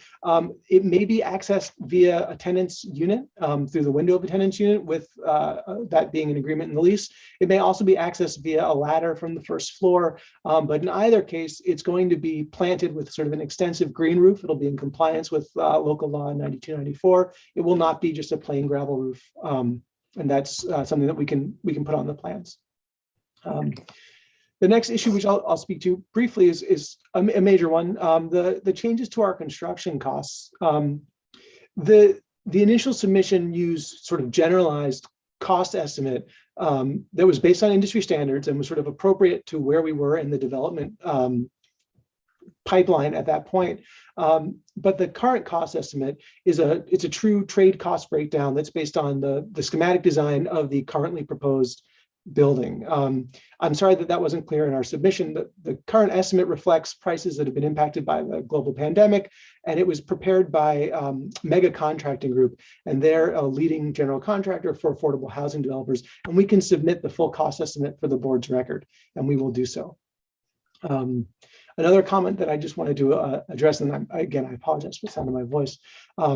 Commissioner Shanda mentioned certain costs associated with the height of the building, and we'll follow up in writing, but there are a couple of things that sort of are sort of part of this project, right? So at 7 stories, there are additional costs related to construction practices. And when you hit 14 stories, there are superstructure costs sort of cross a threshold. And that's why affordable housing developers really try to keep a building in that 12 to 13 story range, as Vice Chair Chanda mentioned. I'd also note that at 125 feet, there are additional costs related to emergency generators and certain FDNY requirements, building intercom system.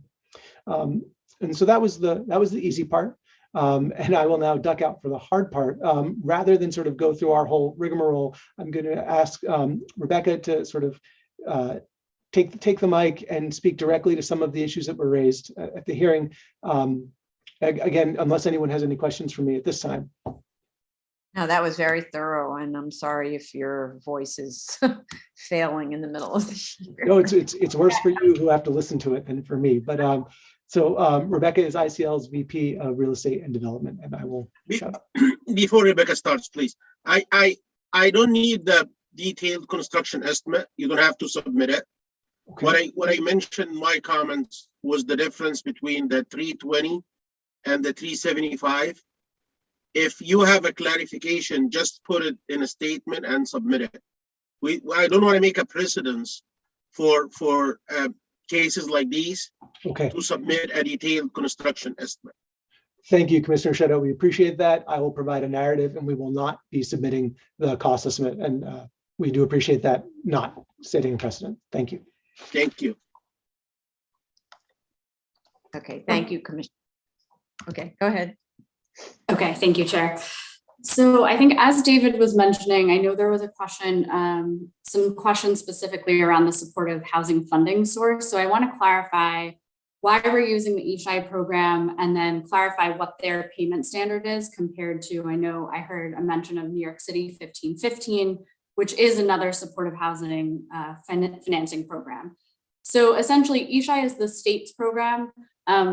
Very briefly, at one time, the city and the state had a joint financing program. Sometime in the last 8 to 10 years, those diverged and the city created one program and the state created another program, and they have different payment standards, which is as confusing to all of you as it is to all of us and frustrating as such. But here we are. And in responding to the population that ICL is going to serve in this building, New York City 1515 programmatically doesn't serve this population, specifically reunifying heads of household with minor children. And whereas ESHI, the state program, does provide an avenue to provide both funding for the social services and for the rent in order to support the supportive housing units. So the $25,000 per unit award actually has to serve both of those functions. The New York City 1515 program specifies and breaks out a separate rent amount and a separate services amount, whereas the ESHI program does not. So to use a specific example in this project, a 2-bedroom unit at 161 Emerson would rent for $1,502, and that's a 60% AMI rent for that 2-bedroom unit. Therefore, ICL, assuming has the ESHI award, annually, we would spend $18,024 of the award on rent, and we would have $6,976 remaining to spend on services per unit. As David mentioned, there will only be one qualifying person for supportive housing per unit because the 2 bedrooms are set aside specifically for the family reunification program, and the studios and 1 bedrooms are too small to have more than one head of household that would qualify. So that's how we've landed at the $25,000 award being split in that way with the 60% AMI rents. Sorry, could you do those numbers one more time? I was trying to, so you said a 2-bedroom is $1,502 a month at 60%. So that's right. all that's reimbursed to you under ESHI, right?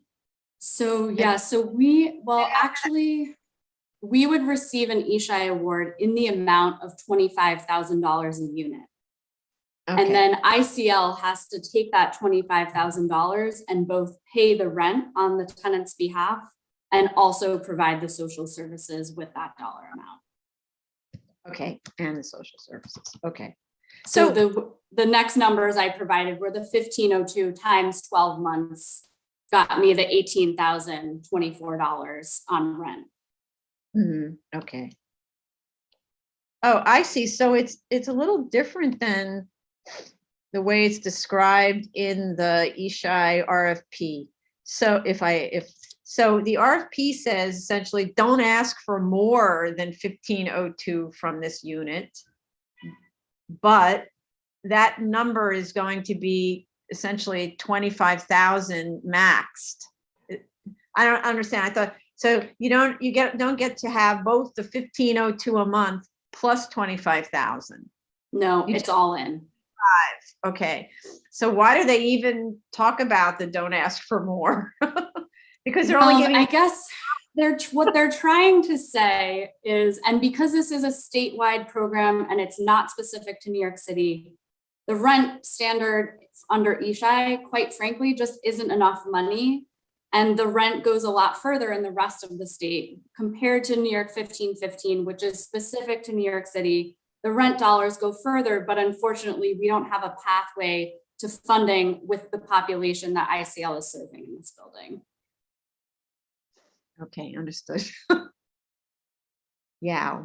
And I don't even do this for a living. I can't imagine how frustrated you are. I appreciate, yes, we appreciate the sympathy. It's been an interesting journey so far, but we're happy to be back here today and ultimately feel like this is stronger of a building than we even proposed initially because we get to serve more people, both on the supportive housing side and on the affordable side. And ultimately, that's what we're here to do. So we're really excited about this project. Okay. And when you're finished with the rest of your explanation, I'd like to understand timing because you did put in for the RFP. Is that correct? So That's can correct. you walk through the timing whenever you're finished with the responses to the other issues? Sure. So a couple other items were the interest rate. So I want to clarify on the construction interest rate, the bank interest is 4.75%. And then each government agency charges a different interest rate only on their portion of the loan. And that's more of a nominal interest rate between 0.25% and 0.5%. And that's just during construction. And then our permanent interest rate is, we've estimated at 6%. And that's in the realm of that's what banks are lending at now on affordable housing. Those rates, as you'll note, are much, much higher than they would be for your standard mortgage. But those are in general the loans that are available to affordable housing projects. Okay. We received a question on the developer fee. So the developer fee is calculated based on the industry standard, and it's actually slightly below the maximum amount allowable under the tax credit rules. The way that ICL and certainly every other nonprofit approaches the developer fee is it's a backstop. In one, we hope we have some extra money at the end and we can use that for programming. That's always a win-win. However, it's also a risk mitigation, both for our lenders, including our tax credit investor, any bank that's involved. And it's our own risk mitigant because that developer fee is used as a backstop when there's extra expenses and when construction costs go over the projected amount in the budget. We're unable to go back and ask government agencies for more money. Therefore, that fee has to be used to cover those costs. So we wouldn't want to lower that fee because it then lowers our ability to mitigate potential cost overruns in the future. So it's possible that in an event of a backstop, the need for the backstop, the developer might only get just say 8% or 5% or something like that. Like at what point would the developer say, is this when projects fall apart where the developer says, I'm not doing this anymore? I mean, that's okay.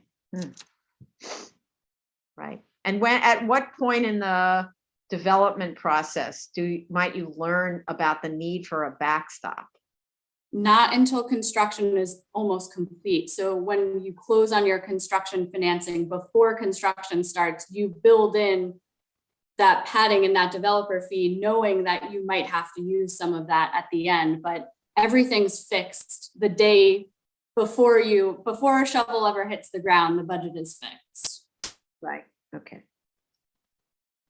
So question, is that the difference between your statement deferred developer's fee versus developer's fee? Is that it never actually becomes the fee until you're in the operational stage of the project and all overruns have been satisfied? It's a good question. So there's a paid fee, which what I would call a developer paid fee, which is an amount of money that you receive once you've hit certain milestones. So when you close on construction financing, you get a portion of your fee. When you finish construction, you get a portion of your fee. When you convert to your permanent loan, you get a portion of your fee. The deferred developer fee is the amount of cash flow that in your best spreadsheet scenario, projecting 30 years into the future, this is how much we think we're going to get based on everyone paying their rent, costs only increasing by 2 to 3% a year, rents increasing by 2% a year, and doesn't necessarily foresee any huge expense that then you wouldn't have any mitigant for. So that deferred developer fee provides you both a cushion for if people don't pay their rent, if there's an increase in cost that's unforeseen, if there are expenses that are unforeseen. Ideally, again, ICL gets to use that for programming, but if we don't get to use it for programming, it has to go back to support the critical building functions. Okay. And then I think I heard one question on the debt service coverage ratio and if it's possible to reduce it. So I think it's a really interesting idea. I will say that during my time working at the State's Housing Finance Agency and financing probably about 100 projects, we never, ever, ever did that. And there's a couple reasons why lenders are really inflexible, especially on this term. It's an underwriting standard that it protects both the lender and it also protects the project owner. In the case, again, as we're talking about, if your rent collection is lower than you've expected, or your expenses are higher than projected, you always need to make sure you can pay the mortgage. So if you don't have a buffer between what you expect to receive and what money needs to go out the door, you could very easily end up in a shortfall situation. And again, there's not another bucket of money to pull from. So this 1.15 debt service coverage ratio provides just a little bit more of a buffer. Mm-hmm. Wow. Okay. Thank you. That's very helpful. Okay. So I think I'm going to answer a question on timeline unless there's anything else that I haven't covered yet. Okay. Anybody open questions before we go to timeline? Okay. Thank you. Okay. So on timeline, there's a couple next steps. So one is obviously we're here in front of BSA and we absolutely are appreciative of your support and we hope that we get approved as soon as possible. Pending that we would have approval, let's say by the spring, that would mean that ICL would apply to HPD's next 9% tax credit funding round. We would then hope that we would be awarded in that funding round, which would mean getting an award next December. So essentially a year from today. And that would mean a best case scenario, maybe we're closing on construction financing in March, April, May of 2022. So that's a best case scenario. 2023. Of 23. Sorry, 2023. March 23. Okay. So when my old experience with doing affordable housing was that you didn't get your you didn't qualify for funding until you had either construction documents or you were very far along in design development. Like, where do you need to be in order to qualify for your 1222 funding round? Because they won't look at a project that's just sort of like a thought in the air. They want to see it's really ready to go, right? It's a good question. So there's I'll say we've been in discussions with HPD now about this project for a year and a half or 2 years. And at this point, HPD is looking for, we'll come back from this hearing with whatever your feedback is. We'll take your feedback, and then our design and our programming, if needed to be adjusted, will be adjusted based on this hearing. Then HPD will once again do a design review of the project. And in addition, we'll continue to refine our project underwriting.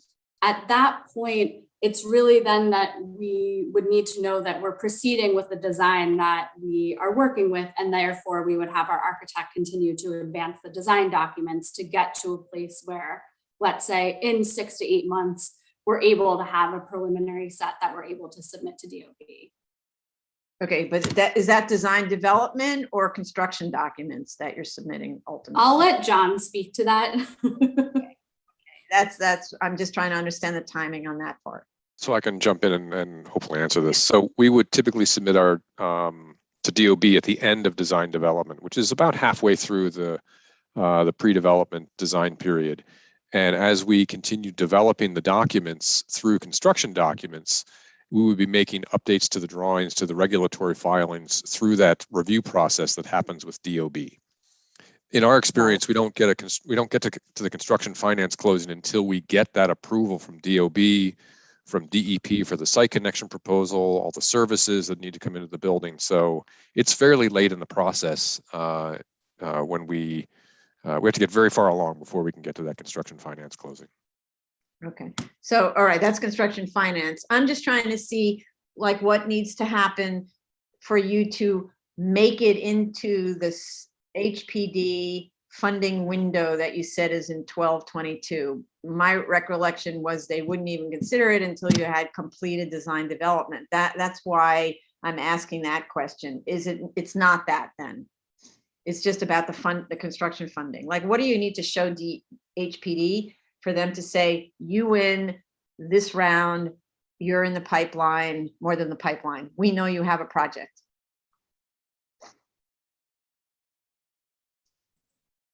Rebecca, you want to answer that? I mean, I could Well, try. I'm but deferring to the vice chair who has her hand up and seems like she might have the answer.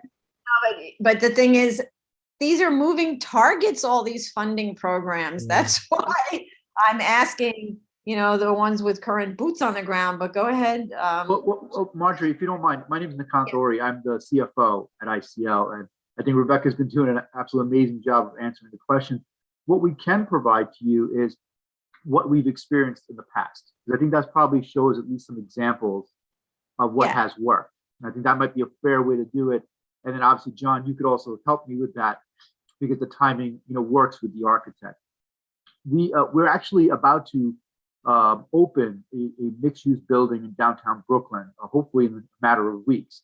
And I can recollect what we went through that, which was that we did a lot of preliminary work with John and his firm, because they actually designed that building as well, in terms of the design, the specs, and all the regulations associated with it before we got to the construction drawing. So when we actually applied for our tax credits, we were probably anywhere between, John, correct me if I'm wrong, 50 to 60% through the design. We've been sitting down, going through many of the sketches, the ideas. We actually had a construction company with us working out all the details to ensure that we were going to meet the standards of the underwriting that was preliminary at the time, but really, needed to match up with the design as well. So when we actually applied, that's where we were. We were about 50 to 60% complete with our design drawings. And by the time that we received approval, I'll use that word, we were probably a little bit further along, maybe 60 or 70% with that. And then through the finance closing, that's when the construction drawings were being finalized, and John was working with DOB on objections, as well as with HPD in terms of their design standards. So it's the easiest way for me to do it is a lot of things happening concurrently as we're going through the process. The advantage that we have is that we don't wait. We're in constant communication with HPD at that project and this project, so nothing's a surprise to them. So their understanding, they've already seen Rebecca's preliminary modeling. So this way they provided comments already. As you know, they've already seen John's preliminary design drawing, so they've commented preliminary. So we're constantly in communication with them so that they understand that we're making progress, which obviously gives them more comfort when we do the actual application itself for the 9% credits. So hopefully that helps, and I'll stop right there for a second. No, that helps very much. Thank you. Commissioner, Vice Chair, go ahead. Mr. Ori was correct. I think for the 9% tax credit application, at the time when you file the application, one of the requirement is that the project should be ready for development, in the sense like it should have all the approvals from all other city agencies. That is the critical part. So if it required any rezoning, any special permits from city planning or from BSA, all of those should be in place. So it's almost for the tax credit purposes, it is looking at as of right approved plan, except for the massaging and the tweaking of the building based on HPD design guidelines and HPD financing. That will be undergoing and reviewing, and only towards the end, all the building permits will be pulled right before the construction the closing of the financing. So Mr. Ori is right. I don't know what the ESSHI, it's a little bit of a tongue twister. I don't know what the requirement of that is in terms of what it requires in terms of approval. And I'm assuming it also would want almost a project-ready approval where all the necessary government approvals have been in place, which gives them the assurance that whatever is being proposed, the 102 unit and this, is complying with the underlying regulations. Right. You are absolutely correct. We actually have to have the ESHI funding approved with that application. So that's why I think David had mentioned earlier that we actually applied for the 2021 ESHI application already, knowing that we'll hopefully, knock on wood, receive the approval in the wintertime, well before we need to actually submit the application to HPD, as that is one of the requirements, just like site control, as you mentioned, financing, and many of the other components to it. When you say submit the application, that's submitting the application for the low-income housing tax credit, or? Oh, that's correct. Okay. Yes. Okay, got it. Okay. All right, thank you. Any other questions from anybody? Okay, I guess we could move on to the architecture question, if there is commentary. So, you know, we listened to the review session earlier, and I think the majority of the comments were about the articulation of the massing. And there were some suggestions about looking at other examples, and we have a library in our office that has great examples of I'm sure with any design problem there's multiple solutions. I think the approach that we took, and I'm actually going to share a recent rendering on the screen if I have screen sharing capabilities here. So our approach to this project was really to be contextual and relate to the buildings that are around this building. Even though there's some as I think has been recognized by the board, there's things that are changing in the neighborhood, especially just to the east of us at the church site.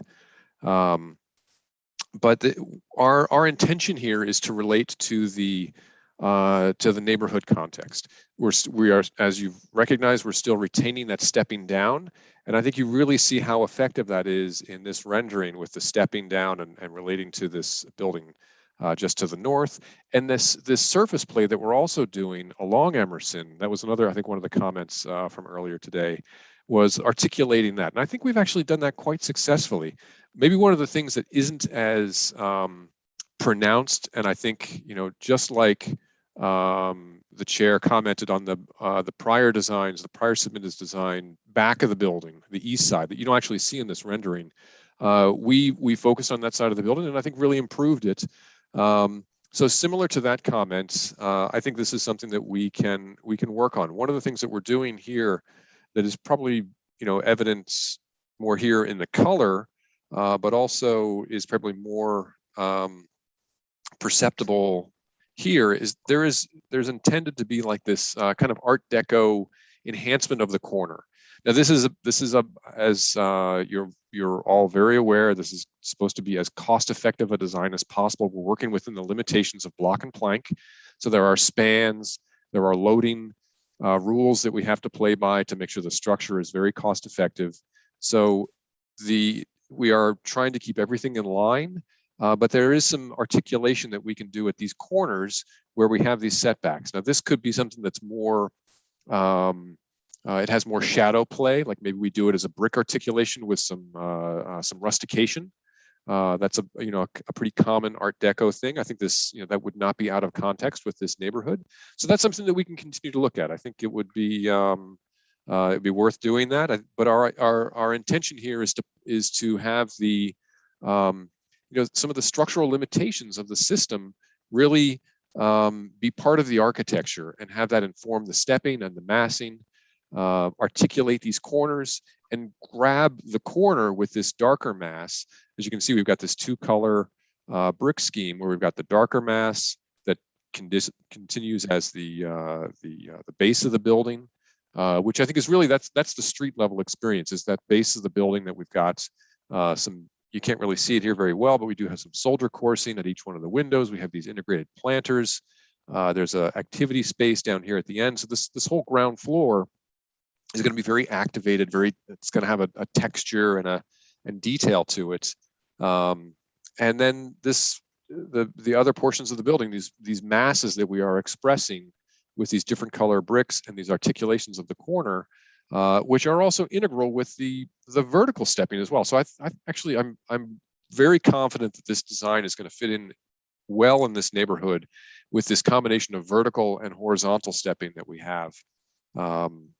But we are, I think, looking at ways that we can articulate these corners and really enhance that part of the design. I think that's a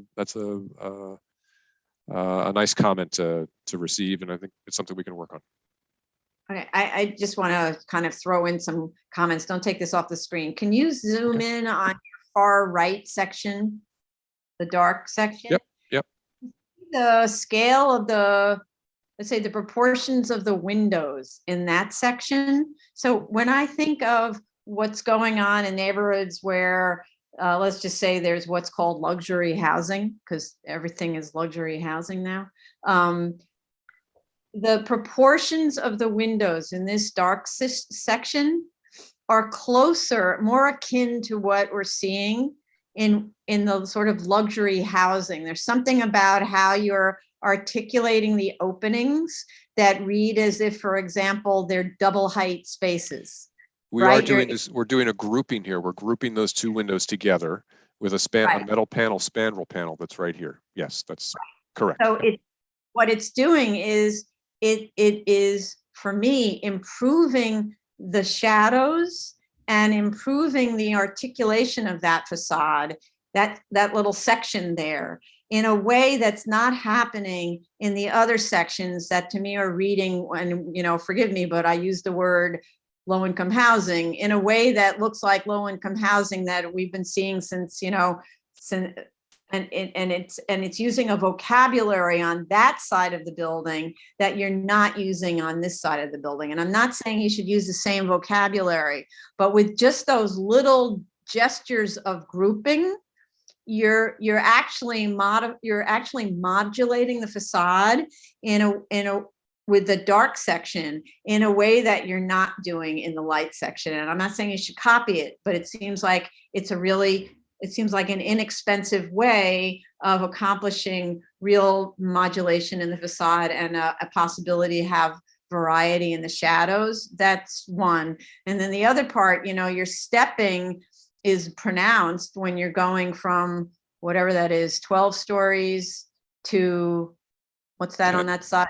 10. Sorry, so from 11 stories to 9 stories? It's 12 to 10. 12 to 10 from the middle one to the next one? 12 to 10? This is 12, and then this comes down to 10. But the stepping on, and this is where I said I'd rather see a taller structure. I don't necessarily need to see it taller with more floors, because if you're adding another floor, not that I would mind if you added another floor, but the step between the dark portion and the one in the middle is not dramatic enough to stepping down, not dramatic enough. So from my perspective, because I'm all for more units and I think you can afford, and I'm not going to speak to anything about constructability or financeability or anything. But for instance, if you had one more floor there in the dark portion, then you've convinced me that you're really doing a stepping. But right now, all you've got is a parapet wall against, I don't know, a lower parapet wall, something. And maybe it's just a perspective. That's exactly it. No, you've picked up on a subtlety of our design. We are trying to increase the height of this. If we were to try to put a 13th floor here, as David pointed out, it would put us above not block and plank thresholds, but it would put us into a building code category that would require an emergency generator, an ARC system for communication for FDNY if they ever have to fight a fire in the building. So it would increase construction costs considerably. And if we were to do it in just this area, and believe me, I think it would be a great thing to do for the massing, but you'd get 3 units and you'd be adding elevators, or not elevators, but you'd be adding an elevator stop, you'd be adding another set of stairs to get up to that 13th level. It would be a big cost threshold to just get 3 more units. So it would not be, from a cost effectiveness strategy, it would be I think a mistake to do that. So how about something with a higher parapet where you use blind windows or something like that, or maybe not even blind, like opening? We are trying to do that here, and I think the thing that we bump up against, and I'm actually really glad that this conversation is going this way, because if the parapet goes above a certain height, if it goes above 48 inches, the space that then encloses counts as floor area. Here we are. Right. Hello. Yes. Well, if that's something that you think is worth, it's something that you would entertain, absolutely, we would be. And you can see we're already trying to do that here with these kind of like recessed panels here to kind of extend that up. We don't want to have like too much brick up here. I think that would be a fantastic thing to do, is to like make some sort of colonnade, some sort of like crown to this building here. This is not where I thought this conversation would go, but the foolish land use attorney said absolutely no more floor area and caused the problem. That's what happened here. So I need you, Mr. Wolfling, to go to an image of Karl Marx Allee and look at the one building that's the most famous of all of them. Yep, and I've been look looking at it. Yep. Right, and look at that incredible arcade on the lower level, and then on the top, it's got this accentuation at the top. Yep. Yeah, it's gorgeous, right? And so, I know you can't afford all the gorgeousness. Yeah, it's very ornate. Yep. Yeah, go ahead and give us one of those. On an affordable housing budget, I got it. Actually, there's something else I'd like to point out, and this is something that my colleague Sarah and I were very deliberate about.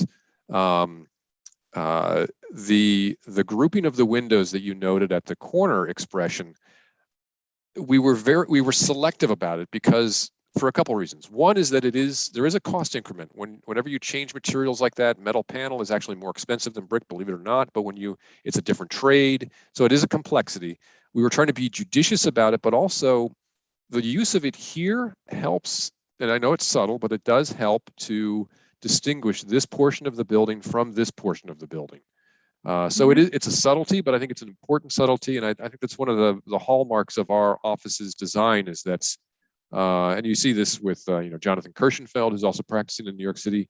There is a simplicity to the design that is partly grounded in the cost effectiveness, but I think it's also to have too busy of a building, I think it's distracting and it takes away from the right.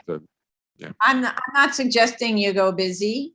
I'm suggesting, and again, I keep looking at this gorgeous project in Berlin. Yep. And I'm suggesting that you use some of the language you're already using to subtly modulate those 2 big slabs, because really the most successful part of your building is that small section and how it wraps down and around. Yep. And I agree with you, you don't want to make it too busy, but you might be able to handle like a vertical ribbon or a horizontal ribbon somewhere. Or maybe we take these spandrel conditions and we do some like brick detailing in there that helps make that grouping happen. But it's Yeah. more subtle. Yeah, exactly. And then the other thing that I wanted to point out is you have sides to this building. They shouldn't just look like blank sides to the extent that they're visible from anywhere, right? So one of the things that I keep thinking about, this is a particularly visible project because of the park across the street, right? So sort of forevermore, we're going to see this view, right? Plus, we're going to walk a little bit more around and we're going to see the side views. So those sides should not be ignored, even if this, I appreciate what you did to the back because it's much, or whatever that is, the side. Yeah. It's much more articulated, it's much better, but I want you to think about that also where the step down sides are, because you don't have windows on that step down sides, which is always for me like, you know, this end down here. on that end down there to the extent it's visible, and the other one in the middle, right? So just like I'm not using this as really a model, but the building that's right down, that's the hotel. You know, I don't want to really use that as a model of architecture. On the other hand, they didn't ignore their sides, right? They dolled them up a little bit. And granted, it's a hotel, so it's a money-making operation. But, you know, just a little something where you're not ignoring that you're totally 3D. Yep. So you're talking, just so I'm clear on this, you're talking about this portion of the facade and this portion. Yeah, exactly. Yep. Okay. Yep. There will be some limitations, just like at the east side of the building. There'll be some limitations on how much fenestration we can do because of building code and fire separation issues. But okay. Yeah. Yeah. You know, something. And anyway, those guys on the corner would have an amazing view if they had windows. The one in the middle section, right? Yep. Yep. If you can, I get it. Windows are expensive. Openings are expensive. All that stuff. Right. Yep. Okay. Great. Thank you.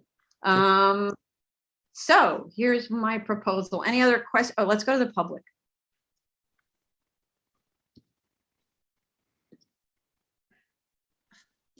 So the case that we're currently discussing is 2020-84BZ, 161 Emerson Place, Brooklyn. If you wish to call in, it is 646-558-8656. The Passcode is 663731, should you require it, and the webinar ID number is 951-6781-8972. If you are in the Zoom room, please raise your Zoom hand. And if you are calling in on the phone, press *6 to unmute. *6 to unmute. We have a lot of names in the, one person raised their hand, okay. And another person raised his or her hand. Okay, please, we have Ms. Aminova. Please proceed. Unmute yourself, please.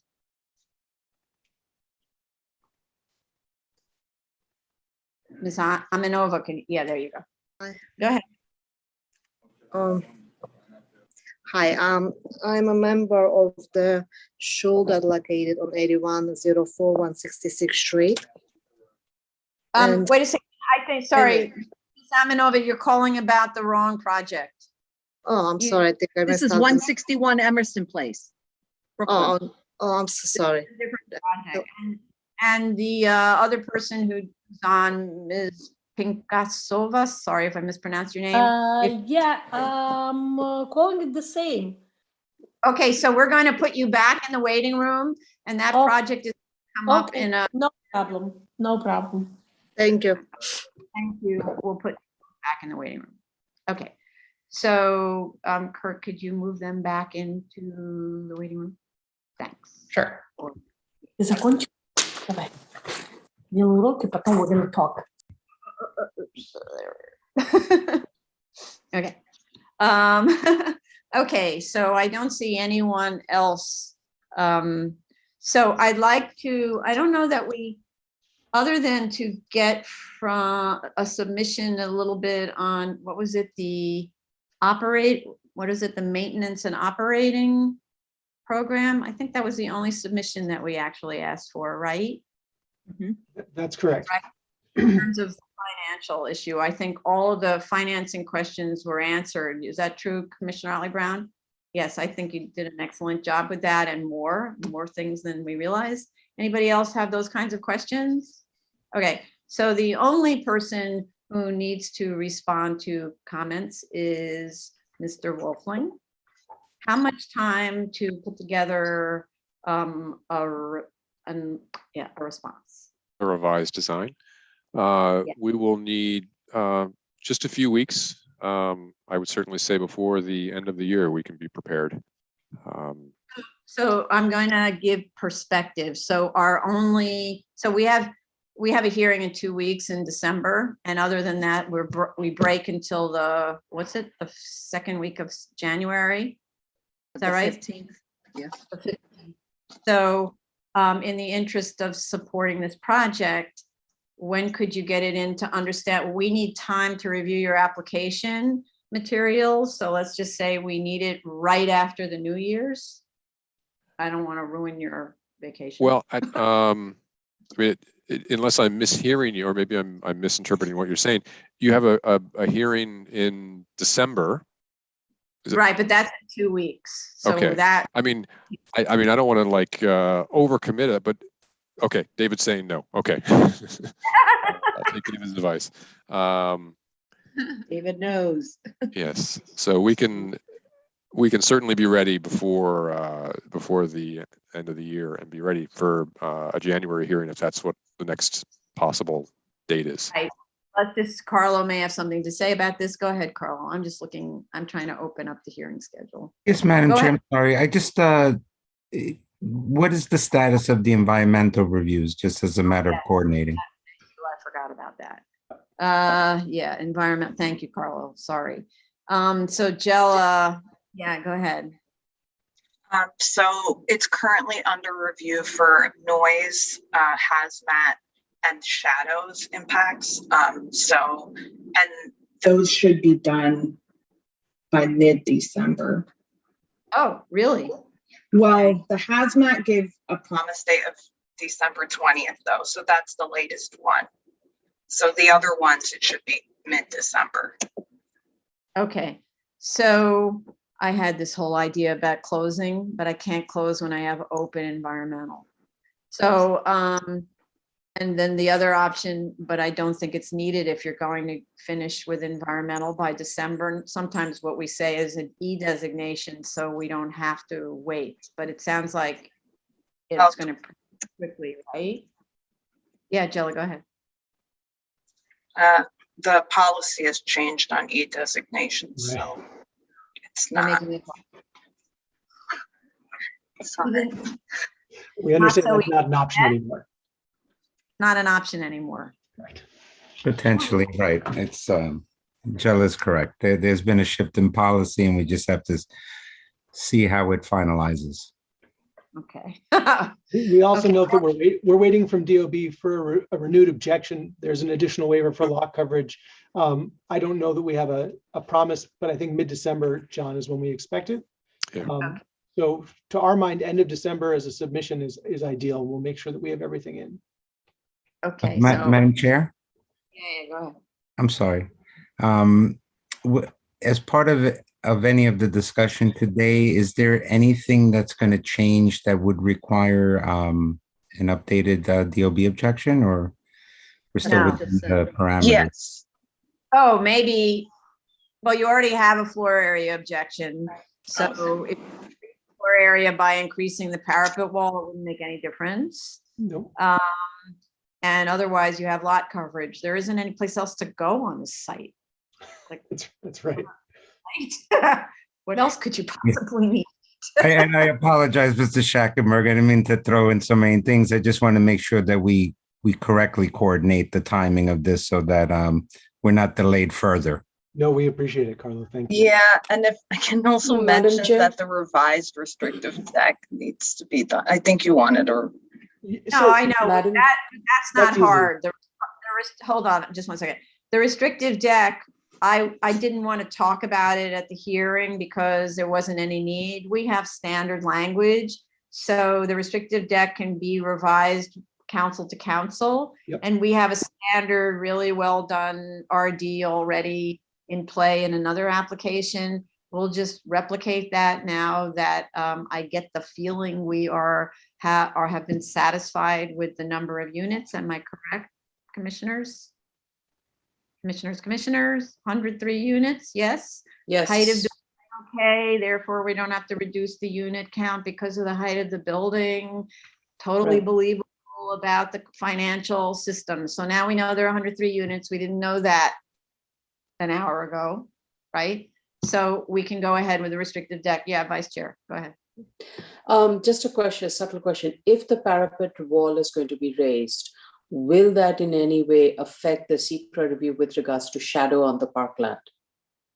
They already have to do a revised park shadow study for parks, right, Jella?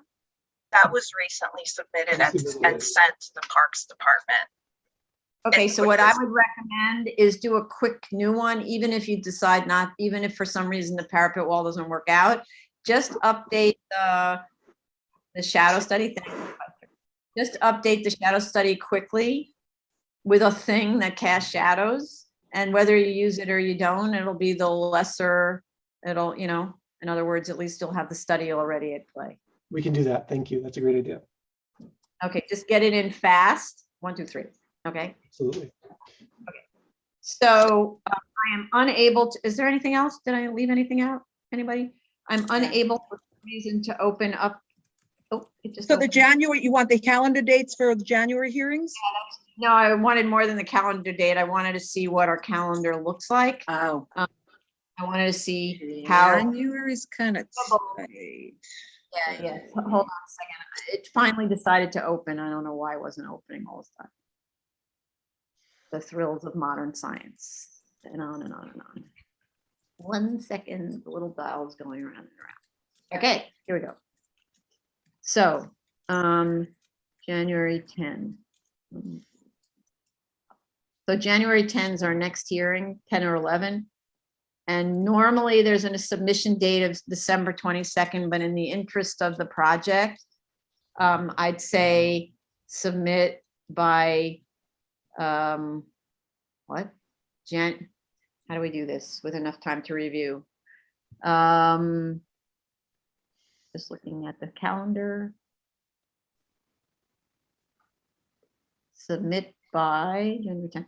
Can you submit by January 4th? No, 3rd? The drawings. John?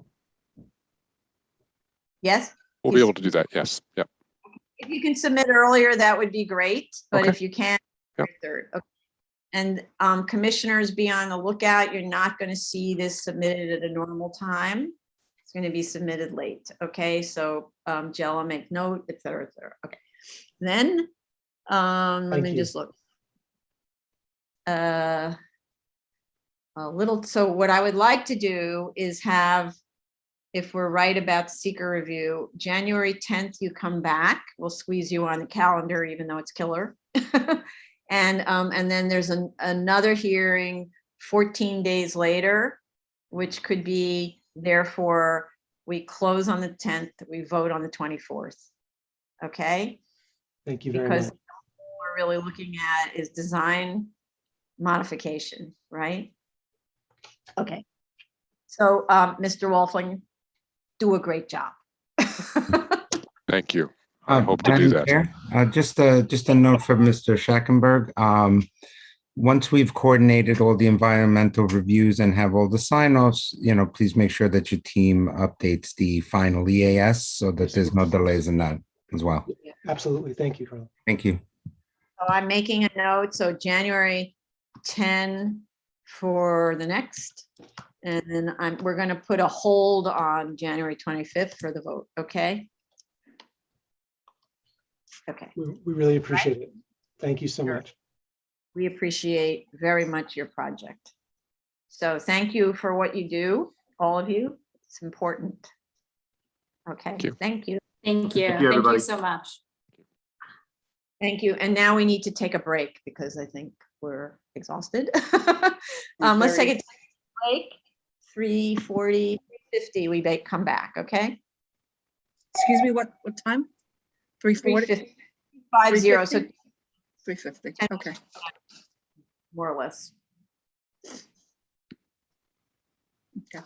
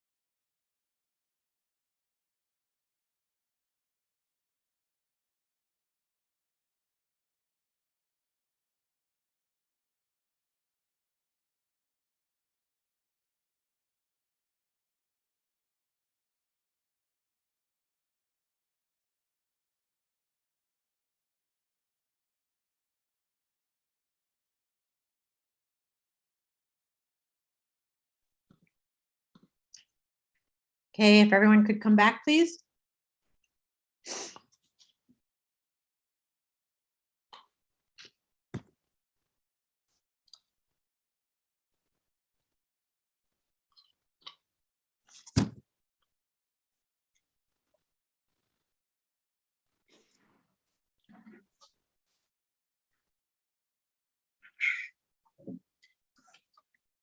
Ready?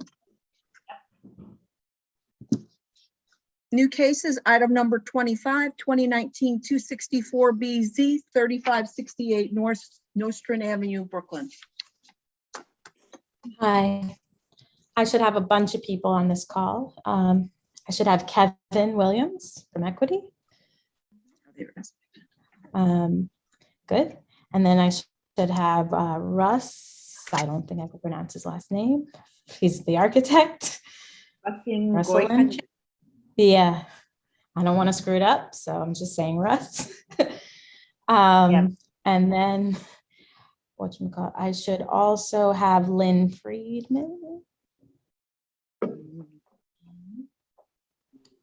And then I should have a Rabbi Deutsch. It's he's the operator, or the, I guess you'd call it the operator of the school. Do we see that? Oh, yeah, he's there. Oh, Schmiel, yep, got it. Okay. No one's there? Is that everyone? There are people with hands up. I don't know if they're part of your team. Nelia Sholomov? No, that might be with the other application also. Remember, there was some neighbors who were going to call for this one. Amber Kartalian, she's part of the team. Oh, yeah, she is with Kevin's side. Hi, Lynn. I haven't seen Lynn in a while, so I was saying. I just want to, for the people who have their hands up, unless you're part of the application team, we won't hear from you until the public is permitted to speak. So please don't raise your hand until the public is admitted to speak. Okay, this is just the application team. Okay, thanks. Okay, everyone unmute. Raise your right hand. Do you affirm to tell the truth, the whole truth, and nothing but the truth in your testimony before this board, and to respond honestly to board member questions? I do. Elise Fullader from Eric Palatnik PC on behalf of the applicant. I'm going to let Rabbi Deutsch start with a little background about the yeshiva and what they do and the need for this high school. Rabbi Deutsch. Thank you. I'd like to thank the panelists and the entire BSA panel for taking the time to listen to us. The truth is, you've heard this morning a lot of details which entailed numbers and statistics. What I'd like to do is impose on you for a couple of minutes just to give you a little background and history of the school, sort of to give you a little bit of the human side perspective. Lev Beis Yaakov was formed in 1997 as a result of many requests by community individuals who needed a school for their daughters. There has always been in Brooklyn a shortage of schools to accommodate all the students that were applying. This is especially true today, even more than it was then. I had been instrumental in opening up 2 other schools for boys prior to that, and I was approached if I could possibly open up a school for girls. I had expressed at that time that girls is not my specialty, only boys are. However, they imposed on me and they said, why don't you give it a try and let's see where it leads, which I did. We opened up in 1997 with a kindergarten class of about 17 girls. And we hired a minimal staff, a principal, a secretary, and a teacher. And to jump along till the end of the year, we placed an ad in the paper. Our reputation had grown throughout the year, and we had over 100 applicants for the following year. Needless to say, we opened up the kindergarten as well as the pre-1A the following year. And as the saying goes, the rest is history. We just kept growing and growing and growing. Throughout that growth process, we needed more and more classrooms and facilities, lunchrooms, bathrooms, meeting rooms, and all other amenities that come along with a school. So we ended up moving almost every 2 years, we ended up in a new location. At one point, we even had two locations, one for the preschool and one for the elementary school. It became obvious about 12 years ago, 13 years ago, that if the growth process continues, we will run out of space and run out of places to lease or rent. And we certainly didn't want to be fragmented into 2 or 3 or 4 different buildings. So our decision was to build, which we did. We went before the BSA, and we were approved within a period of about 8 or 9 months to build the building which we're in now, which is a 6-story building, 100 by 104. And we've been here for the last 13 years. And now, as I stated previously, the school kept growing, the neighborhood kept growing. Brooklyn is predominantly in this particular area populated by the Jewish community, and they need schools. And approximately 6 or 7 years ago, at the behest of rabbis in the community, parents, we were forced because we had to open up a high school. We were graduating 2 parallel classes, and we had nowhere to send our girls to. Every other school in the neighborhood had their own feeder from elementary into high school, and they were reluctant or just couldn't physically accommodate our graduates, which means we had about 45 girls every year with nowhere to go. So we opened up the high school. One of the floors in our new building became the high school floor. And again, because we had so many applicants in elementary school, and we were graduating 2 classes, which meant about anywhere between 42 and 45 girls every year in 8th grade.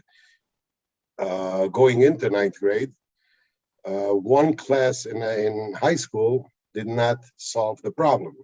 You can put in 26, 28, 29 girls in a classroom, but you can't do more, which again left about 15 girls of our own left without a high school to attend to. And that is besides the applicants we had from outside. We're up to our 2nd class now, which is parallel, 9th and 10th. And we decided once the building next door became available, that it would be prudent and frankly quite stupid if we don't purchase next door. How often does an opportunity like that come by? So in May of 2018, we purchased the lot next door.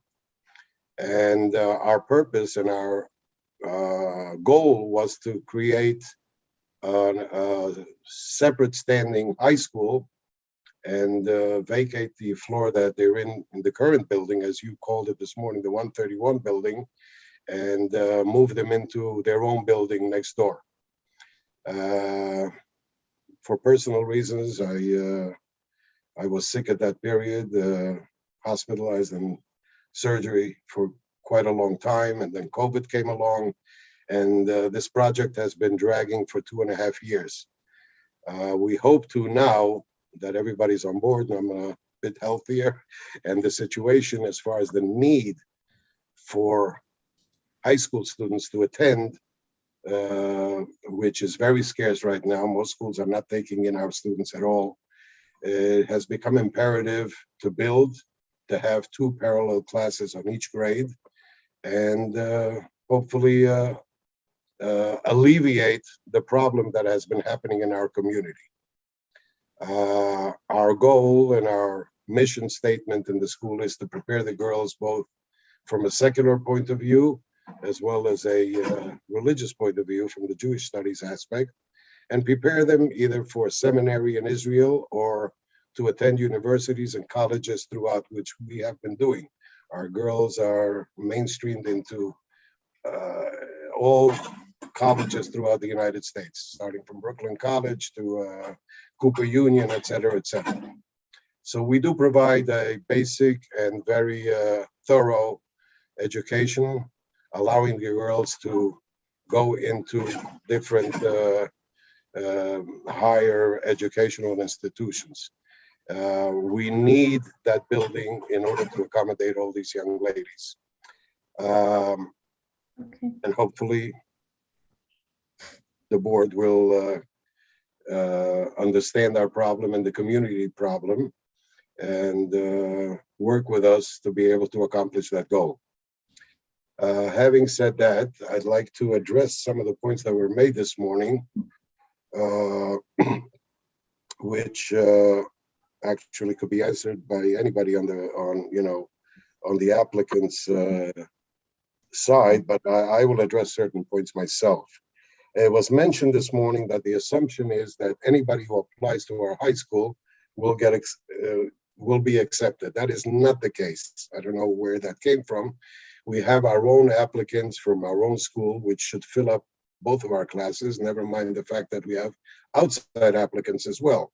So we do not solicit or accept anyone who applies at all. It's basically our own. I need to just correct that statement. I was talking about the growth of the lower school, that the school was projected in the original approval to grow to a certain size. Correct. And instead of going to that size, it grew to a much larger size. And my question is, because we see many private schools, they hold a size limit and they don't go past it. So my question is, that was the question. It wasn't about the high school. I understand you're graduating up into the high school. It's about the lower schools and how if we project a size, that's the assumption that that's going to be the size.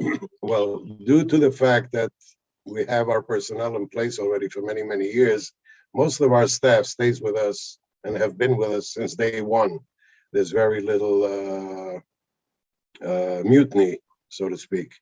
So I don't feel that we can handle more than what we have. 2 classes per grade in elementary is about all we can handle. So the numbers are not going to go beyond that. And if you need some sort of guarantee or right. So what is my the part? It will not grow beyond what it was when we applied in the programmatic study, whatever numbers are there. It will not go beyond that, even though, which is again a point that was mentioned earlier, the 6th floor will become vacant, and the fear is that we will just take more students. We do not plan on opening up 3 classes per grade.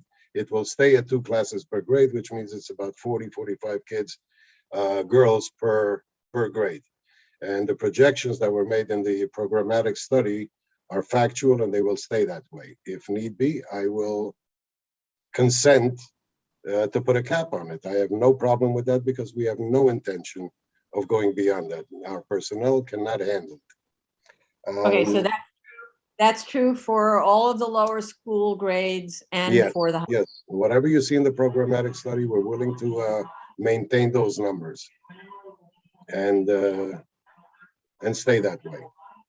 Okay, but then when you say 2 classes per grade in the lower school portion, you're saying 45 kids per An grade? average, it fluctuates on an annual basis, but yes, 40 to 45. Okay. Or more, between 40, 42, 46, 45, depending on the year and depending on the grade. But I would say roughly 45 to 48 to be conservative per grade, not per class. Okay. So if you multiply that out by 10 grades, you should be fine and well under 500, which was our maximum original figure for the elementary grades and preschool combined. Yes, the question did come up. If we vacate the 6th floor and move the high school into the new building next door, that we will increase our our student body, and I can categorically say that we have no intention of doing that. The space will accommodate all the extracurricular activities or therapy sessions, or what they call now, there's a new program that the government came out with, the ABA, which is a applied behavioral analysis, a government-funded program for children on the autistic spectrum, and is headed by a board-certified behavior analyst. But they all require separate areas and private areas, not necessarily the size of a classroom, but certainly a private area, and that has to be accommodated. Therapy has become much more standard within a school system than it was 10, 15, 20 years ago when we were in school, or 30 years ago. Today, 2 out of 3 children have some sort of therapy session, or speech therapy, behavioral therapy, whatever it is, but we have to provide it. And that requires space. That's 6, and it will eliminate the therapy sessions that we've been unfortunately been doing on the staircases of the school and in little corners, and in wherever there's a hole, that's where we place a therapist with a student, which is not ideal at all, not for the student and not for the therapist. The 6th floor will allow us to be able to accommodate comfortably and professionally these sessions without a problem. So we do not anticipate, not that we don't anticipate, we have no intention of creating the 6th floor for more classrooms to increase our student body. It will be simply there for the extracurricular and therapy sessions and ABA sessions that are progressively getting more and more common in the school system. So I'm sorry, with respect to that, I don't believe we have, because this is one of the things we asked for, is the floor plans of the existing school. That school was set up with, I believe on the 6th floor was classrooms. So so we don't have the floor plan. Yeah, go ahead, Ms. Fullader. So I was going to say, once he speaks about all of his things, that we will speak behind the scenes with Carlo about if we need to file an amendment or not.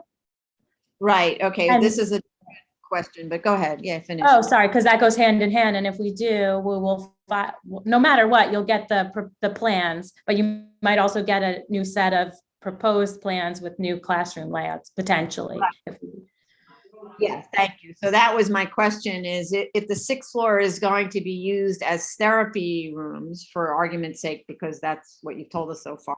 Yes. I'm assuming there would be some modifications to the plans to make this work, because a 25 kids or whatever is too large for therapy rooms. So we would need to see what the modifications. Well, to we've done that with some existing smaller rooms. We've placed partitions in between and created smaller rooms without doing any major construction. So preliminarily, if we get approval and the high school does move out, till we see our needs and then specific floor space that we need for each particular therapy room, I would say we would probably do something on a temporary basis, just put up partitions and create those rooms, at least for the first year, so that we can see where we're going, without having it to go into construction and then having to redo everything when we realize that this should have been bigger, this should have been smaller, this should have been on a different floor, this should have been next to the bathroom, et cetera, et cetera. We would feel it out for a year just with partitions and temporary work, rather than going into major construction right away.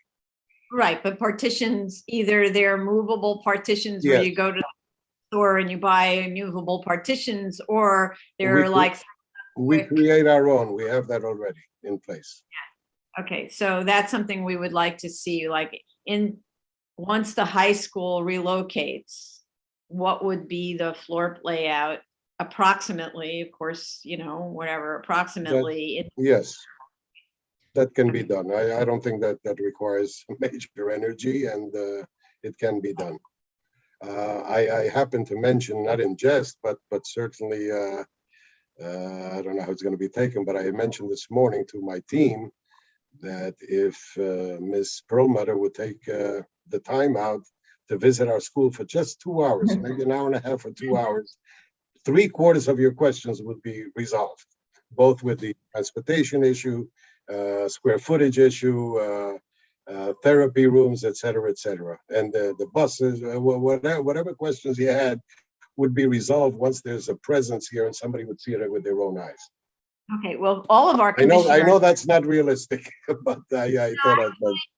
actually, it is realistic. All of our commissioners visit the site, but but getting inside the school usually requires organization. And so that's a different thing because we have to organize with whoever is the person who organizes site visits, and you've got kids in the classrooms and all of that sort of stuff. So we have visited the inside of schools, but it's an organized visit where actually all the commissioners attend at the same time.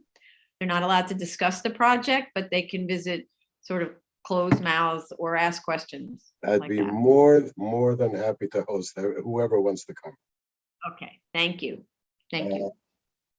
Yes, one of the questions that came up, there is a building going up on the opposite end of our building. We're to the right of our existing building, and there's construction going on to the left of our building. We have nothing at all. I know you mentioned the relationship aspect. No relationship whatsoever. I don't even know the name of the owner there. I happen to know the construction manager because I see him on a daily basis, but I have no idea what they're planning to do with the space. I understand it's partially commercial and partially it's going to be office space, but certainly there's no connection between Lev Beis Yaakov, our organization, and that new construction going on next door. Okay, it's actually, I believe the permit is for a community facility, which could be a school. That's why I asked. Not on our part. We certainly have no. So it might be competition. Look out.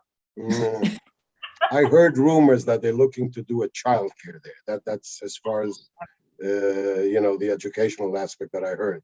But there is a possibility it's going to be they're making 2 storefronts plus some store office space upstairs. If it works out, they're looking for a government, not grant, but a government contract to place a childcare because today it's very lucrative. So I understand what they're planning to do. I don't know if it'll work or not, but the backup plan is two commercial spaces and office space on top.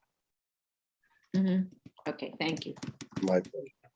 Let me see where else. I covered the 6th floor. Yes, and I'd just like to reiterate, if the board feels comfortable with me capping our student count, both in elementary and both in high school, I'd be willing to do that in writing. That's not a problem. We're not looking to be the biggest school in Brooklyn by a far shot. We're just looking to accommodate whoever we have to, satisfy the community, which believes in us because we've done a fabulous job over the last 24 years that we've been in existence. And we want to continue that. Okay, that would help DOT with school safety and so on, because that was what was concerning them about how they analyze the project if they can't know how many students they're analyzing for. So if you would kind of go to your analysis, just verify with Ms. Friedman and Ms. Fullader exactly what, or actually probably Mr. Williams as well, and Ms. Kartalian, clarify, verify exactly what that number is going to be, because I will ask for a cap and that'll be in our resolution. And I think Mrs. Friedman is joining us at this meeting. Yes. She's here. She's up next. Oh, she's up next. She'll be What I'm able saying is it doesn't need to be discussed now. I need you, because you're going to have to commit to this cap, and I want you to pick the right number. So when you say between 42 and 48, that's a big gap. And so you need to pick a number that you'll be satisfied with as a cap, because that's what you will be living with. Okay, so you don't have to work this out right now, but in the submission, that's what we'll want to see. Okay. Excellent. Not a problem. Is there any other questions that I'd be very happy to answer? anybody has any. Yeah. Cool. Okay, so I think we'll go to Lynn next, and then we can take random questions at the end if we don't cover all your items. So Lynn, I can hand it to you, or we could go question by question, but I can first hand it to you, and then if we miss anything, I'll ask you. That works, yeah. Okay, so one question about the Board of Regents. We have, you'll see the CEDREF printout on page 21 on the programmatic report, and I can send a link to BSA staff so you can look up each school. Oh. Okay, so there is actually, I saw that list, which had a bunch of schools on it, and yours was one of them, right? And for the life of me, I could not find that list online. So that would be. So you're right, that's not there anymore. I just checked now. We just both checked here, and that's the one on page 41. We can't find it either. That link disappeared. But the link that you'll see, the CEDREF printout for this particular school on page 21, that link is there. So you can look up school by name, but the list seems to be gone. Wow. But you also have to know exactly the name, because, you know, especially a lot of the names, it's like a slight spelling change between what you filed and what you have, or what's on the. It's always a challenge for us when we have a school, because sometimes they have multiple spellings or multiple pronunciations. And so even if it's listed one way in the official IRS documentation, we won't necessarily find it. It's kind of like, what's that game called? Where's Waldo? We do find them eventually, but not always. So I'm just curious if you, so CEDREF is there's an office with that name or something, right? There's a person. That's the SORIS office, which is the State Office of Religious and Independent Schools. That's different. So if you were to call them and say, I have a school, the name is this, would they be able to tell you whether? Yeah, they're it's really registered? nice. Yes, they're very nice and very helpful. That's great. Thank you. That's very helpful. All right, so that's that. And I think that Rabbi Deutsch covered all the questions about the numbers of students. We have reference to all the different types of capacity of the existing school building and the new one, but it's in there, but I think that that's been covered. So there was a question about the growth charts, which we had on pages, the enrollment growth section 44 to 45.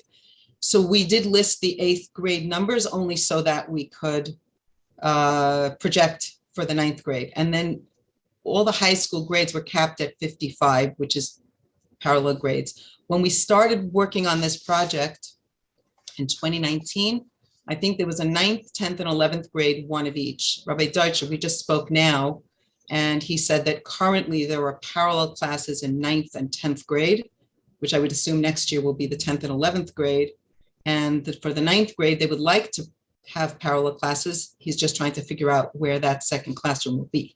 Am I correct, Rabbi Deutsch? You're muted. You're muted. The famous line, you're muted. Okay. Okay. Yeah. The 12th grade, which is graduating now in high school, will make one classroom available for the incoming 9th grade. However, if I make parallel classes in the 9th grade, which would be the right thing to do, since we have the students within our own system, I have nowhere to put them. There's no additional classroom within this building where to go with a second 9th grade classroom, which is a problem I have. I don't know how I'm going to solve it by next year, but that's the situation.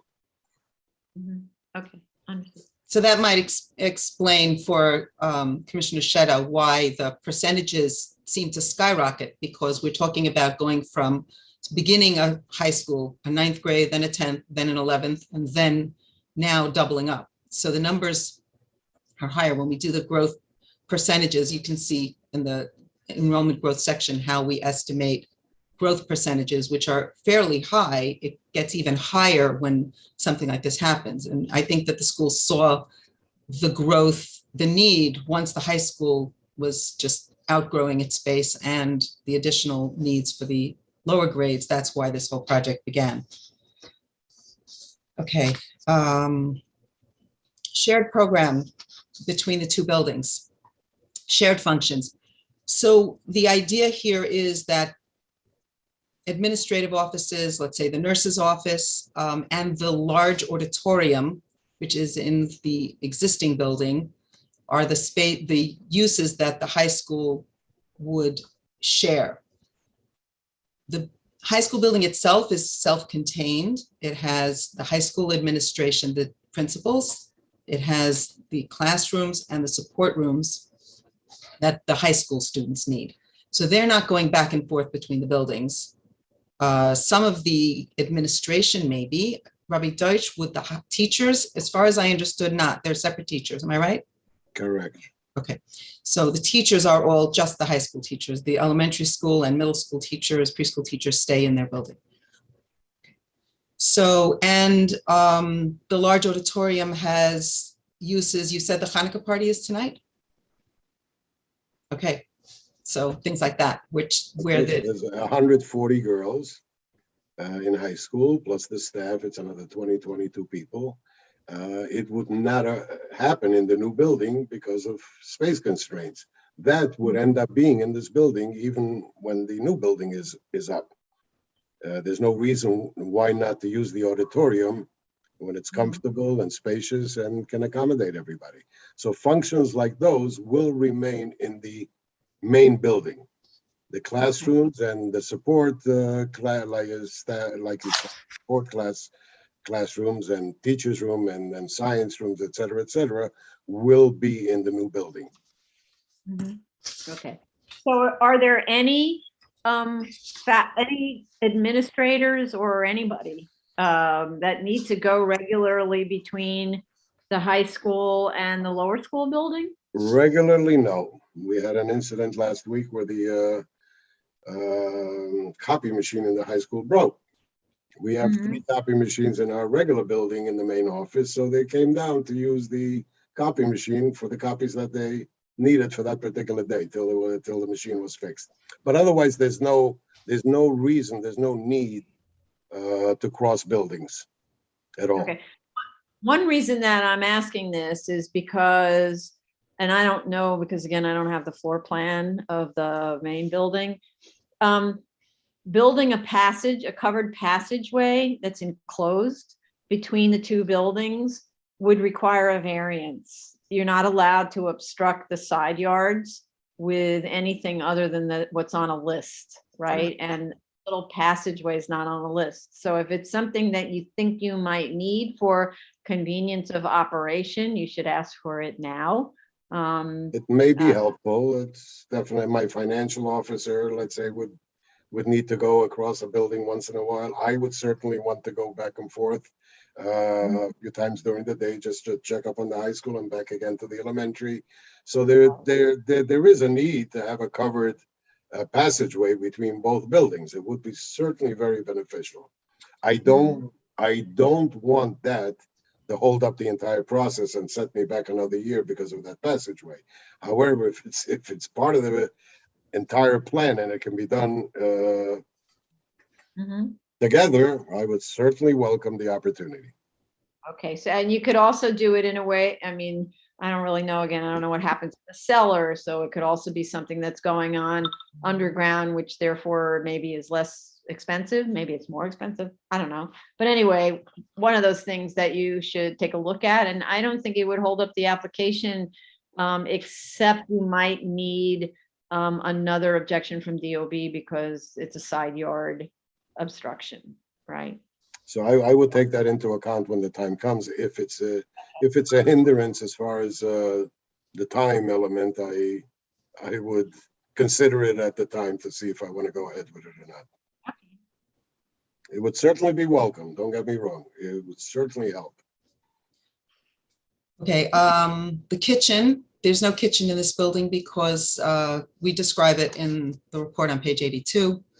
The high school girls basically brown bag it. Rabbi Deutsch, we had a little meeting with Elise and the team, described that they have a system whereby if the girls don't bring their own lunch from home, they all order from the same website from one single vendor, and there's a delivery once a day at lunchtime for those girls from that vendor. Am I correct, Rabbi Deutsch? 100%, and that's one of the things you'd see if you'd come down personally. The delivery man delivering at 11:45, about 40 bags, 50 bags. Every girl has her name on the bag. The security guard sends it up in the elevator and they have their lunch. There's high school does not avail themselves of any type of food from the school. It's either brown bagged or they purchase. Okay, thank you. The difference between a science lab and a STEM lab, science being biology, chemistry, physics, the standard hard sciences, and STEM being science, technology, mathematics, basically an engineering approach to a design process. Rabbi Deutsch, do you want to describe it a little more, how the school works with STEM? Well, we have outside people, special instructors that specialize in this STEM, which today has amended its name to STEAM rather than STEM. They added an A for arts. Yes. And it caters basically to young ladies who are more technologically or engineering focused. More than, in other words, science, let's say an earth science or geology class or biology class, it's your basic science that the Regents Board requires of all high schools in order to graduate with a Regents diploma. STEM is not, STEAM is not, but it does cater to a particular clientele of girls who wish to advance in their in these particular areas like engineering and art, which is certainly not something that is given in every Jewish or yeshiva or Beis Yaakov. So it does cater to a specific group of young ladies who are looking to advance in certain areas that are normally not available to them. STEAM today is pretty much a requirement because the parents are demanding it. We get calls constantly. My daughter wants to be in the STEAM class. She wants to create that robot that is battery operated from A to Z, and she wants to know how to construct it, know how it works, and to be able to take it apart and put it back together again. That is not what a geology or a earth science class does. So there is definite benefits to this, providing the STEAM classes, which requires their own classroom, of course. And that's what we're trying, that's why we need a regular science room as well as a STEAM room. I actually always think of robotics classes whenever they use the word STEAM or STEM, and STEM, not STEAM, but robotics. And I just imagine, we had one school where they had a whole section of the school devoted to little robot races all around. So yeah. which they created, which they built. Yeah. Okay, that's the difference. Yeah. Cool. Right. And there was one more question about the square footage, the gross square footage, the capacity of the building. We actually added, based on the notice of comments, a full section, pages 107 to 111, which has pretty detailed building capacity analysis for the high school building. We analyzed the capacity two ways, by gross square footage, which it's interesting how you do that. The gross square footage is a number, but depending on the actual building itself, if you've got the standard double-loaded corridor old-fashioned building, you'll have a different number than a more modern program where there's a much bigger, broader program, breakout spaces, maker spaces, all kinds of things. So the numbers are there, and there's ranges, and we show standards there, which are national standards for various types of schools. And we also do a second metric, which is by classroom count, and we also describe how we work that out. And in both cases, the school is very modest in its space usage. I think that covers everything.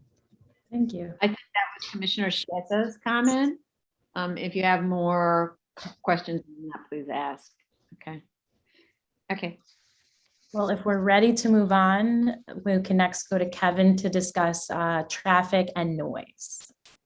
Or I'll have Amber assist, because this Oh, was. Amber, or Amber, I'll go ahead and start. Amber was in meetings with partners today, but potentially a future partner, so that she was tied up today. So, yeah, so it's good things.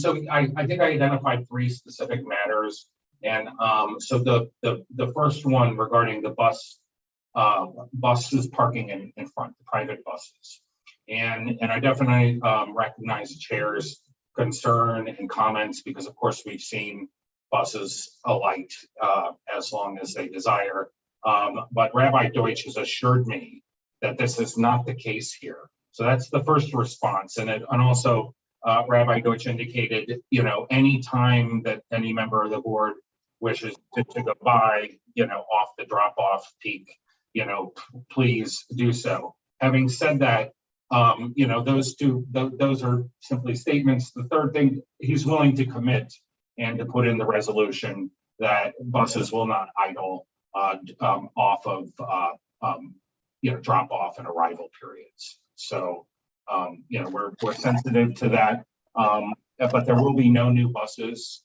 added for this application. Actually, in terms of we surveyed all of the class members, and there are 9 private automobiles and 1 basically bus that carries 9 students, not a bus, a van that carries 9 students. So that's one of the things. The additional 65 high school students, it's not a significant burden in terms of curbside capacity, and there's a lot of MTA bus users that, based on our surveying, that would be forthcoming. But we're happy to add to the resolution that for the current operations or an amended application potentially, that idling would not take place for these buses. Sorry, can you just go back a second? So yes. When you're saying 9 private cars and 1 9-person van, Yeah, that's check me on that, Amber, if that's correct. Yeah, at the time that we had originally performed the surveys, we didn't know about the private vans, but Rabbi Deutsch, you can correct me if I'm wrong, but I think there's 1 or 2 private vans for the high school girls. Yes, the one is from Staten Island and 1 is from Queens. Right. And they both carry about 6 or 7 girls each. They're regular sized vans. Yeah. So those are the exception to the arriving by public transportation for the high school, correct? So I think what we're looking at is that's not necessarily an incremental difference, because arguably you have the same quantity of students, or maybe you don't because you're increasing the number of classes. But before we go there, how many buses do you have for the lower school? Yeah, go ahead, Rabbi. I believe it's about 8 buses. And they stay in front of this, they arrive at approximately 25 to 9, and by 8:45 they're all gone. There has never been any idling, not even in the past when it wasn't even a question of permitted or not. The bus drivers don't want to hang around the school. They unload and they check their buses, and then they're on their way. So you have you have 9 separate buses that handle drop off and pick up. Correct. Where do they go after they drop off? I have no idea. Maybe they have other jobs, or they go to the depot. I don't know. Chair, I can find out for you. Yeah. I can call the company, but they certainly do not hang around the school. If So you come at 9, right. But you contract with this private company. Is that how it works? yes. Okay, so and Mr. Williams and Ms. Cartalian are aware of my comments on so many other schools that use these private buses.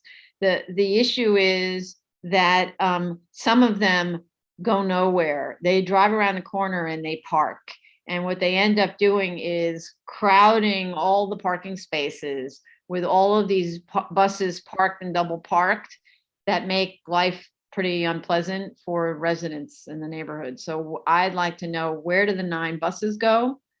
So yeah, but you, Mr. I can Williamson. certainly find that out for you. Yeah, that's the chair's point, and we've observed this on several other religious schools. And absolutely, I think that the key here is, as the rabbi indicates, they police their frontage, they make sure they depart.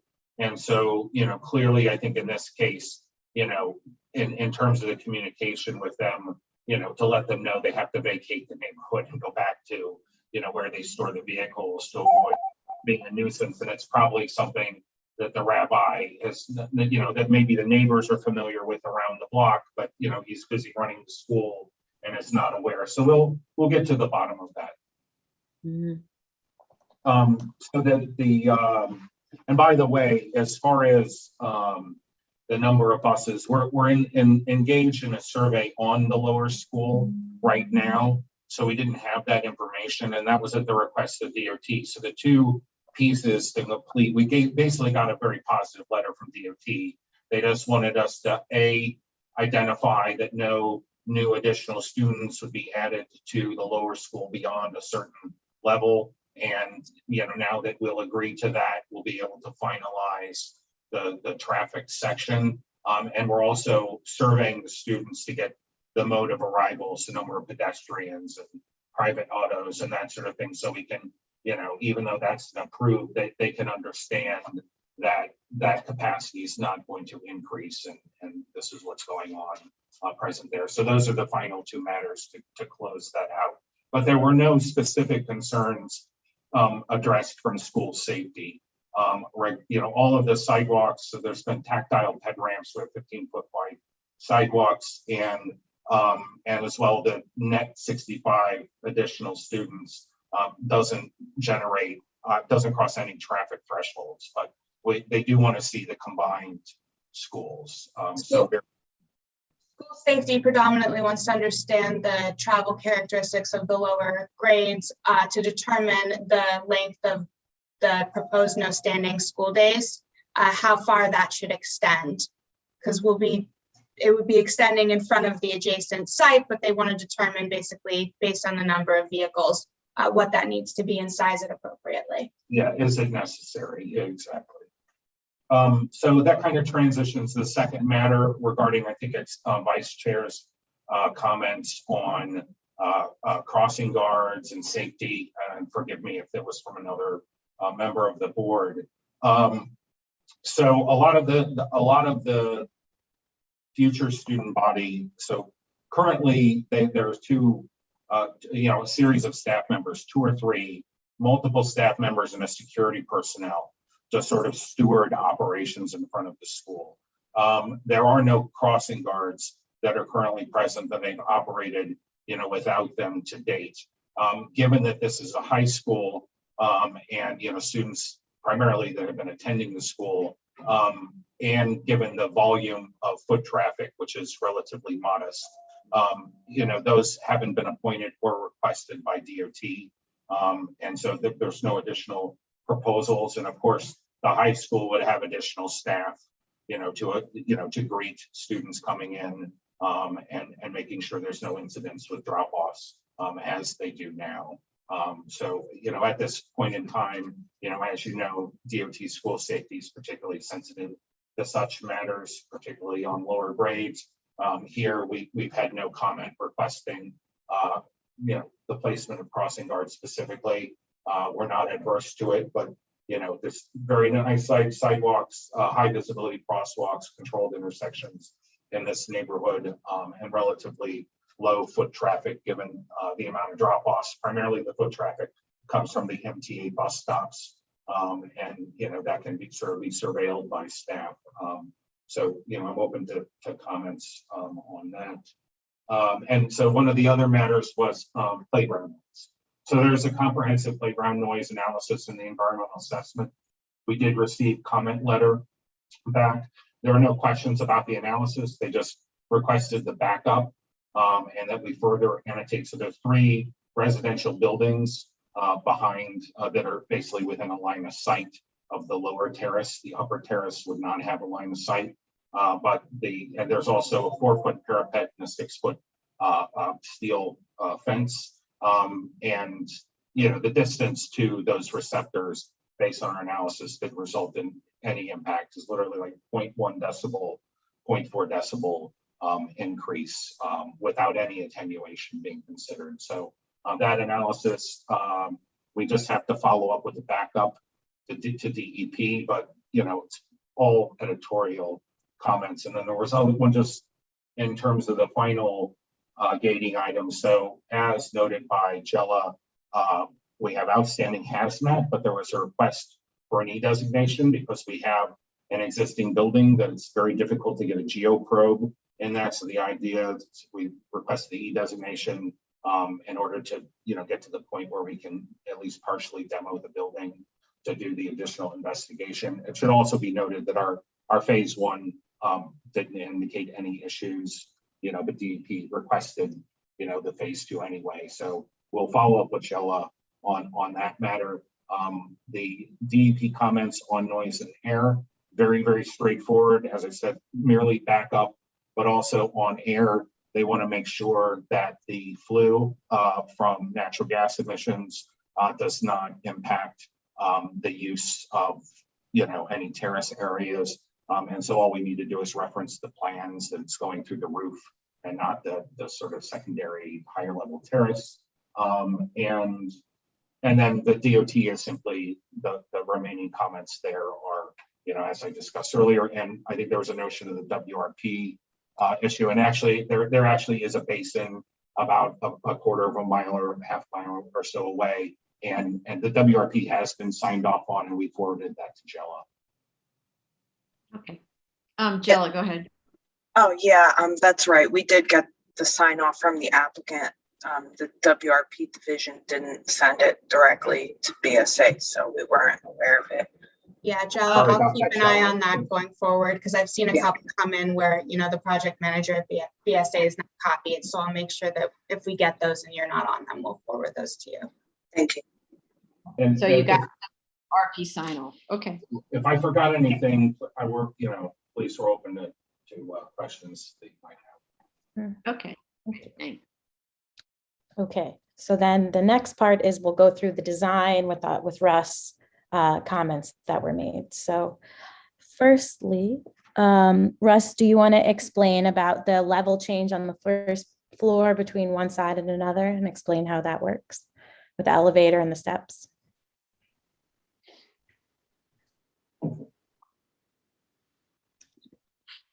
Yeah, go ahead. Oh. You have to unmute yourself, Russ. Got it. Hi. Okay. Yeah. Okay. Yeah, I'm sorry about that.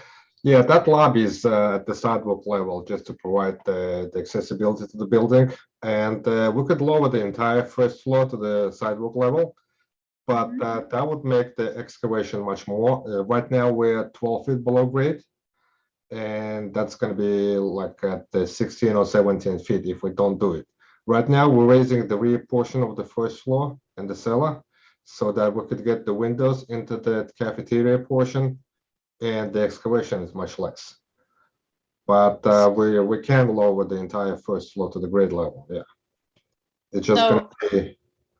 I'm trying to understand. You're talking about your current grade is relative to the sidewalk is what? Well, the lobby is at the level of the sidewalk right now. But your current grade relative to the sidewalk is what? My first floor counted to the sidewalk? Yeah, your current grade relative to the sidewalk. Isn't this you demolished, is the building demolished already? The one-story building that's on the site? No, we're in the process of getting the demolition permit as we speak. Okay, does that building have a cellar? Yes, it does. So is it a cellar that's essentially full to the lot? No. No, I don't think so. So I'm a little confused. So maybe it's the drawings are not matching what we're talking about. Your drawings are showing a full cellar excavated 11 foot 10 inches below grade. Right. Okay. why does that affect the height of the first floor? That's plenty of room to clear a good height cellar. So I don't understand what the discussion is about splitting the first floor. Well, if we bring the first floor level to the sidewalk level, to the ground level, right? Your cafeteria ceiling height is going to be like 4 feet less. Right now we're at the 13 feet ceiling height for the cellar. If I share the plans, would that be helpful? Sure, but I think the can I question, though- ask a question? Can I think ask the a- confusion. Yeah, Oh, go I'm ahead. sorry. I'm sorry. Yeah. It Go seems for- as if the neighboring building, is this neighboring building that's on page 3 of your plans? Is that the school? Because their first floor is above grade as well. The one that's north on the plan, yes, that's the school building, existing school building. Right, so why can't you match up with them? And matching up with them would be just lowering your floor to floor heights on that first floor. Are you talking so that about the overall height? That we could do, yeah, we could do that. Yeah, I'm quite confused. So nothing in the drawings that we have matches what you're telling us is the situation. You either, it's drawing BSA 04, that's what I'm looking at, Commissioner Holly. I was looking at 03. 03, of which Look date? at 05. I have April 15th. Is that what you're looking at? Yeah, because 03 is the zoning analysis form. Yeah. Oh, then I must be looking at, let me find the date. No, this is probably an older set. Should I share? Russ, would that help you? Yeah, please. Okay, I just want to make this easy. Share, here you go. Okay, here you are. So here's 04.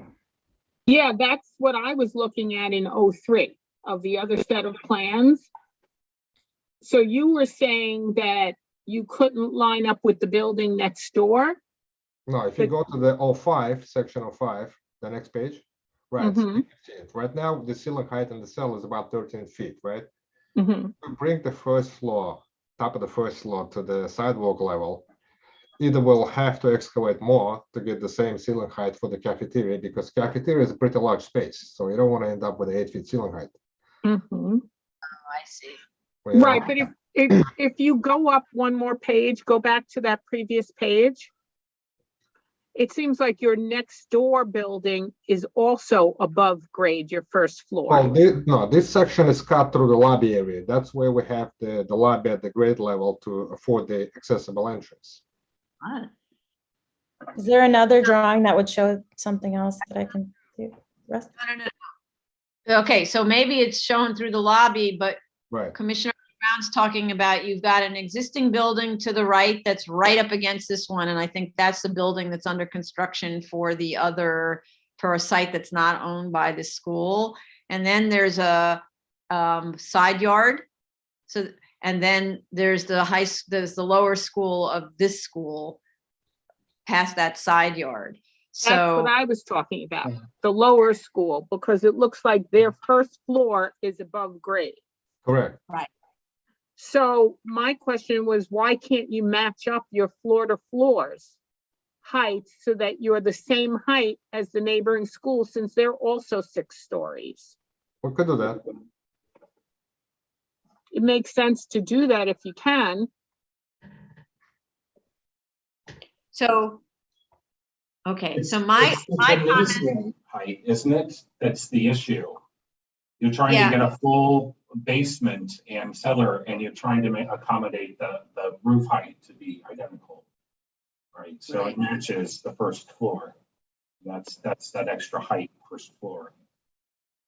so my comment had to do with this significant level change from the entrance, which is at grade. Can you go to drawing, whatever is this, 08? There you go. And zoom in on the lobby area.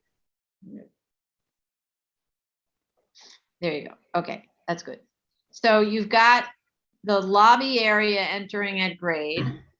Then you have to go up what looks like seven steps. It's a lot, right? To get to the other portion of the site. And I'm not sure if I'm simultaneously looking at the cafeteria, that the depth of the science lab, 26, is this, no, the cafeteria is 53 feet long, according to the drawing in the cellar. And your cafeteria is only, oh, maybe it's built, this is built full to the lot line though, right? Okay. So what you're trying to do is give more height in like this underneath the science lab, those areas, right? Right. That's what this. Right, that's where the cafeteria is. It's about roughly after the elevator. So here's my question. Part of my issue has to do with the reception office and the waiting area, which is the place where the strangers go. And you're mixing the students with the strangers. If you kept I understand now why you have the split level. But if you enter the reception area thing directly from the lobby at the same grade as the lobby, then you'll isolate the students from the strangers. And so if the students have to go up a flight of stairs to enter into like the science lab or take a stop elevator to get to the science lab, at least they won't be mixing with strangers who are coming to like sell product, deliver lunch bags, like all that kind of stuff. Okay. Yeah, that could be tweaked, this area. Yeah. Okay, now I understand why it's split level. Vice Chair, go ahead. Actually, no, I was just going to suggest that we look at BSA drawing 019, which explains why the split we have, but it seems we have 01 BSA 19, which kind of shows the split level and where it happens to accommodate the auditorium. But I think we have addressed that issue. Okay, let's see what it is. 19. It's not going well. Yeah, 18, 19, 20. She can't make it go there. My computer's freaking out a little because it's been on. Oh, that's BSA 19. Right, that's the best. I get it. BSA 19 is the best one. Yeah. All right, now I get it. So for me, it's really just the reception area to isolate that and not treat that the same as where the students go. Okay. Does this any of this, Russ, resolve Commissioner Otley Brown's comment about the height? Well, the height is a little bit different. I'm just going to reduce the overall floor-to-floor height on every floor by about a foot, and that way we're going to match the next door building. Okay, thank you. I'm going to stop sharing so I can see what comments are left. Okay. Okay, we heard your comment about play areas. You said add a comment like no lighting or amplification on play areas and to limit usage of players from 7 a.m. to 7 p.m. or something like that. Right, so it was actually modified. I thought it was a good idea to limit the hours to daylight hours. Daylight, yeah. What was it, school hours, whichever is earlier, Commissioner Otley Brown? You said in terms of the use of outdoor area, daylight hours. Limited to school hours or daylight hours, whichever is shorter. Okay. So that you're not disturbing people into the night in spring and summer. Yeah, right. So we heard that comment, so we'll work on adding a note.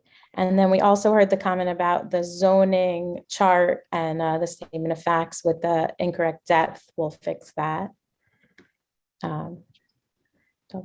Okay, I think those were all of the plan comments. And then there's a few comments that I have to address. The as of right plans, or does Commissioner Chanda still raising her hand? Did I miss something? Yeah, I can't tell. No, she's not. Okay, the as of right plans were in the original BSA application, but we can submit them again if they didn't make it into the shared folder. The random BSA resolution was meant to be, it's with the cover letter, and it was meant to show about a discussion of zoning lots and what's a zoning lot, because they do own next door. So it was trying to do a discussion of that they're two separate zoning lots. Okay, can you clarify the purpose Yeah. of? Okay. And It was- I issue with the program, the as of right was you just have one kind of box drawing for the as of Okay. right. Mhm. Floor plans. But because the side yard requirements, I believe, are so extreme, isn't Mhm. that showing like a really narrow building, right? I think that's, am I right about that? That's what the as of right is showing? I think so. Russ, do you want to confirm that? Okay. Yeah, I'm looking at as of right He's now. looking.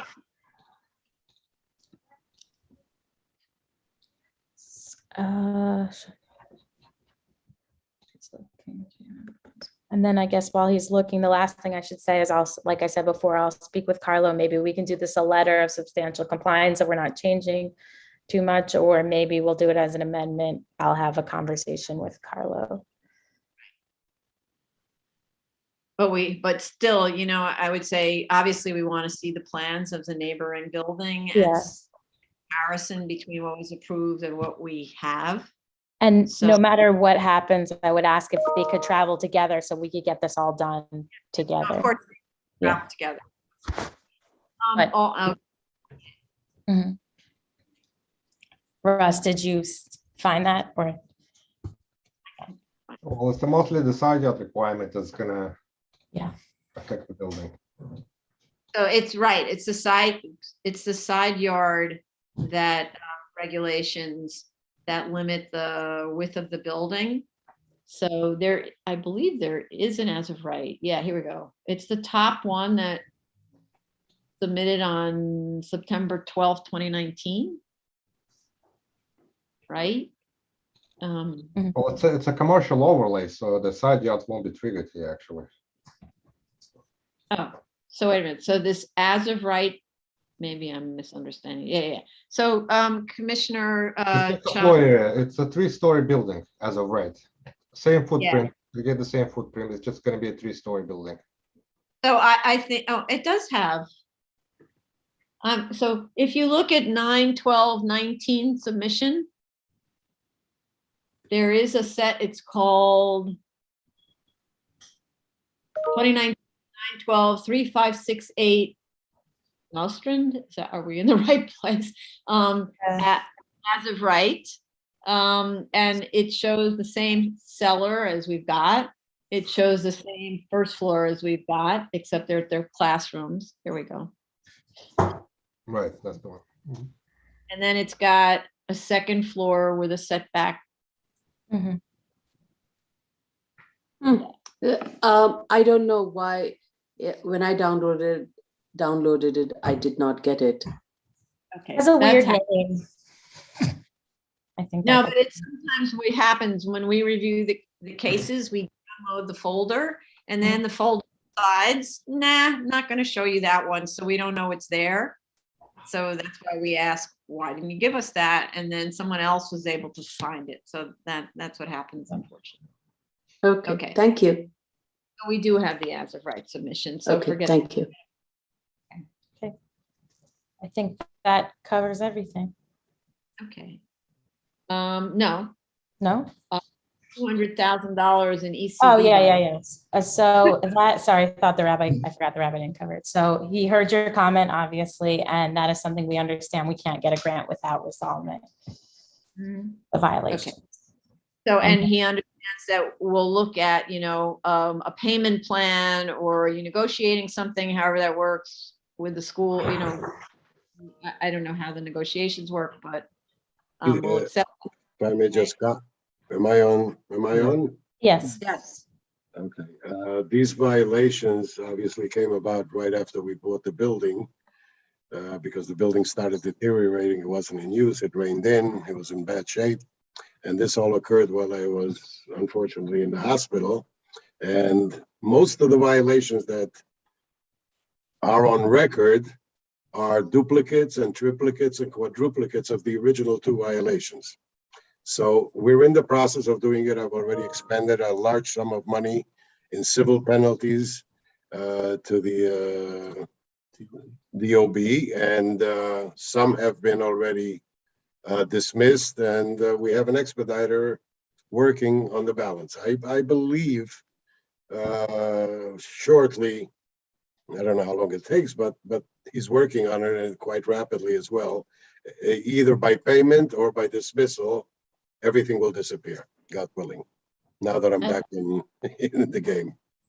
Let's see. Okay, great. Okay, so I think that was it. All right. I don't have any more questions. Do any commissioners have questions? Okay, so let's go to the public. So the case that we are currently discussing is 2019-264 BZ, 3568 Nostrand Avenue, Brooklyn. Should you wish to call in, it's 646-558-8656.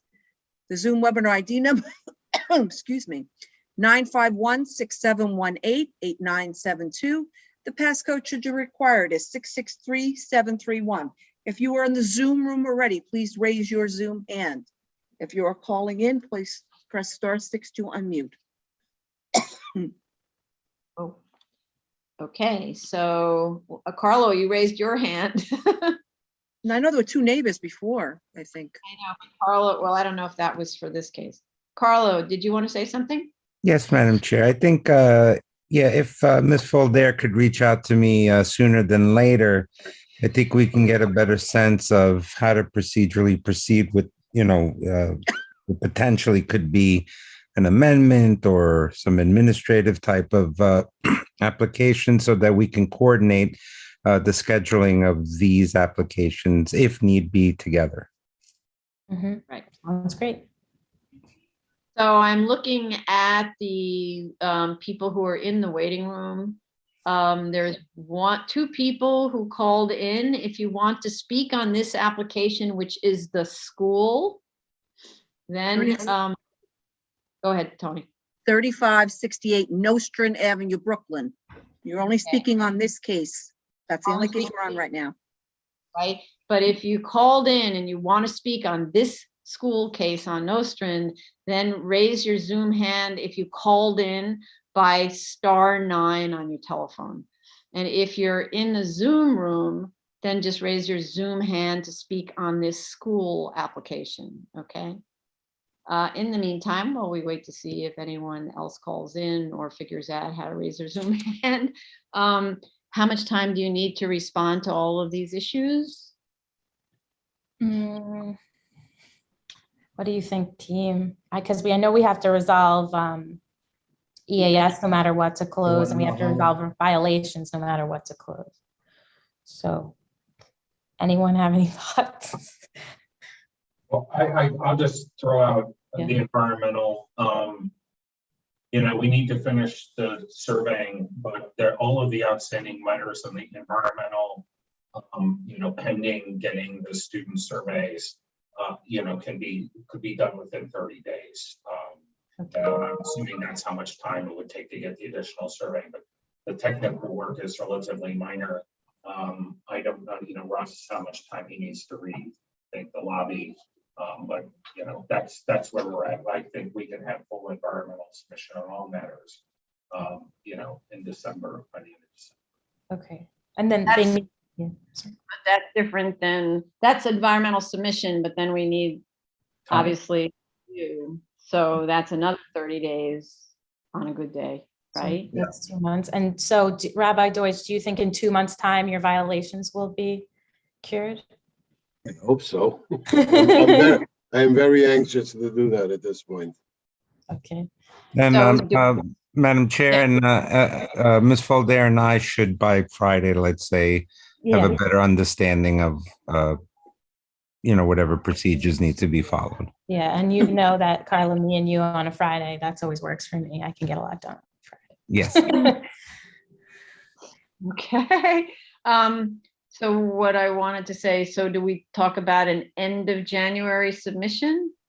Well, if we need to respond from DOT, do we need a little bit long? I've dealt with DOT and waited forever. Well, we can, the question the chair was asking is, I think we could certainly have a submission date in January, and then the idea is before the next hearing, DOT, DEP on a good day, 30, 45 days, right?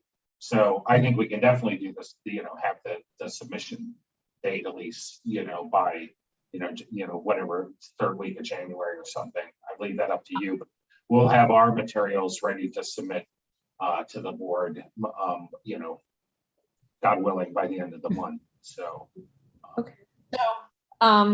What obviously with environmental responses, you should be submitting them as soon as you have, not based on your submission schedule, right? 100%. Because Yeah. but I'm looking at, okay, you submit them as soon as you're done. So let's just say by the end of December. I don't know if that's reasonable. And then we give the other agencies 30 to 45 days to respond, because we really need to hear that part's done in order for us to be able to even close the hearing, right? So maybe we're talking instead about a mid-February here, or maybe late February hearing to make sure we have the turnaround and the response. I think that's reasonable. Yeah. Just so we don't have to adjourn and we could get everything in. Right. Because adjourning is really the worst. Because if you adjourn, then you're not put on the calendar for another 2 months or something, and that's terrible. Carla, go ahead. Yeah, no, just I just want to alert the board that, depending on my conversation with Ms. Falder and how we proceed with the, if it will require an amendment, obviously there's a notification process, there's a filing process. So I think that in coordination with the other submissions could work. Late February. Yeah, I think so. If need be. I mean, obviously I will brief if we don't have to go that route. Yeah. Okay.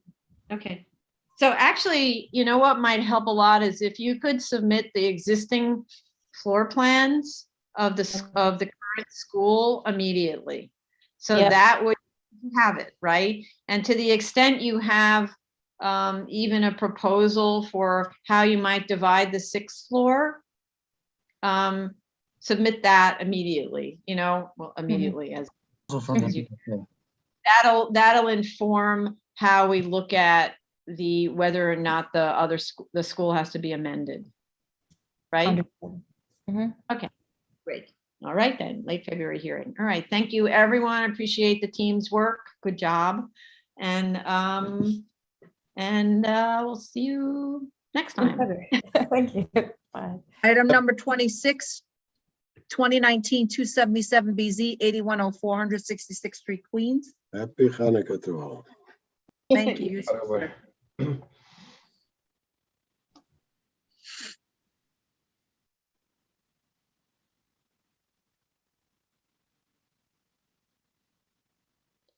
Mr. Goldstein.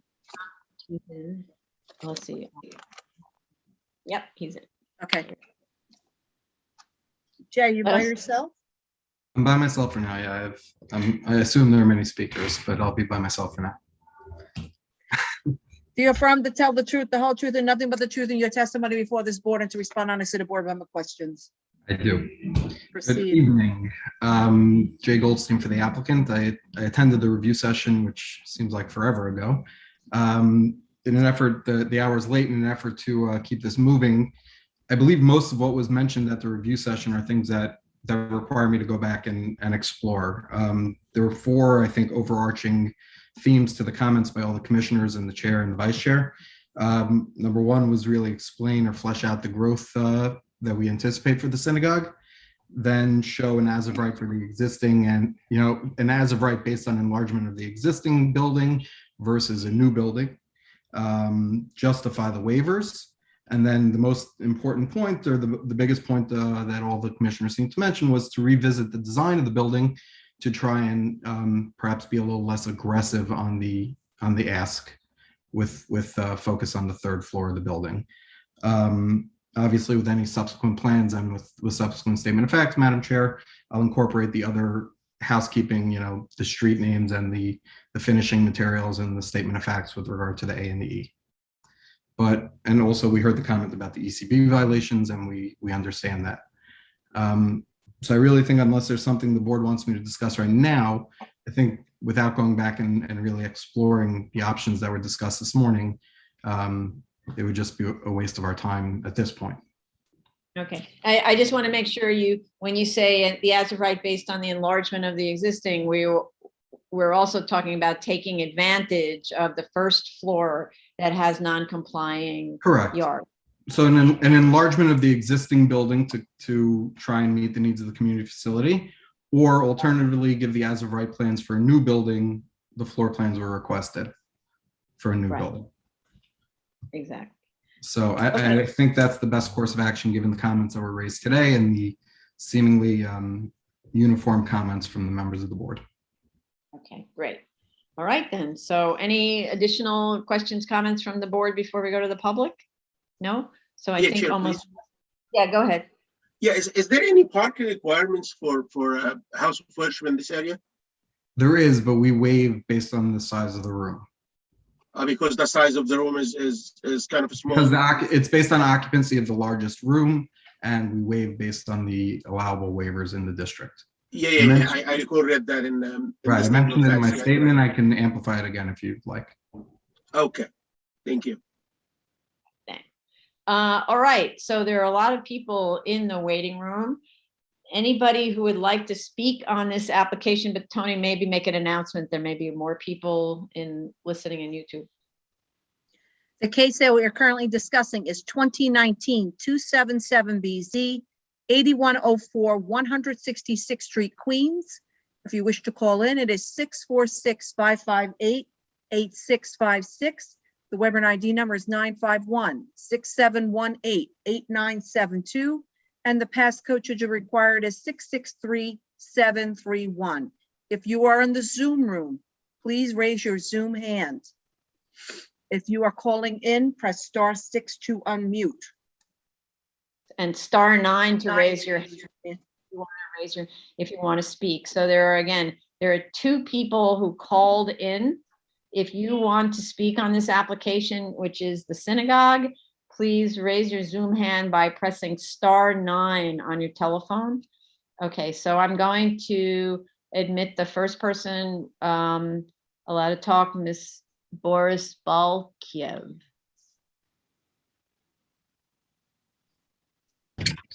Hi, good evening. I'm just calling in to show support for the new synagogue and the need for space to accommodate our growing accommodation. Thank you.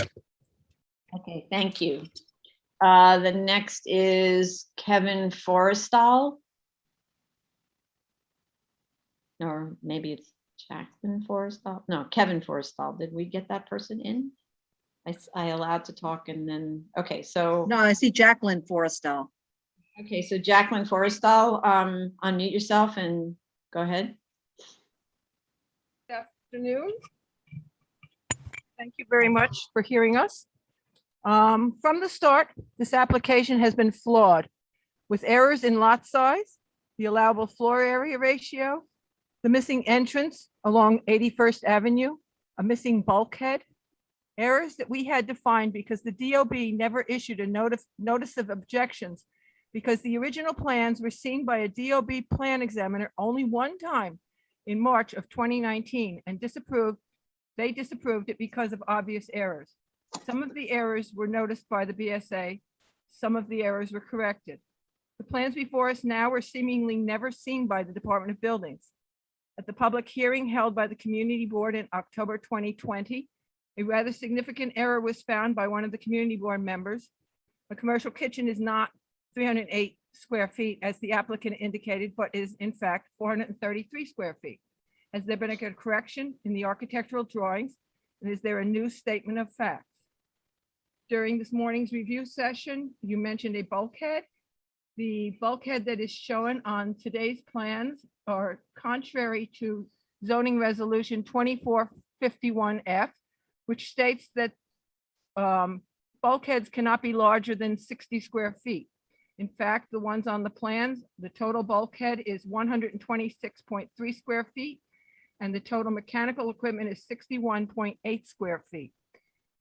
I have lived in the Hillcrest community since 1973. I've always described our community as being small areas sandwiched between Queens Hospital Center to the west and by St. John's University to the east, by the Grand Central Parkway on the south and Union Turnpike to the north. This is a single and two-family neighborhood with R4 zoning at Queens Hospital Center and at St. John's University, which are large swaths of land. We would like to be assured that this building complies with the building code and the zoning resolution.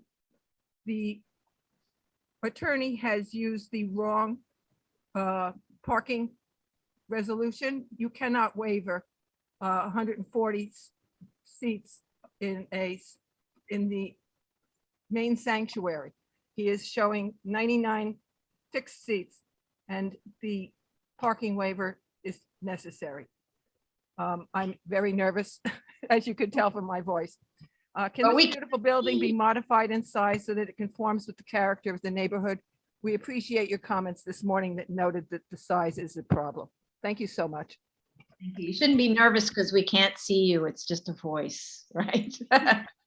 Next speaker. I wanted to make sure everything got in there. Okay, I just wanted to clarify one thing, because this was in your written testimony as well, which we read. The BSA process only requires that we see objections for the portion of the building that does not comply with zoning. So, which is what the waiver is requesting. So for example, if they need a side yard waiver, then the objection from the Department of Building has to say it doesn't comply with the side yard regulations. The Buildings Department doesn't go through a full review of the materials to check compliance with code and so on, because this is at the very beginning for BSA to look at it and just see what the zoning problems are and what zoning variances are needed. And oftentimes the board will find that there's maybe a missing waiver request, and we'll send them back to Department of Buildings to get an additional waiver request, or let's say objection, so that we can now consider an additional waiver request. So that's the process. So this building, whatever it eventually looks like, would go to the Department of Buildings for a full code and zoning review for everything except what we specifically waive here. Okay, so I'm okay. Sorry. Go on. So I'm going to go on to Mr. Forrestal, Kevin Forrestal. Good, thank you very much. You'll have 3 minutes, Mr. Forrestal. Oh, okay. I'm the president of the Hillcrest Civic Association. I'm also a member of Community Board and the area chair, but I am not speaking on their behalf tonight. Just a couple comments on the general application. We support the general concept of improving and having a synagogue present. The problem that we see is the same that you outlined in your review process. It's just far too big for the area, and it overlaps, and it's not in character with the neighborhood. Some comments about some questions. I believe the area does have several buildings, many of which may be owned by members of the synagogue that may be more appropriate. And particularly, there is a property that's not been used for some years with former VF, Veterans of Foreign War Lodge, that's on 164th Street, which is an R4 zone, which would give them an ability to go far higher up than they are proposing in this application. Some of the unanswered questions that Chair, that you had mentioned, the public hearing about the zoning committee at all was in October 2020. The application was heard by the community board in November of 2021. Many of the people who voted against tabling it felt that 13 months is sufficient amount of time for the applicant to respond to the various questions and we didn't feel we should wait any longer. Also, as a general comment, earlier in the process, Mr. Goldstein responded to several inquiries made by our association. He indicated that he would only answer or would respond to whatever the BSA finds is wrong, and then correct whatever you find, versus doing it correctly in the first place. We thank you for your consideration. And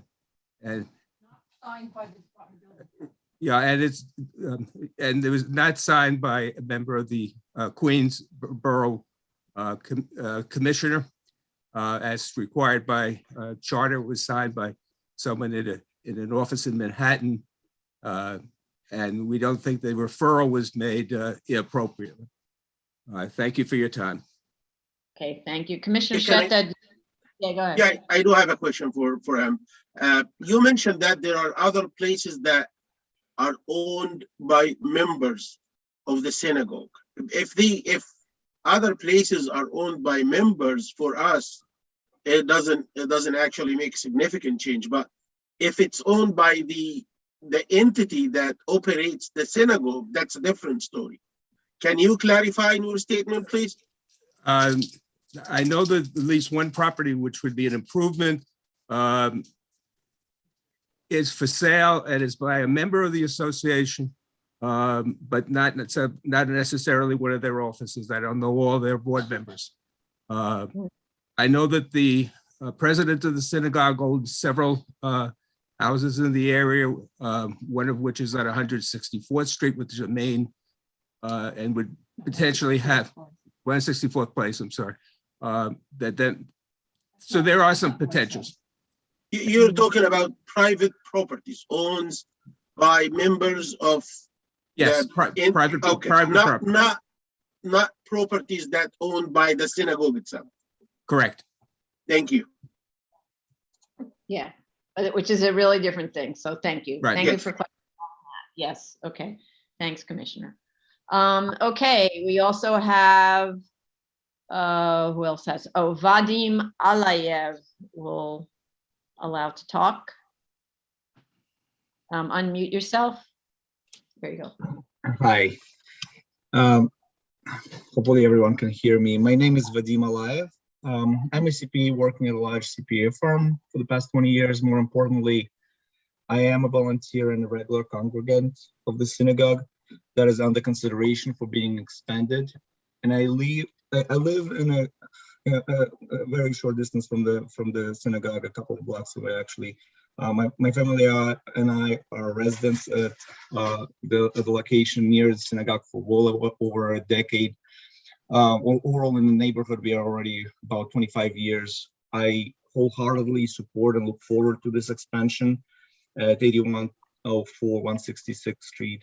I attend the daily prayers and learning events held at this synagogue. It was mentioned that there is a waiver for parking. Frankly, I do not see a need for parking spaces for congregants. Personally, I walk to shul, but also note that most congregants live in a very close proximity of the shul, within the area between the Union Turnpike and Grand Central. There is no other synagogue that's available within the walking distance for us. Through the volunteer work that I do at the synagogue, I see that in terms of the registered congregants, we are over capacity already for a while. When the synagogue was just formed a short while back, there was just a number of families that were participating in this. Now we are in dire need of additional space. Most recent roster of congregants that I maintained for the synagogue had 149 members. All live within a walking distance to be able to attend the services without commuting. This list does not include most of our family members, like children. But you also said they're going to do a full report that it's done later. Sorry, sir. I'm sorry, somebody was speaking. Continue. I'm sorry, Mr. Alayev. No problem. Thank you. So the community is rapidly growing. Even before the COVID, we found ourselves restricted with capacity, where not all members, their families or children, were able to be accommodated, especially during the high holidays. For the high holidays, we were forced to set up temporary tents, exposing congregants to the weather.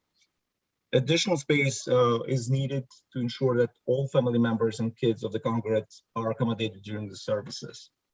I have 4 kids. with their ages ranging between 15 to 4 years old. I would like to be able to have my kids attend the synagogue activities and services on a regular basis without being worried that by having them there, we have to turn somebody away to be able to accommodate them. So I fully support this and hoping that the board would approve this. My wife also wants to add a couple of words as well. Okay, and state your name, please. Who's ever speaking? Natalie Alaya. Natalie, is that what you said? Yes, Natalie. Okay. Hi. Go ahead. Thank you for your time. You just heard my husband say that he's a constant attendee of the synagogue. I wish I could say the same, and it is not because I don't want to be, but because we have spacing limitations.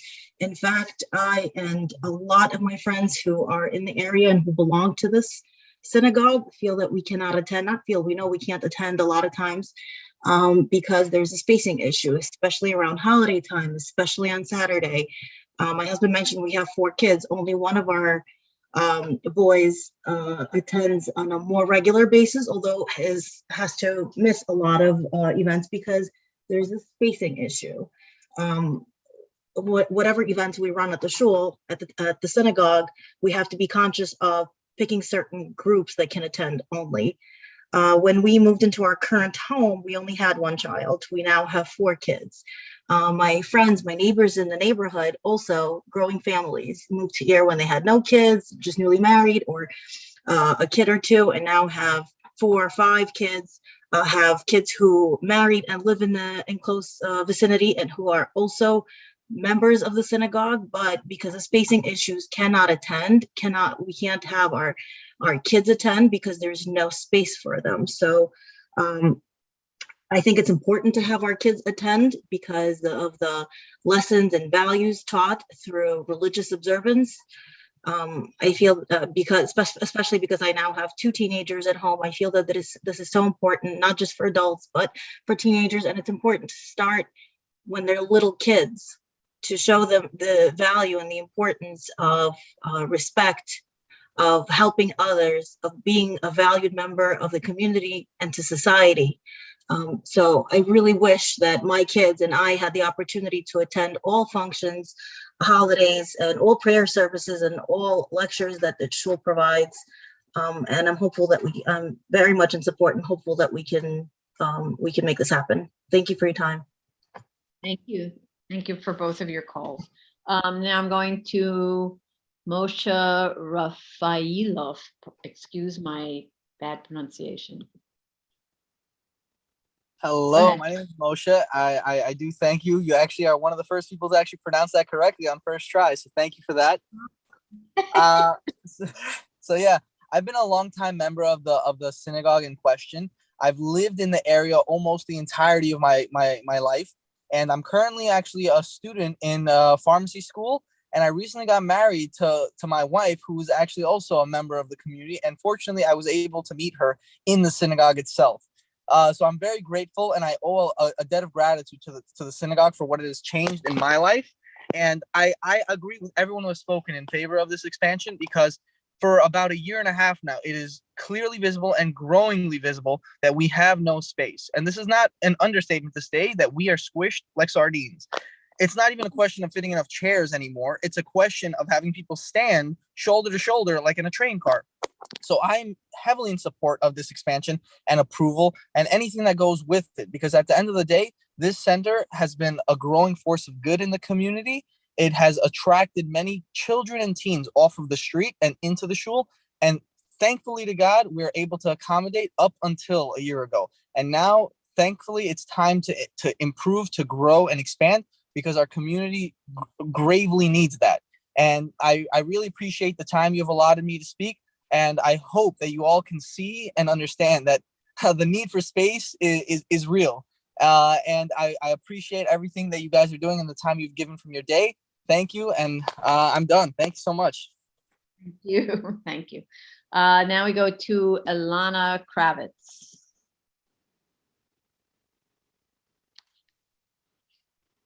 Hi, good evening. Thank you so much for taking my call. My name is Alana. I've been living here for about 14 years. I actually, I'm in very support of this expansion of our shul, of our synagogue. I moved in here with my husband, actually, with just him and I, and now we are having 5 boys who attend daily. And unfortunately, they keep asking me, Mommy, please come to the next prayer. I can't because I have kids. I have babies in strollers. I can't attend because there's no room. There's no room for me to bring, my baby, and, I don't want to disrupt prayer. And we're so tight. We're so on top of each other. We're only selective people can go, which is not fair. We shouldn't have to choose who can go and serve God because of space. My children walk there daily. We live 2 blocks away.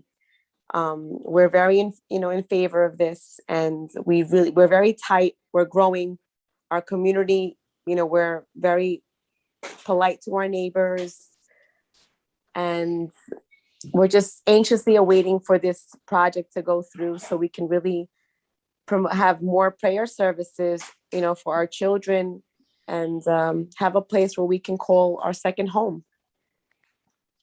Mhm. Okay, thank you very much.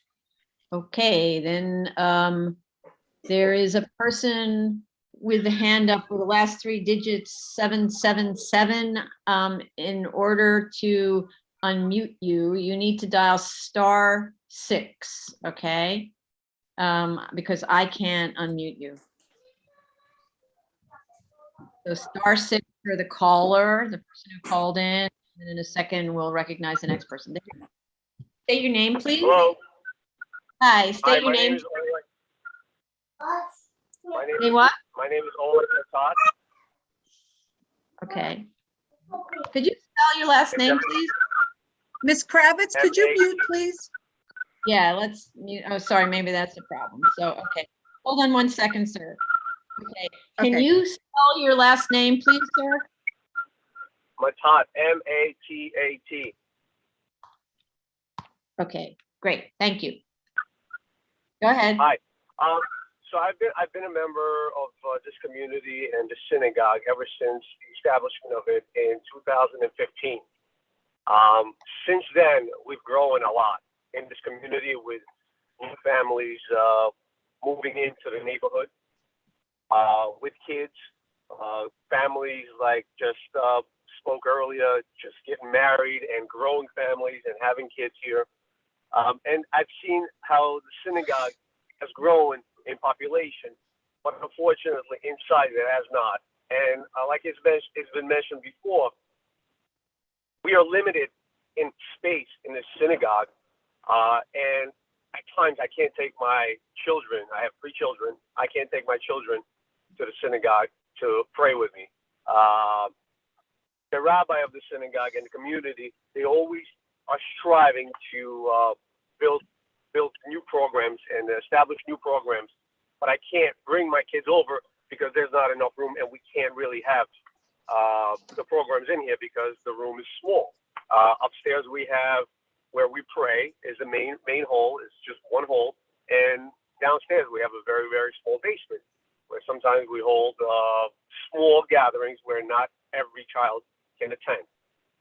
With that said, we are in the dire need of a bigger synagogue in our neighborhood.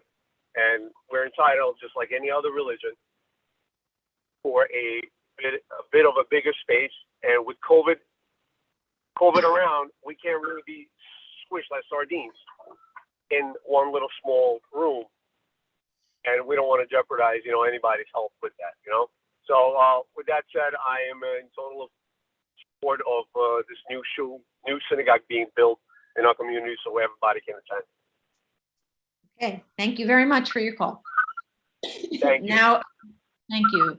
Laura Babakova, you can unmute yourself and begin. Yes, hi, thank you for having me. My name is Dora Babekova. I'm in this community more than 20 years. When I moved to this neighborhood, I had only 2 kids. Thank God I have more than that. I have a good story. When we moved, one of my boys was street boys. And when we opened this little shul synagogue for our community, when we brought our son, he became so religious. And we were proud of him. And all my kids, we're all family, proud of our community, but it's not enough space. My kids has their own kids, and we all live around these neighbors. And of course, we want to see our kids inside the synagogue, not outside the streets. And I wish today we're going to figure out something better for our community so we could see our kids inside the shul, not street boys. Thank you so much for having me. Thank you. Thank you very much for your call. And now Nissan Shalomayev. Go ahead. Hello, hi, my name is Nissan Shalomayev. I'm a resident here in the community. I live a few houses down from the synagogue. I have 4 kids, and the synagogue is in great need of expansion. There's not much room, and I really support this project of the synagogue expanding and feeding the needs of the community, the up-and-coming community with the young people and old alike. Thank you for your time. Thank you. Thank you very much for your call, participating. Okay, and we have just a couple more callers. We have Wei-Ying Yu. 1 second. Wei-Ying Yu. Yeah, go ahead. Wei-Ying Yu. You need to unmute. There you go. Go ahead.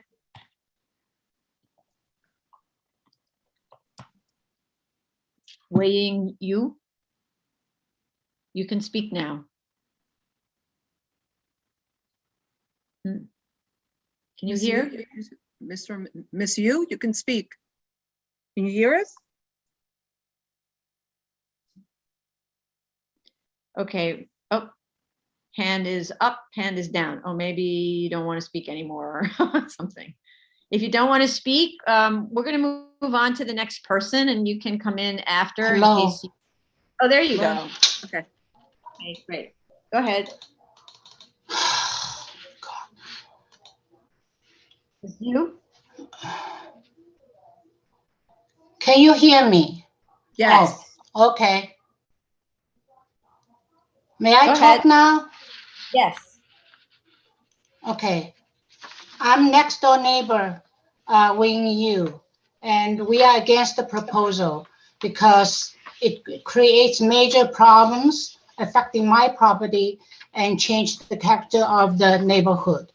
The root cause is the applicant wants to build a 3-story building on a standard 1-family house lot on a narrow street.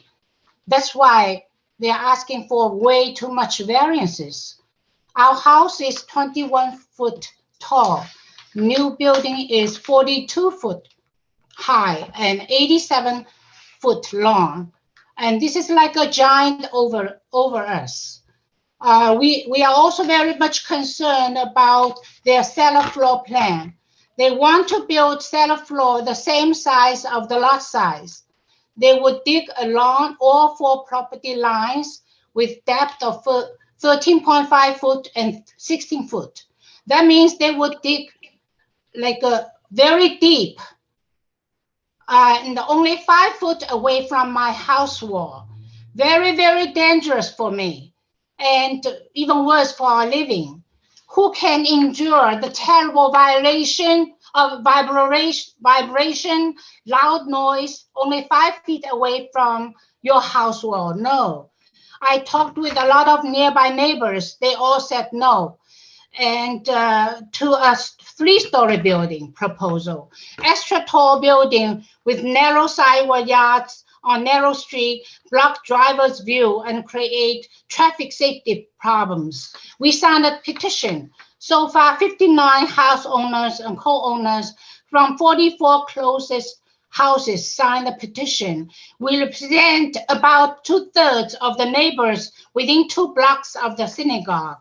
So I already sent the photocopy of signed petition to BSA. Necessity of a synagogue is different from the necessity of 3-story building. And the synagogue is there already. And why should they have 3-story building in the R2A zone? They should find a bigger piece of land to build a 3-story building. Thank you. Thank you. Thank you very much for your call. Okay. And then we have Elizaveta Aminova. Go ahead. Hi, thank you for letting me talk. On behalf of our show, I'm a member and I'm a volunteer in our show. My what I'm doing basically for every year, I do the seating arrangement for the high holiday seasons for people who sign up to come and serve God for the high holidays. And every time I do that, I'm sitting like till late night because I'm trying to seat people, and it's as usual, there's not enough seats.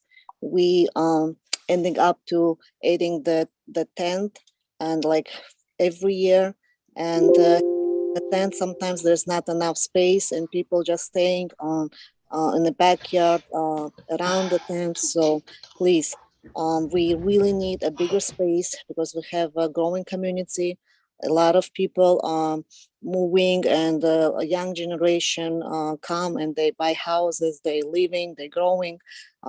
We really need a big space in order to serve God. And of course, we don't want our kids to grow on the street. We want our kids participate in all the programs in the show. Thank you. Thank you. Thank you. All right, we have Zana Pinkasova. Again, apologies for my pronunciation. Hi, Go good ahead. evening. Thank you for having me. We moved to this community from Brooklyn like 15 years ago, and I had 3 children.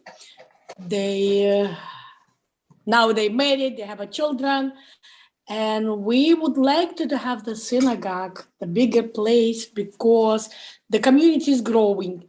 And we used to go to the Hillcrest Jewish Center, and then we used to go on Beth Eliyahu on 73rd and 170s, but it's far. But we were so happy that they opened the synagogue over here.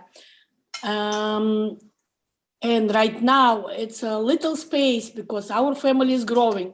I have 3 kids. They have like each of them has 2, and we would like to have a bigger place because we don't want to go far. All we walking distance. You know, my children lives, both of them on 167. My daughter lives on 169, and we live on 153rd Street. So we're walking distance. We're not driving. And what I can say, like, we need a bigger place. And I don't know why the people like so upset and against. Okay, thank you very much. Thank you. Appreciate your call.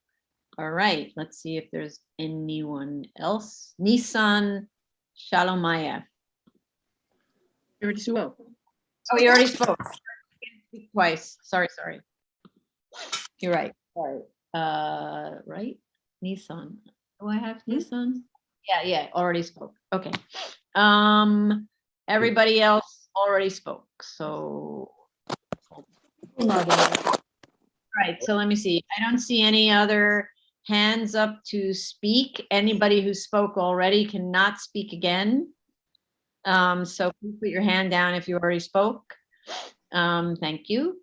And yeah, please put your hand down. I think everyone who spoke already. Yeah, so I don't see any new hands up. Ms. Kravitz, you cannot speak again. Okay. All right. So going back to the applicant. How are you? Happy I kept it short, as I'm sure you all are as well. I think it gives the general public a sense of what you all go through every week. So it's appreciated. Your time is appreciated, and your consideration is appreciated. Obviously, you've seen the support from the community, from the members of the synagogue. It's something that we'll discuss. The growth was discussed by the community. I'll put it to, I guess, a format that Commissioner Otley Brown and members of the board will understand. I guess maybe a chart or something like I do with the schools, perhaps. I don't know. And we'll revisit the building as discussed. Okay, great, great. Okay, so how much time to revisit the building as discussed? Probably 4 to 6 weeks. I know the board schedules into February, so I guess I'll let you guide accordingly. So I'm going to say 6 weeks to submit, right? Does that Yeah. sound right? Okay, so for the benefit of the public, since there are a lot of people interested in this case, the way that it works is the board takes into account what Mr. Goldstein says he needs in order to submit materials. And he says 6 weeks. So, and then the board assigns a date for what's known as a continued hearing, which probably will be in either late February or early March. So the way that you find out what the continuation date is, if you look at the board calendar, which is posted on our website, or you can contact, actually, you can contact who? Ms. Matias? You can contact me. My number is 212-386-0085. I'm the Deputy Director, Tony Matias, or you may contact the project manager, Mr. Darrell Ruffin, and it's bsa.nyc.gov. Okay, and obviously, Mr. Goldstein, you can be in touch with the members of the synagogue who might be interested, but also if neighbors, for instance, if neighbors wanted to find, I don't know, whatever. May also mention that I believe Mr. Goldstein is required to reserve the community board with his revised project if he is revising it, so that the members of the community can reach out to the community board should they want to review the new submission. Right. And you may also reach out to the project manager and myself to see if you want a copy of the plans. I guess to further clarify that point, Ms. Matias, just sorry for the benefit of everyone else. What Ms. Matias means is every piece of paper that I submit to the board gets forwarded to the community board and the elected officials. So it's a public record that's available for review. So you can go to the board office, or I'm not really sure how they're working now under these conditions, but you can contact the community board about viewing materials that are submitted in response to Oh, that's this true hearing. too, yeah. Right? Okay. Yeah. Okay. Yeah, there should be close. Commissioner Sheta. Yeah, Mr. Goldstein, I understand that you listened to the support, but I hope you did listen to the neighbors as well. Especially the neighbor next door. I would like you to submit, after you revise the building, submit a section perpendicular to the neighbor's building, showing how you're gonna accommodate the adjacent property conditions when you dig down to the bottom of your cellar. No problem. I will Thank you. talk to them. It may, based on this conversation and based on the comments and discussions from the neighbor over the course of time, we may move to a step down foundation over there and have to modify the cellar if we can't build the cellar along the property line. So that's something that's going to be considered now as part of this review, because it'll include site protection and protection for the neighbor, but it'll also alleviate the need to build right up against her wall, giving a further setback and buffer. If you need my input on this, as far as I understand, their yard is just 5 feet. Even if you do a step foundation, you're gonna need some sort of excavation support. I don't think it's the mission impossible to dig a 12 feet cellar or so next to a 5 feet side yard with an adjacent building that expectedly that's gonna have a cellar. Underpinning on Hire their an property engineer. may be the issue. Stop interrupting Mr. Goldstein. Never right. interrupt when someone else is speaking. Let him finish. Apologies. It broke out on my part. All I heard was it may not be a mission impossible, so I thought he was done. Apologies. Okay, please, now let him finish. I forgave him for that. Yeah.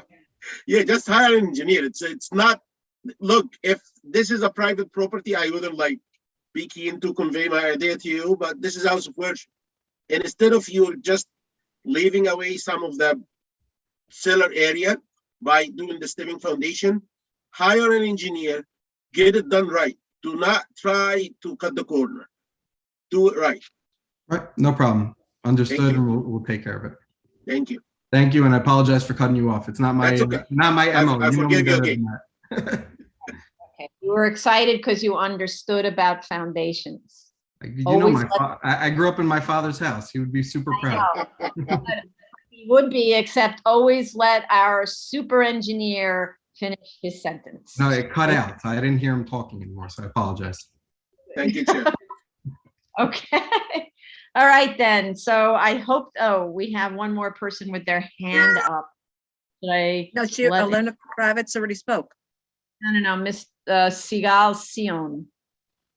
Oh. You know, we're, okay, so go ahead, Sigal Sion.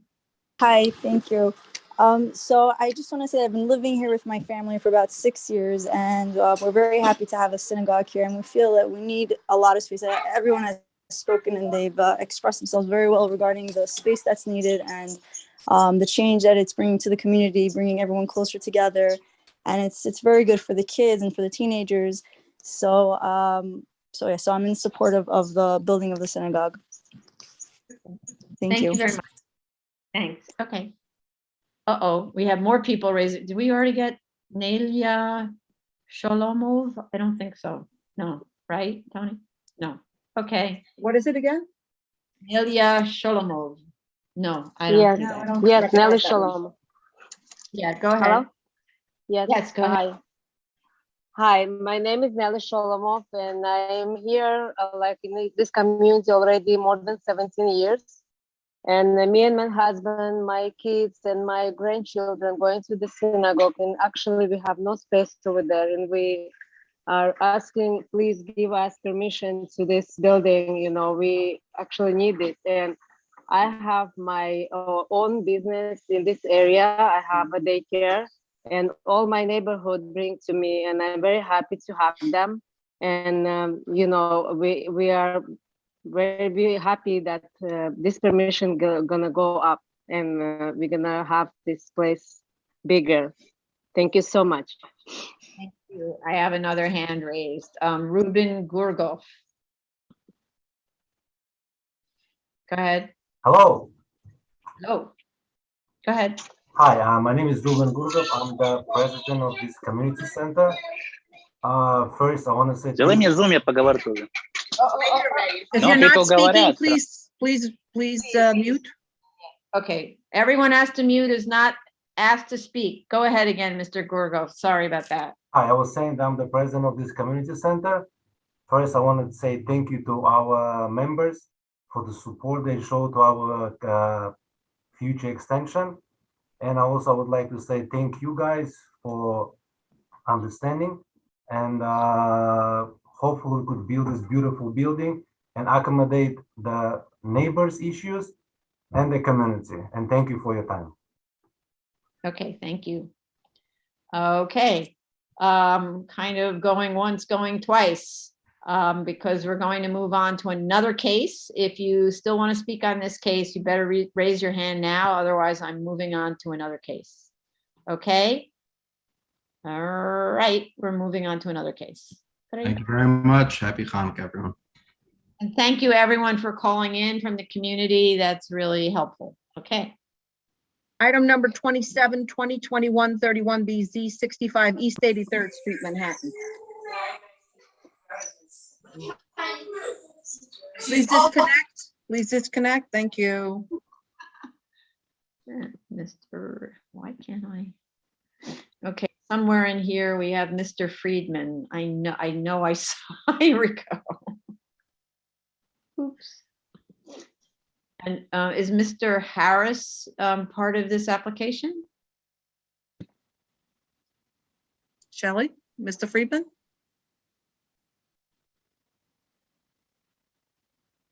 Oh, I let him in and then he didn't come in. Okay, let's try again. There he is. Yes, he is. Mr. Harris and Mr. Orslansi and myself make up the presentation. I see one caller. That might be who? Oshlansky, is that what you said? Correct. Head of the school, Orslansky. Well, I'm gonna- Orslansky. Or Solani. Or Salon, but I don't, And Mr. Harris is the architect and myself. Okay, so Mr. Harris, I see, and I don't see the other person. So I'm just going to allow to talk someone called call-in user 1. See if that's the person who you have in mind. To unmute your star. Hello. Hi. Who's Yes. this? Hi. Yes. My name is Itzhak Pinchasov. Oh, Yeah. I live in the neighborhood for 14 years already. sorry, Oh, sir. sorry. We've already passed that case, sir. Oh, I'm sorry. I apologize. Yeah. Sorry, you're too late. You, okay. Okay. No, thank you. Thank you. okay, so we don't see that other person. Can you begin without him, Mr. Friedman? Yes, so you have Mr. Harris and myself? Yes. Mr. Harris, can you unmute? Can you hear me or not? Yes, sir, I can. Okay. Okay. Do you affirm to tell the truth, the whole truth, and nothing but the truth in your testimony before this board and to respond honestly to board member questions? I do. Mr. Friedman, can you video up? I am trying, but I'm having some problems here. All right, proceed. Let's go. Here we go. So, I'm sorry, Mr. Steinhaus usually sends like an invite or something like that, that fixes it. You need to be a panelist in order to be able to be viewed. I don't know if you are already. There we are. Yes. There we go. You enabled me, and I appreciate it, I think. Okay, thank you, Madam Chair, Madam Vice Chair. Shelley Friedman, representing the Loyola School. We have, I hope, I don't see Tony on yet, but we will be joined by the head of the school, or I may have to speak on his behalf, and Ernie Harris, who is the project architect. We did listen in to the executive session. The hour is late, and we will therefore simply proceed to respond to your questions. Mr. Harris has now joined us, and I'm hoping that we will see Mr. Orslansky shortly. The first question that was asked regarded the nature of the zoning lot and the tax lots, and I want to confirm the chair's inquiry. We are lot 32, on which the school is located, is the major zoning lot, and it is the tax lot for this application. Lot 132 is the parish house, which is under the jurisdiction of the Archdiocese.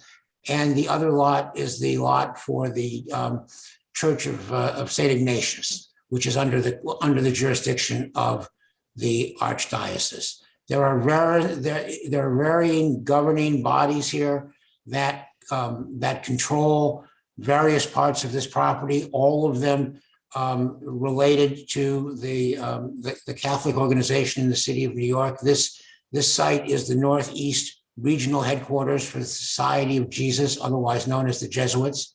And it's a beehive of administrative activity, educational activity, and with regard to the church and the parish house, which are part of the Archdiocese, religious activity. But we are firmly located entirely within Lot 32, which runs from the corner of Park and 83rd due west almost to Madison Avenue, and has several buildings on it. All of them have non-compliances. All of them predate the zoning resolution. But we have our own little corner here to deal with. And it is, as you said, a corner lot. And so that we are dealing here with a lot coverage issue and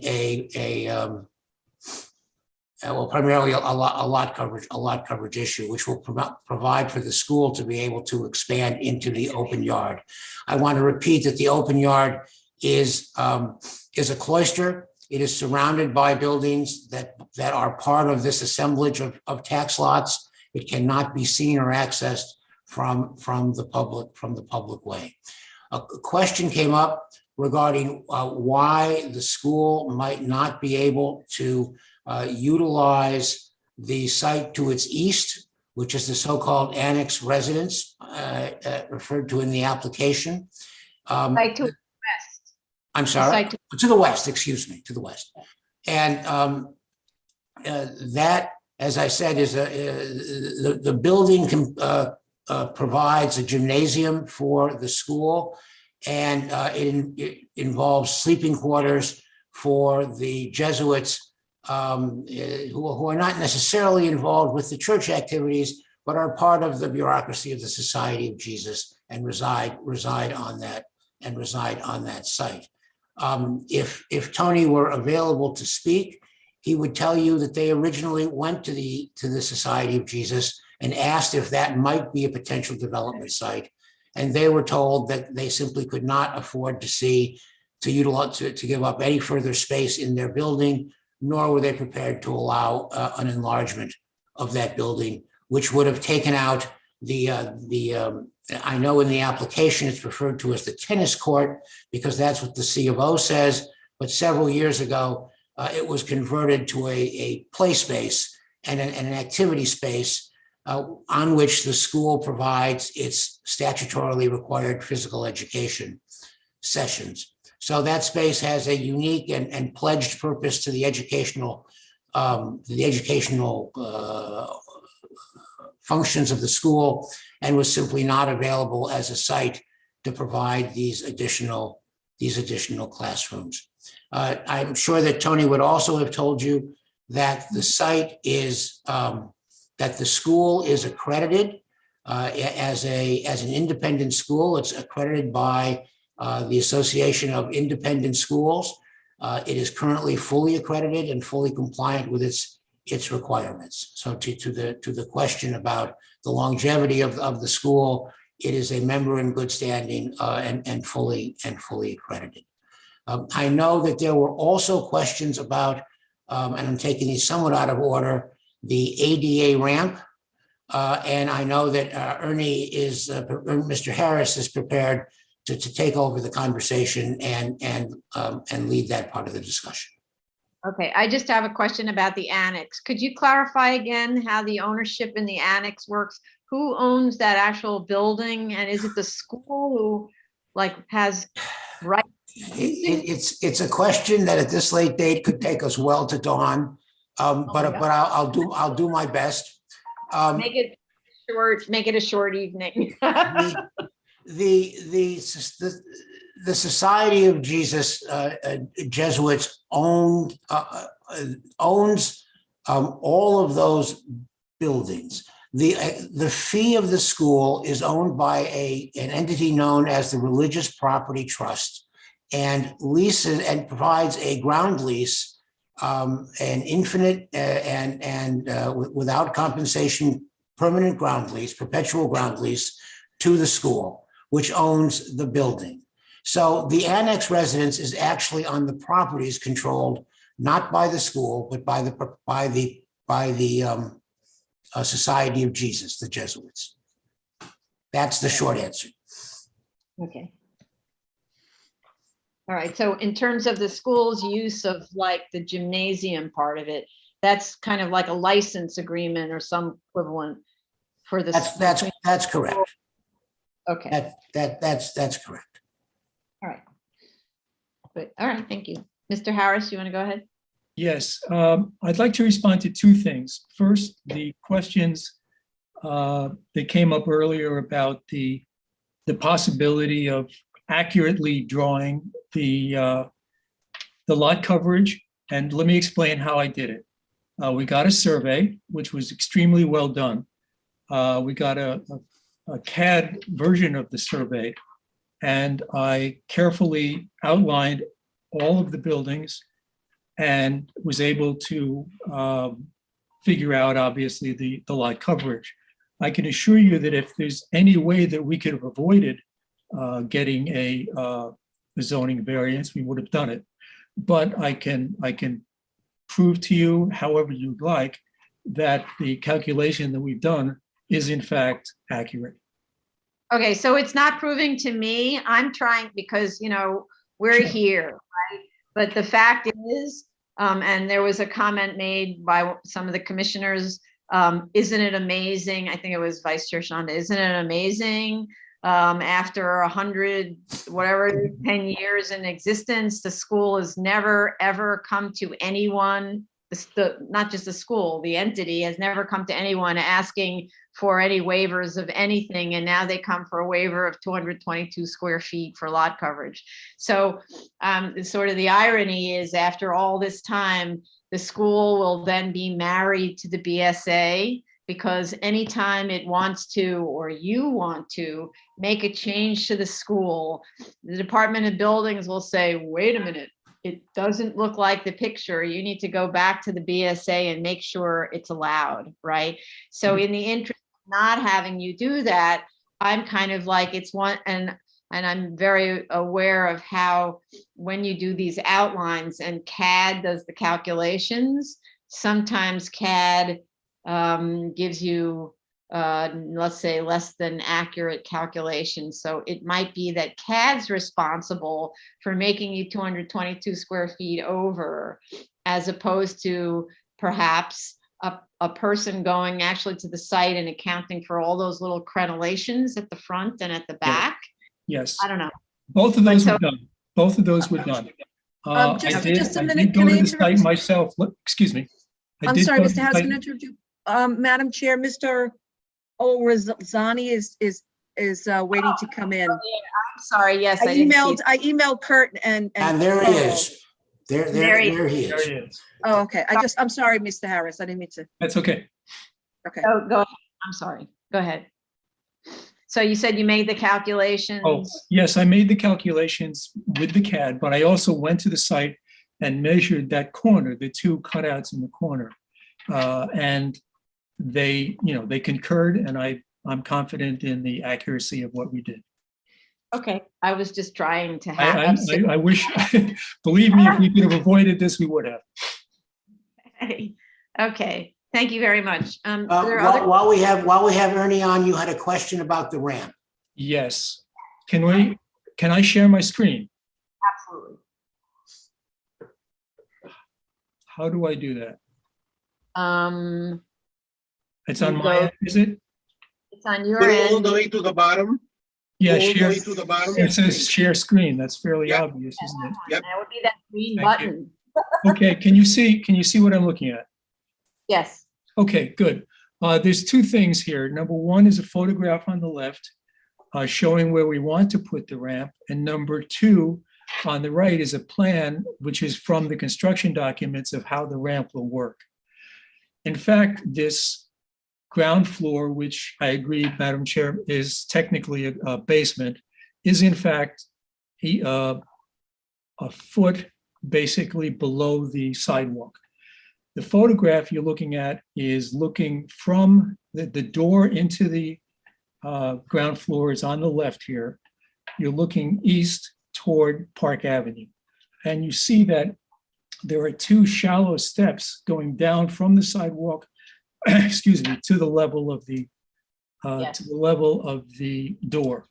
And so what we're proposing to do is to remove this bulkhead, whatever you want to call it here, and put the ramp in there such that we can get from the sidewalk level down to the level of this door. And Okay. the plan on the right obviously shows in detail how we would do that. Okay. So the issue is that you're making it a legal ADA ramp. I was concerned that it was too steep of a slope. Understood, understood. Okay, good. Thank you. Okay, Madam Chair, Mr. Orazlani has now joined the call. He is the head of the school, and with your permission, I'd like to ask him to speak. I have to swear him in though, Mr. Oh. Friedman. Of course. Yeah. Mr. Orlani? Yes. Okay. Don't worry. Orlani, sorry. Do you affirm to tell the truth, the whole truth, and nothing but the truth in your testimony before this board and to respond honestly to board member questions? I do. You can proceed, sir. And I apologize for the difficulty in gaining access, and thank you for the opportunity to present and also for the thoroughness of this process. All of you are doing today really is amazing, and thank you for that as well. I think Shelley and Ernie addressed some of the points that I was going to mention. One of the questions that came forward earlier in the day was regarding pedagogy and changes in program that we're intending here. In many ways, the way that the new project is aligning with our classic building gives us the opportunity on each of the floors to add character to what we're trying to accomplish on those floors. So to generalize here, we're trying to meet the modern learner where they're at. And we hope in the arts that we're going to be offering a little bit more on the musical side of things, and in the sciences more on the STEM side of things, and in our library, more library sources, and also more opportunities for student collaborative space. This is an amazing opportunity for us. We've studied it for years, and we believe this will add to the teaching and learning experience for our students. Once again, it's been a long day for you, so I don't want to go on for too long, but thank you, and hopefully that addresses the questions that you had regarding what we were hoping to change in our program. Yes, thank you. Actually, you know, the pedagogical question had really to do with why couldn't you put it over there on the annex? You know, it was a way to say it can't be on the annex because it needs to be closer to the school. But then when we learned that the annex isn't a possibility because of ownership issues, it kind of renders. Answer the question. Okay. Madam Chair, that pretty much completes what we believe is our response to your questions. I do want to say before wrapping it up that we were most appreciative of the kind words expressed during the review session by the commissioners. This is an exceptionally able client to have, and has proved to be a very competent applicant. But I must say, to the extent one looks to the lawyers for this, I really should mention my colleague Elena Aristova as having earned most of the accolades that I heard that might have been directed toward the legal team here. And I also want to say that we're most appreciative for Ms. Prenga's assistance. Jella has always allowed us to pick up our game a little bit and improve the quality of our applications, and we're deeply appreciative for her work on this. Thank you. Thank you. Thank you very much. And again, yeah, it's always, I agree, it's always a pleasure to see your applications. We are always saying, this one will be easy to understand and will be thorough, et cetera. So we appreciate that. And well, tell your friends and we'll bring you more. All right, so I don't know if there are any speakers on this going to the public. There are 2 names in the waiting room. I don't know if they're here to speak on the Loyola School. If you're here for the Loyola School, only that one, please raise your Zoom hand. Otherwise, Tony, you want to make the announcement? Sure. The case we are currently discussing is 2021-31BZ 65 East 83rd Street, Manhattan. This is the Loyola School. If you wish to call in, it is 646-558-8656. The webinar ID number is 951-6718-8972, and the webinar passcode, should you require it, is 663731. If you are in Zoom room, please raise your Zoom hand and *9 to unmute. If you are calling in, please press *6 to unmute to speak. You'll be given 3 minutes to speak. There's only one person in the waiting room, and who has not raised the Zoom hand. So I'm going to give it just a couple of seconds, but I don't think we had any open issues.